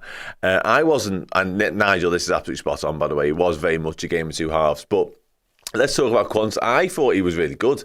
I think the first sort of big actions in the game were Ipswich related, actually, from an attacking point of view. And it was Quanta that was shutting them down. You had that big block tackle after Van Dijk played a pretty loose, sloppy pass into midfield. They won it high. And yeah, it was, I thought he was really good. Really, really good. I'll pop into our Discord chat. Milesy20 says the first half was a bit wasteful. A lot of crap final balls, but we picked it up second half big time. And he feels RJ, Ryan Gravenberch, has shut up a lot of the hate, at least for today. Mo's returned to form once again. You never walk alone. And yeah, Mo Salah, absolutely. I mean, it's opening day. It's opening day Mo all over again, isn't he? Just doing what he does. Assist and a goal to boot as well. And I think certainly in that first half when we weren't quite at it, I think he was the threat. He was the outballing behind. And once or twice it nearly paid dividends. That straight ball, we were trying to unleash him behind the defence. And he was never really offside at any point, but he just wasn't quite pinpoint accurate enough, that pass, or his touch just wasn't quite there. But again, in the second half, when we managed to sort of click and get into our rhythm, Ipswich had no response. They had no answer to us whatsoever. Let's dive back into the YouTube. William Samuel says, Gravenberch, man of the match for me. Mr. Chick Flick says, so is Grav going to have this DM role going forward? Certainly, I mean, from what we have at our disposal now, I think it's hard to suggest that he won't have, to be honest with you. I think Diane Butler says as well, did really well in number 6 role. It's hard to argue with that. I think with the current squad and the current options, he is the chosen one, quite clearly. And I think today was evidence as to why. I think a lot of what he does, a lot of the way he wants to play, suits that role, suits that stylistic fit in that 6, because it's not an out-and-out 6. It's not a destroyer. It's not a peak prime Fabinho. It's a very different way of playing it. And I think Gravenberch can do that. I still have reservations, doubts, when he is tasked more running the other way and it is more of a defensive effort as a collective. How does Gravenberch look then? That'd be where my question marks were. But for today, I think against the team who were, you know, it's doing them a disservice to call Ipswich plucky, but that was a lot of what they were about today. They were very energetic. They fought for every corner. They fought tooth and nail for every ball. They give away a lot of free kicks as well, and probably should have been down to 10 men in the first half for my money. But they didn't quite have the quality to match Liverpool, certainly not over the course of 90 minutes. So that would be where I'd have slight concerns about Gravenberch playing that role moving forwards. But again, for today, as an isolated performance goes, I thought he was boss. Absolutely boss. And A. Hurt in our Discord agrees. He says, Grav as a 6, you've moved me. Joe Nevitt there mentioning Diogo Jota, amazing as always. And yet, once again, always that injury-free element with Diogo Jota. Just proved it. And it was interesting, the Jota stuff, actually, because misses that golden, glorious gilt-edged chance from the header, and then literally, 90 seconds later, finishes, like almost makes amends for it. It's very unlike Diogo Jota to miss chances like he did the first time around. So no great shock that when he gets the opportunity to make up for it, he finishes. Just Diogo Jota doing Diogo Jota things, ultimately, isn't it? Sam, let's pop back. Let's go into the Twitter chat and see what some people on there are saying. And it kind of follows the same thread what we've been talking about. Cryptico says, fantastic second half performance, could have been 5. And yeah, it's a good point, actually. We really did start carving Ipswich open at will, certainly towards the latter stages of the second half, and it felt like we could have been further clear. I think Luis Diaz once or twice should probably do better with that killer instinct, that final end product, but yeah, that is what it is. Up the honest slot rest, a lot of people are happy with Gravenberch and Sobbo, dominated that second half, says you'll never walk alone, calm. David Thomas says our long passes on another level today, good lord. Do you know what, I'm going to pick up on that thread actually, because I think it's a good point. We tried it a lot in the first half, as I referenced a moment ago, and it wasn't quite coming off. But second half, it felt like everything we tried in that sense was just on the money time and time again. There was a Van Dijk one to Salah, which actually provides Salah with his assist, if you like, for the goal. There's a couple of deflections along the way, so it might not be his assist, but whatever. In terms of getting Salah free, it was absolutely bang on it. And there was a Szoboszlai switch to the other side to Diaz, which was just a joke. It was in full flight almost, and he just pings it, best part of 50 yards, right on Diaz's toe. And the pass Probably the standout, the pick of the bunch, was Trent. Inside ball, inside his man to Salah, and Salah lays it across to Jota, who does the rest. But the actual football and the build-up prior to that, even before Trent's pass, was a joy to behold. Liverpool were purring at that moment, absolutely purring. It felt like, I don't know whether we went up a notch, a level, or whether Arne Slot's words in the dressing room were ringing in the ears or what, but for whatever reason, for 10, 15 minutes there midway through the second half, Ipswich just couldn't live with us, absolutely couldn't live with us, which is, a joy to watch. There was loads of problems, lots of things to iron out, still not perfect by any stretch of imagination, but as, a 90 minutes of football go, certainly the second 40 odd, joy, absolutely loved it. 811YT says, Dan, Gravenberch was so good today, and shout outs to Slot and Canate. Well, the Canate thing's interesting. I've seen people a moment ago asking why we did introduce Canate at half time. As I say, at time tonight now, I'm just seeing if Arne Slot's talking about it. I don't know. Hopefully it isn't injury related. And Maverick S says Konsa was just a bit sloppy today. It's interesting, isn't it? I thought Konsa was really good. Really, really good. I said there was one or two really pivotal defensive blocks he made in the first half. And there was a moment where he got turned maybe a little bit too easily. But I think by and large, I thought he was good. I really do. It would shock me if that substitution was performance related. Now, if it was sort of tactical and system related, maybe that would make a bit more sense. Maybe we wanted to go a bit more man-for-man marking, and Canate's the man for that job, I'm not sure. But if Arne Slot has seen something he didn't like from Joel Konsa's first 45 minutes there and decided to take him off because of it, I would be a little bit surprised. I can't lie to you. Nick T says Canate really came on and shored up the defence. Also passed well at the back. Yeah, and you know what? Maverick S.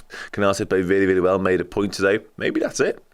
Maybe it was just he felt like Canate was the better fit for that game at half time. And if that is the case, as much as I would be surprised because it's Slot making big calls, it's kind of Slot admitting at half time that he might have got it wrong. To make such a big, bold move, replacing one of your centre halves at half time if there is no injury problem, that's a good old admittance from Arne, that saying, you know what, let's change this, and it worked, didn't it? Let's be honest. I'll dive back into the Twitter comments if I can for a moment. Dean Foley says, really good stuff that second half after a shaky first. Yeah, absolutely agree with you on that. Couldn't get enough of those passes after we clicked. If not for Salah, Gravenberch would be my pick for man of the match. Here's hoping this is a sign we're in good hands. Yeah, Sam Craddock says, much better second half. When we get it right, we look great. Ipswich put up a good account of themselves, and if they can keep playing like that, it does surprise a lot of the league. I agree with you there, absolutely. I think they did put up a good fight for large parts of that. Just ran out of steam a little bit second half. Their running out of steam kind of coincided with us actually starting to get things right, and that was a perfect storm from Liverpool point of view, wasn't it? The minute we started to click, the minute we started to really work and really purr, and that sort of fine-tuned machine started to look like an actual thing, Ipswich just started to flounder a little bit, and it did feel as though they could have been put to the sword at any given moment. And maybe if you were a little bit more ruthless, a little bit more clinical, it could have been 3, 4, possibly even 5, but it wasn't to be. And you know what, credit to Ipswich again. We're not going to spend too long crediting Ipswich, of course, on this, because it's not why we're here. And they did, kind of, Steve, I agree. Having said that, even at the end, they were still going at it, weren't they? They had the big chance later on when Alisson has to make a save. They never give up, Ipswich, and if they can carry that through the entire season, they give themselves more than a fighting chance. Shaggy Fowler says, Trent's pass to Mo for Diogo's goal was brilliant. Yeah, absolutely was. To have the vision to pull off that pass, and then the ability with which to actually complete it is just remarkable. Like, how many footballers in world football possess that ability? There are some. There were a handful, but Trent's right in amongst them. Like I say, to actually think, okay, I can execute that, and then to do it, dear me. Dear me. Ike Kenneth says, Diaz is an enigma. Good on the ball, but sometimes makes appalling decisions. Yeah, I think it was a slightly frustrating performance from Diaz. I'm not going to spend too long dwelling on the negatives. I've got the player ranking show to come to do that potentially. And you know what? And the very next comment I've seen is this. So, talk about polarising opinion. Diaz needs to be starting. How come he didn't compliment his 2 goals that Diaz got the game before this? Hypocrisy, referencing the Sevilla game. Yeah. Do you know what? I thought Diaz was good for large parts of that. I think a lot of what he did and a lot of what contributed was good in terms of his offering of width. He always wanted the ball. There was that moment in the first half where he takes a lovely touch, cuts inside 2 men and then blazes over, which is kind of a microcosm of the ever problem with Luis Diaz, isn't it? He's got loads and loads of ability, loads and loads of qualities. But then when it comes to that final moment, that final decision, a little bit all too often it's left wanting. And it was once or twice today. Was it before it went 1-0 or as it was 1-0, he had that gilt edge chance, like one-on-one with a keeper, more or less. And he chose to dink it, but he never dinked it. He whacked it over the bar from the best part of 4 yards, something like that. A little bit frustrating. But Steve makes a good point as well, and that may well be something as to why we managed to really get to grips with the game and just Ipswich ran out of steam. You might be right. I seen somebody a moment ago ask me how the handball situation came to pass and why that's a thing. Honestly, I couldn't tell you. Like, the fact the referee's given that decision means he's clearly seen the handball, because otherwise why give the free kick? So if you've seen Wes Burns scoop the ball beyond Diogo Jota and yet you've saw fit not to book him for that, inexplicable to me. I have no idea. I'd love to be able to help you, and he'd already been booked, of course, for quite a nasty, naughty foul. Alexis McAllister just scraped down the back of his Achilles a little bit, and the problem with that foul for me is a yellow card. It's never a red, by the way, but it is a yellow card. It's the fact he knows what he's doing. Like McAllister, the ball's not even around, really. The ball's gone. I think McAllister's laid it off already. And Wes Burns just leave ones on it. It's naughty. It's not good. Mr. Chick Flick asks, are you shocked Gomez never travelled with a squad? Yeah, of course. I think so. LJ Smith, sorry with the update. He said the Quanta one was tactical. Wow, interesting. Okay. Maverick S says that was a 100 handball. And you know what? The VR point is a good point, but it's also not applicable because it would have only been a yellow card. Stupid rule, I know, but it would have been a second yellow, so you can't send him off for that, which again is stupid, silly, crazy. But referees, VAR officials, what are you going to do? I'll pick up on this again. He said it was tactical. Took Quanta off of Ibu, tactical. Okay. That's so interesting. I'd love to. I have to obviously watch the game back and find out more as to why that is the case. I wonder if he explained any more detail than that. But I'm glad it's not injury related, first and foremost. And on the Joe Gomez note as well, that's not injury related either. That could potentially be transfer related. From what we understand at the moment, obviously the game's gone on, so we don't know fully what's happened.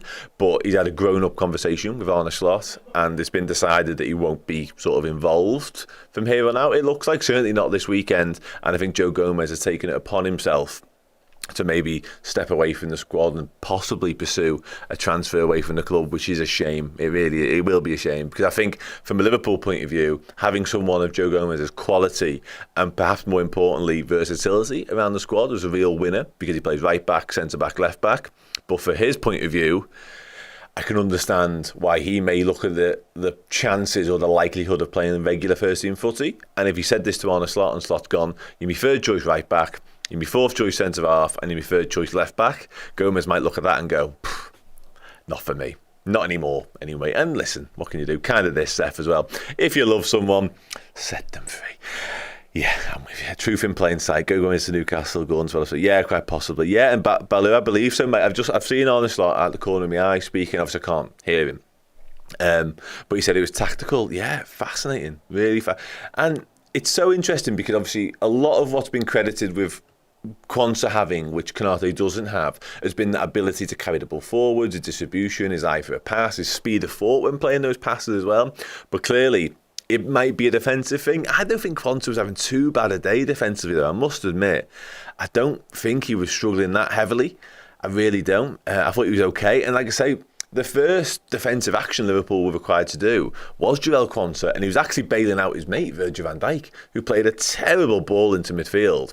Ipswich won it high, half a chance for Ipswich, shot, and Quanta's the man getting across to block it. So I don't think he was poor by any stretch. I really don't. Due to losing Jules with a striker, he wanted Ibra. As he said that, he might have said that. And that would make sense. I mentioned earlier on, if it was that one-on-one defensive quality and strength, that extra toughness back there he wanted maybe. Because I think Konate has just about got the edge on Quanta when it comes to that. But anyway, let's dive back into... Yeah, okay, I'm back in the Discord now. Who said this? Joe Nevis has confirmed. Yeah, okay, he did confirm we lost too many Jules needing Ibra. If he said exactly that, it's really boss. Because for a long time, since Slot's arrived, I've wondered whether he'll be one just to... He says how it is, doesn't he? He's very straight talking. And if he's come out post-match and said, Jarell Quanta lost too many Jules, that in itself is very honest. Like, very, very honest. Like, how often would a and Baloo's confirming here as well. How often would a manager sugarcoat it to protect the player, or maybe not name names, or just say, I felt like we need to be more vague about it, is what I'm trying to say. But not Arne. Not Arne. Okay, last few comments now. Let's dive back into the Twitter. We'll start to wrap up because I've got a player ranking show to do. Let's see what people over on Twitter are saying. Gavin Dixon, Gravenberch was showing real class in that second half. Still work to do to get the team firing all cylinders, but the patterns are there. We 100% agree with that. Def the Kid. Okay, great day, great result, but I would have liked to see Nunes come on. Yeah, potentially quite telling that we didn't see Darwin, but yeah, who knows. Love the away kit. That's good. Some kit talk there. Aaron Binning, first half wasn't the strongest, but kicked right into gear in the second. Some of the plays in that game were insane. Long may it continue, and he finishes it with slots happening. Very nice. Daniel Morrison, the first half was worrying, and it could have been a different game if Ipswich had scored early. Ipswich, quite literally. But we were wondering wonderful in the second half, rather, and Trent was insane. We must keep him. Yeah, I mean, we absolutely must keep Trent. That's not even a conversation piece, is it? Let's be fair. It's just he is the priority number one when it comes to new contracts for me. Mo Salah, once again today, I mean, what's that, 9 goals on opening day now for Mo Salah, a goal and assist in every one since he became a Liverpool player. Like, just a freak of nature. The man is just inevitable, and an 8th season wonder would appear to be upon us. However, his contract situation, his contract renewal, as important as that is, does fall below Trent Alexander-Arnold to me, and likewise Virgil van Dijk, because Trent's got the best years of his football life ahead of him and is just an insanely good footballer. So yeah, I'm not going to answer, Iggy, I love you to pieces, mate, but I'm not going to answer transfer news right now. I've just touched on contracts. I'm not going to do transfer stuff. And I do love you, but I do apologise. Yeah, the slot was being Dutch honest in that response. I ain't mad at it. I love the honesty. Yeah, me and you both. And you know what, Rob? I've seen a couple of people pick up on this slot not going for the away end. And Chloe's in the away end, so she might have her own take on that. But it feels as though Arne Slot is just going about his business at the moment.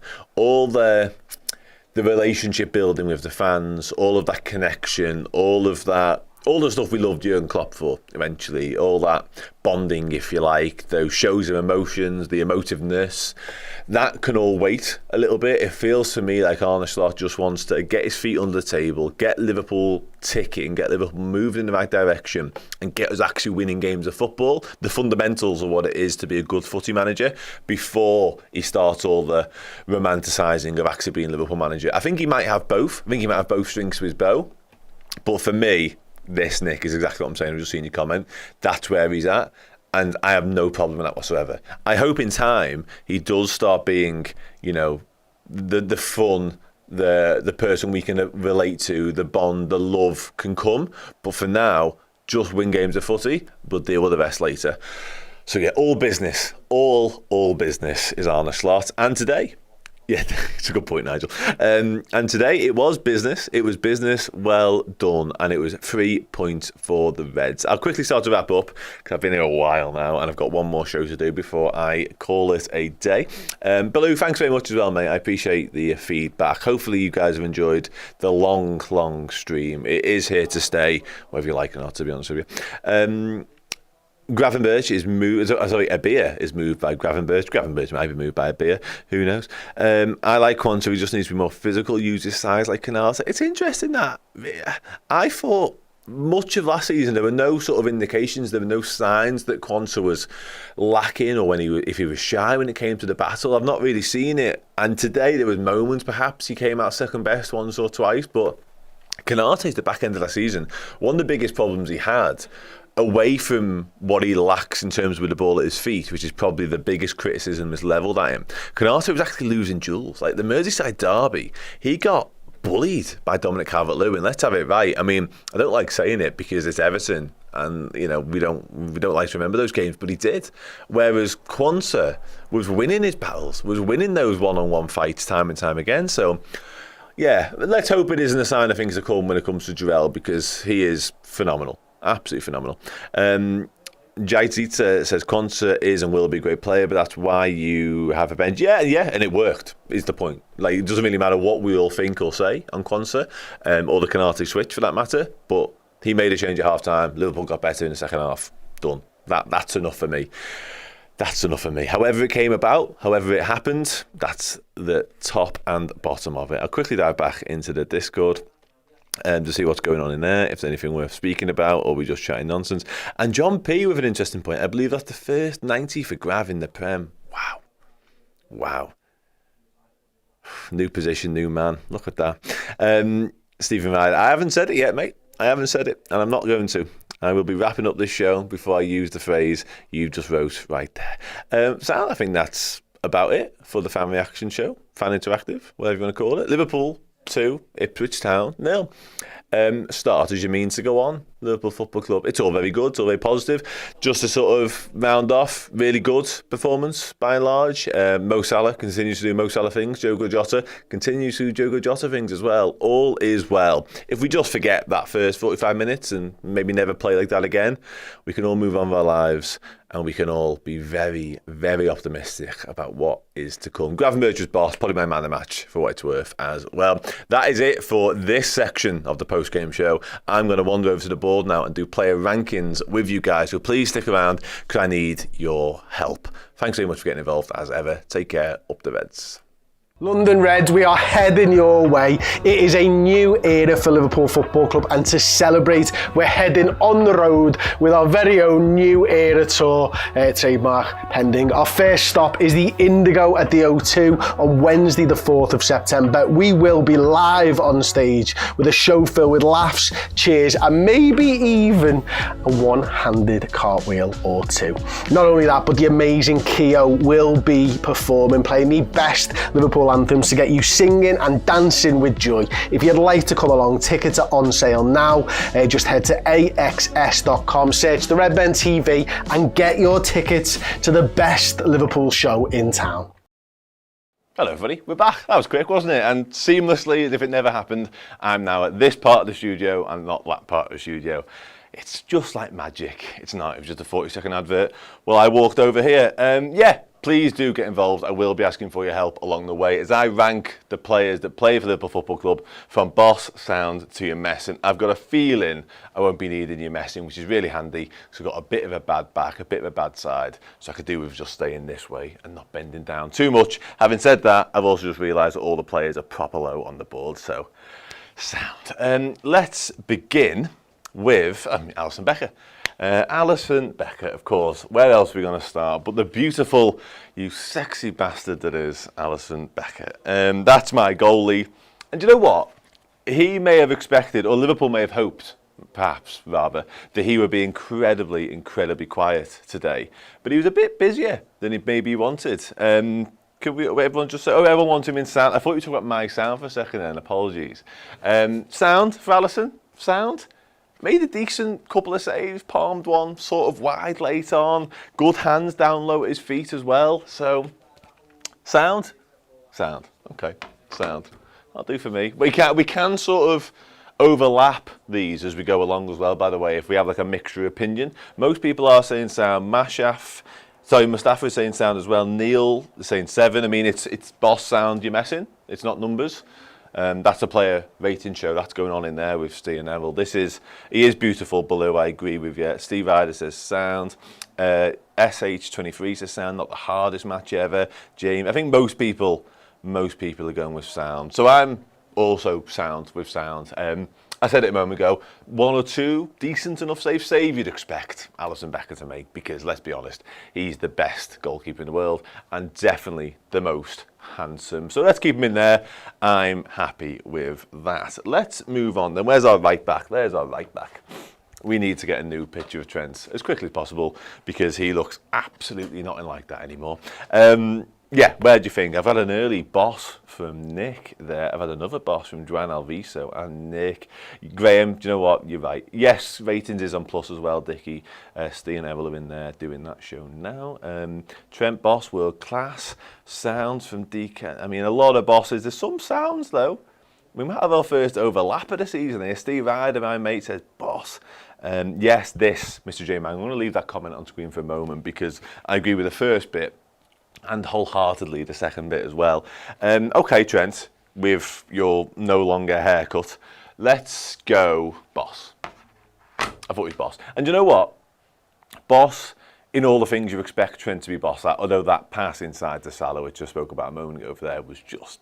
Trent brilliant at football, right? Trent is an incredible footballer. He is an absolute architect, a genius with the ball at his feet. But even that pass, for me, and listen, he's played better passes down the years, don't get me wrong, but the one in the Club World Cup semi-final, when Bobby Firmino scored, semi-final, late on, you know, when he just has that, he just sees him and he thinks, I can play that ball, and he just kind of fizzes it in and along, a bouncing little ball. It was similar to that in a way, because not many footballers on this earth actually see that pass, let alone then execute it in the way that he does. It's just brilliant. But the point I was going to make before I remembered how good that pass was that defensively he was actually really good as well. There's a moment in the first half where we looked like we've been caught out, like 4-on-2, and he gets isolated 1-on-1, and he just does enough to hold up his man. There's a similar incident later on in the game as well. So yeah, Trent was brilliant, absolutely brilliant, in amongst the man of the match category for me. So yeah, I mean, Bacon Bakes as sound first half. Yeah, nobody was good in the first half, were they? And I think actually out of the performers in the first half, he was in amongst the better ones, because those defensive moments that I've just touched upon there. He held up, was it Amari Hutchinson, when we were in a lot of trouble. Hutchinson gets a shot away in the end, which Alisson saves comfortably. But if Trent doesn't hold him up, that situation could evolve nastily. Nastily. Okay, let's move on then. Let's do, no problem at all. Let's do Jarell. Where's my mate Jarell? There he is. Gravenberch is hanging on by a thread down there, by the way, as well. Who knows what happens when I pick him up in a minute. Came off at half-time, Jarell Quansah. We now understand it was tactical, not injury-related, which is good news. I thought he was good.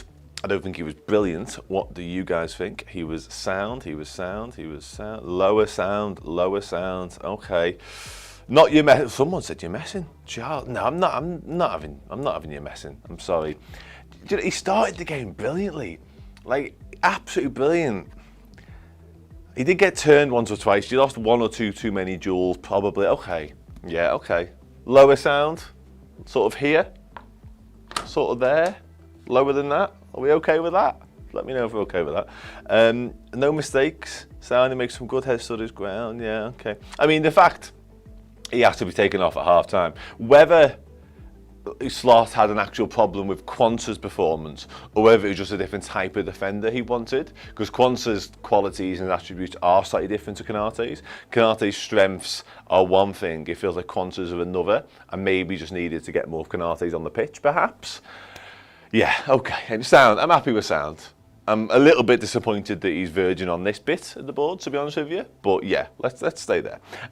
Virgil van Dijk, Captain Virgil, nearly put us in the shit, and actually he bailed us out the shit very early on with what can only be described as a hospital pass into the middle of the park. Left-footed. I think he's trying to switch it to Trent, but he underhits it and then some. It's poor, really poor. But anyway, all's well that ends well, and Quansah got us out the shit.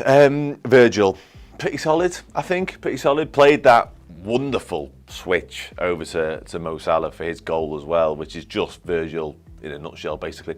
No, you're messing on the show. I agree with you, Ian. Absolutely agree with you. High sound, lots of sounds. We've got some bosses in there as well, more high sounds.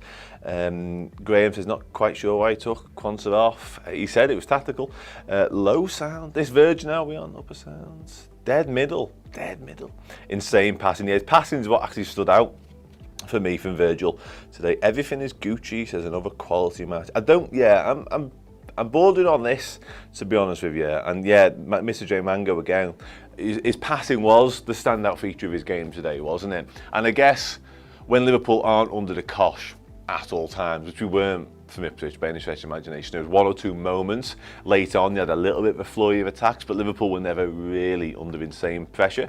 That is the type of game when you want Virgil to show his value to the squad, to show his quality in what he can do with the ball at his feet and how he can unlock defences and get us moving. And I think he did that today. So yeah, I think I'm bordering on that, to be honest with you, for Virgil, because again, not tested in an extreme manner for his defensive acumen, but very, very good with his passing range and all that sort of stuff. So yeah, okay, happy with that. Some sublime passing, says Ian. So let's go to Andy Robbo. I'm interested by this one. What do we think? I almost don't want to say anything. I want to see what you guys think. Modernista says, edge Quansah up. There you go. Well, I just seen Virgil van Dijk calm as you like, and I liked it, so he said it. Low sound, just sound, lower sound, lower sound. Neil says sound. We've had our first "you're messing" shout from CT. I'll be honest with you, if this game stopped for whatever reason after 20 minutes, I don't know why, no water, whatever, he would have been in "you're messing," because I think he started the game terribly. Was it, he played that terribly under-hit pass in the middle of the park and Ipswich counted on us. He then got his touch wrong in the same instant and then nearly gave away a free kick in the space of like 30 seconds. He just looked off it to me for a long time in that first half. And Liverpool weren't good in that first half, don't get me wrong, but he was probably at the heart of us not being good, which isn't where you want to be if you're a football player. So, yeah, somebody mentioned he looks unfit. I probably agree.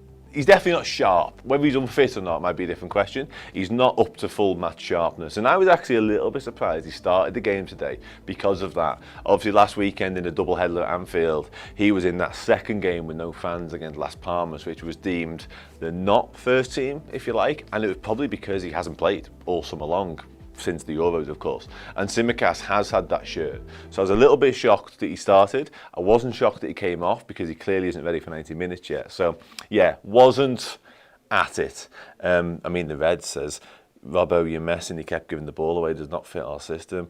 He needs to get full match fitness. Yeah, I agree. I'm bordering on this, guys. I'll be honest. I think you're messing's harsh because I think he got better. But again, I'll come back to it. That first 20 minutes, his touch was off, his passing was off. Everything was off for a little while there, but then I think he grew into it. I think he became more influential. His overlapping stuff down the left, he did a lot more of that. So let's pop him there alongside Jarell, and we'll see how we get on. Eh? Okay, let's move into the midfield. Ryan Gravenberch. Now, see, I told you anything could happen.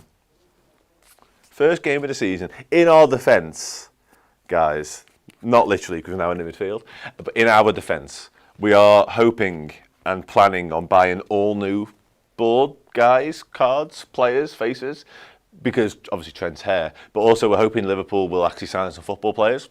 As much as some of you believe that we don't want that to happen, we actually do. So we haven't invested on new boards yet in the hope that we need some new people. So this one's, it's off.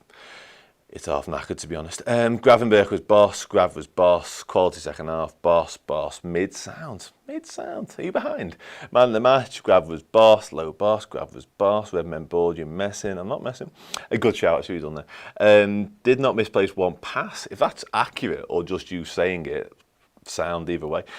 Boss, man the match, shout, man the match. Okay, we have a man the match star somewhere, I'll try and find that. But I think it's pretty unanimous that he should be up there. I was trying to find the man the match ring, see if we can do that in a second. He was boss, wasn't he? He was. And I've said for a little while on Gravenberch, I'm not going to pretend to be some sort of oracle, but he has a lot of what you'd like to do that 6 role, certainly in the way that Slot wanted to be played. Stylistically, he is a good fit. I've heard some people compare him to Yaya Toure, which is something. And if that's true, then happy days. I do still have reservations, doubts about his defensive acumen and whether he has that switched on discipline enough to do it in different types of games where maybe he's required to run backwards a little bit more. That all remains to be seen. For today, though, he was outstanding and definitely our man the match, an 86% passing accuracy. Turns on a sixpence, leaves players for dead. So graceful when he runs with the ball. I love watching him run with the ball. Yeah, happy days. Alexis McAllister. Right, if we were judging him on that shot alone, that volley, my shitting God, he'd be underground at this point, wouldn't he? Because that was terrible. Player of the match, Holton, you are right. Javid says sound, Nick T says sound, and I agree. I don't think it was his best game, to be honest with you, but he just goes about his business, doesn't he, McAllister? He doesn't really put a foot wrong very often. He's that all-round, do-it-all type midfielder who just allows us to play. But it feels like if we needed him to step up in a big moment, a la Sheffield United last season, he'd also do that as well for you. I just love him. He's boss. He's not boss today, but he's just a boss person. So yeah, I'm going to go with Sound. Consistent and dependable. That's a really good way of describing it. Hawk says he grew into the game, yeah, and I just think he is that Mr. Consistency, exactly that, and he just just makes me feel relaxed when he's in the middle of the park. And it feels like, even as good as Gravenberch was today, I thought Szoboszlai was okay. We'll touch on him in a minute. But he's going to be the one, that midfield general, all season long. You know, it feels like it's his shirt. And when he's in there, it's kind of who plays with him, as opposed to let's get him in the side. It's going to be who accompanies him at midfield. I'm absolutely certain of it. And you know what, Craig, you might be right. He's played a lot of footy, but he was just the general, just metronomic in the midfield. Again, wins his tackles, wins his duels, puts his foot in, gets about, always available for a pass. Yeah, just does what he does. I like him a lot. Let's put him there. Somebody said the least noticeable player, but that's kind of him in a nutshell at times. Like I say, I think there'll be moments whereby you do forget he's on the pitch, but if you actually need him in that pivotal, game-winning, game-changing, definitive action, it's very often it's going to be Alexis McAllister. Just bear with me 1 second. I'm going to try and find the man of the match star. That's not it. That's 2 footies. Yeah, I've got it. Wait. I've got it. We'll deal with that in a moment. Let's put that there. Right, let's move on. Dominic Szoboszlai. He's good looking as well, isn't he? What do we think of Dominic? Was it a shot? Was it a pass? It was a shot. It was fucking shit as well. Dom Szoboszlai, what do we make of Dom today? I'm struggling. He's a very silky genie regen. I guess you talk about Gravenberch a moment ago. We'll deal with the man of the match thing in a moment. Average sound, Sobo high sound, Sobo sound, more high sound. Lots of sounds for Dom Szoboszlai. I think he went a little bit under the radar today as well. The one moment of pure quality I can remember from Szoboszlai was that crossfield switch to Luis Diaz. Played it on the run, hit it almost like knuckleball style, which I know he's kind of renowned for actually back in Hungary. And it was one hell of a ball. Like, it went so far and so high in the most simplistic of terms, but it landed right on a sixpence, right on the end of Luis Diaz's boot, and allowed Diaz to move on from there. So yeah, wonderful, absolutely wonderful. Anton Frost said Quant's been thrown under a bus. It depends how Arne Slot sold it to him, I guess, doesn't it? I know I'm backtracking here, but if that conversation's gone smoothly and Slot just said, we just need a different type of defender, Quant will understand that. He'll learn from it, everything will be fine. He was everywhere on the pitch. That's one thing we can never question when it comes to Sobo, is his work rate, is that endeavour, it's that desire to just cover every blade of grass. And I think you're right, I think he does that again. Once again today, hopefully he doesn't run himself into the ground like he did last season. Are we going there?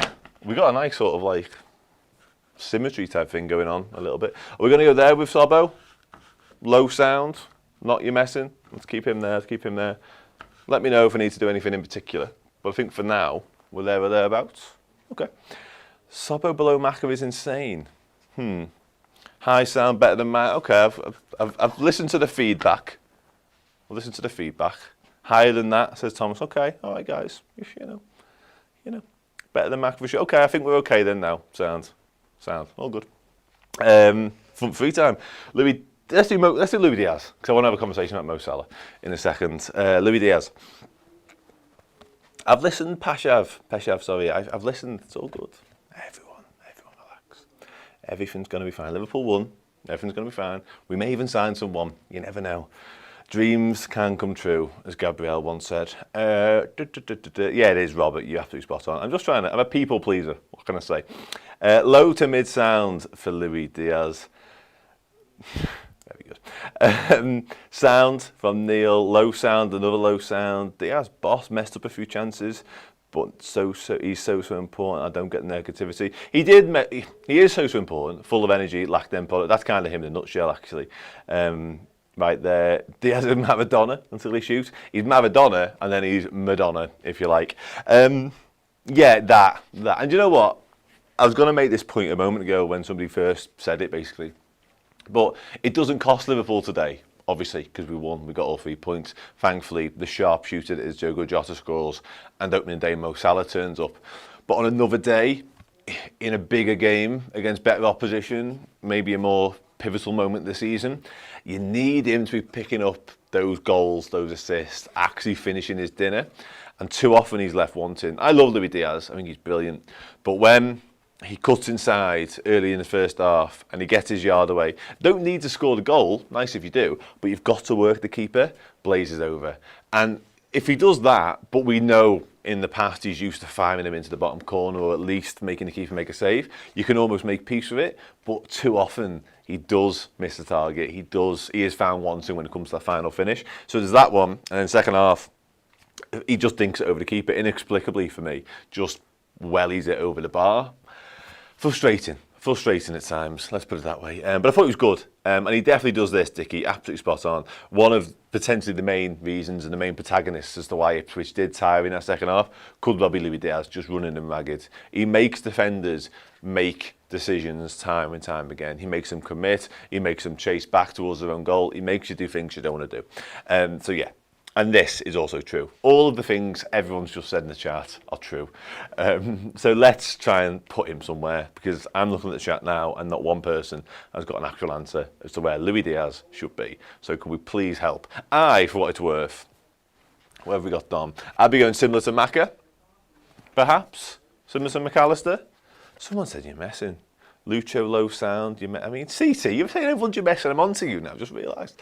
Dead centre sound from Lita, you're messing. I've just done the messing one. Low sound, here we go, now we're talking. Sound. Somebody else with you messing, you're messing. Okay, let's go lower sound then. That seems to be the general consensus. Well, I'll put him there, let me know if you hate it. And if you don't, and then I'll maybe move it, I might not. Diogo Jota, next. Misses the least Diogo Jota-esque miss of all time. I mean, what is he doing? He literally meter you away on the camera, and he finds a way of heading wide. I can't really explain as to why, but literally about 90 seconds later, he scores. Yeah, good, again. And do you know what's interesting? I often make a point of watching Diogo Jota in a slightly different way, because we know he scores goals. We know he comes up trumps in those big moments more often than not. But what's his all-round play like? And I thought his all-round play today was really good. There's a moment in the first half where he turns away from one or two defenders, wriggles out of a tight situation and gets us playing. Yeah, very good. Very, very good. Mr. Sitter, sound, lower boss, Yero boss, Dio goal, upper sound. We're all in around the upper sound to boss region vicinity here. Tio says low boss, high sound, best player first half. I think I'm with you. To be honest, I'm liking this chat. You guys are all right. Best player in the first half as well, says Simon Owens. More boss. We've had a boss and a sound. Keep it funky, says sound. High sound. CT, you're back. You're back with us. Let's go here for Diogo.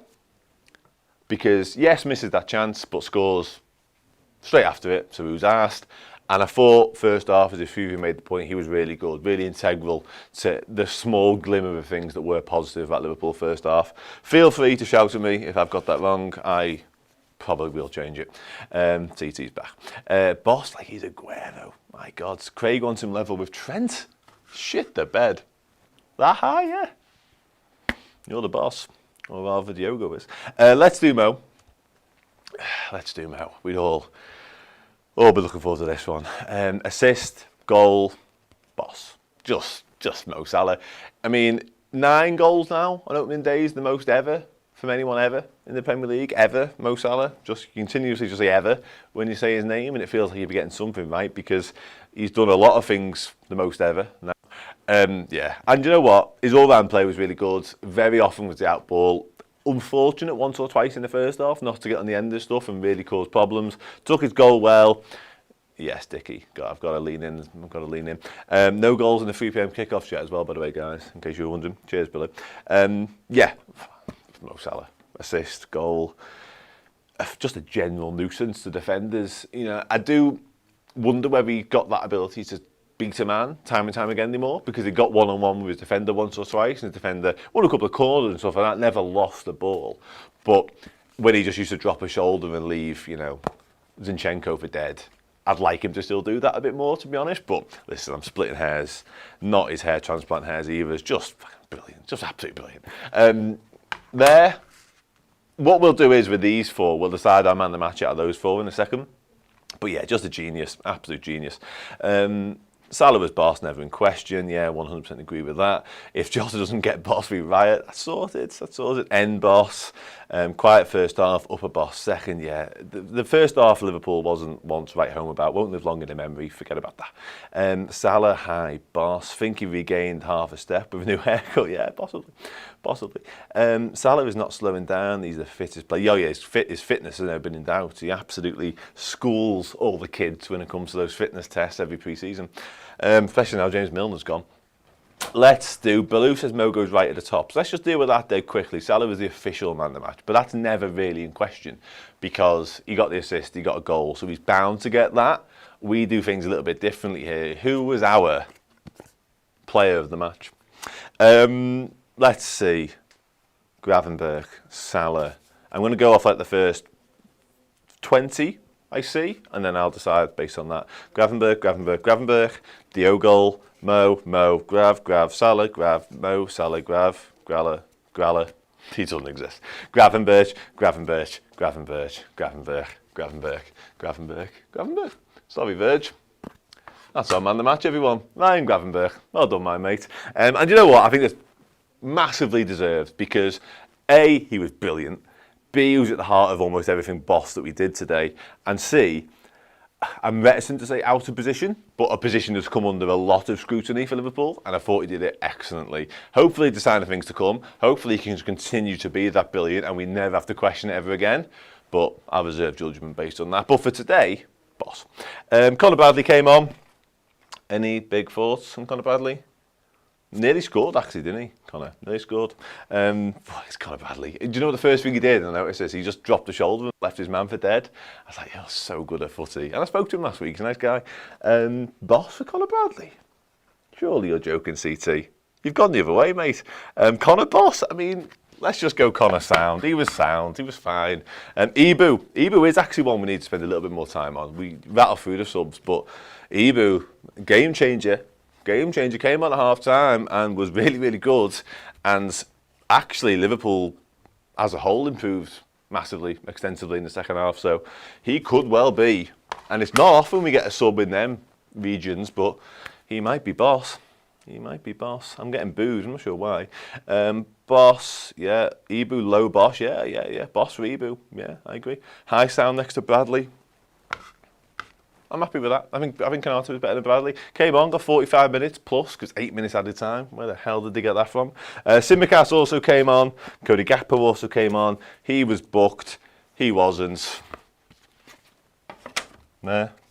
I don't know if you can see that, because I feel like I'm in the way, but he's there. Okay. Sad. Why no Harvey today? Why no Darwin Núñez today? I don't know, managing minutes, there's a lot of football still to come. That's our board, everyone. I don't actually know on the screen if you can still see Ryan Gravenberch because he's really high. Not many people in this building will be able to get him down, but it's a good job I'm here Monday morning to do so because he is. Me or Paul, you'll need for that basically because he's right up there. Sound, I think we're good. The only messing was the ref. Yeah. Come back to it. How on earth was that handball not giving us a yellow card? Sees the handball, gives a free kick, doesn't book him. Make it make sense. You guys made a lot of sense. A lot of sense. Thank you so much for getting involved in this bit, the last bit, the bit before it, the bit before that, and the bit right at the start. It's massively appreciated as ever. Hope you enjoyed it. Hope it made a lot of sense. We've done quite a lot of talking, but genuinely I'm pretty sure that was your first match day experience, like in full when it comes to the Premier League stuff. We had a pre-season game, but whatever. Thank you very much as ever, honestly, for watching, listening, taking it in, consuming any way you saw fit. Liverpool won 2-0. That's the main thing. Diogo Jota's brilliant. Mo Salah is Mo Salah. Arne Slot's Reds look okay. Not perfect, not the finished article, but all right. I will see you next time, and probably before that as well, so take care. Up the Reds.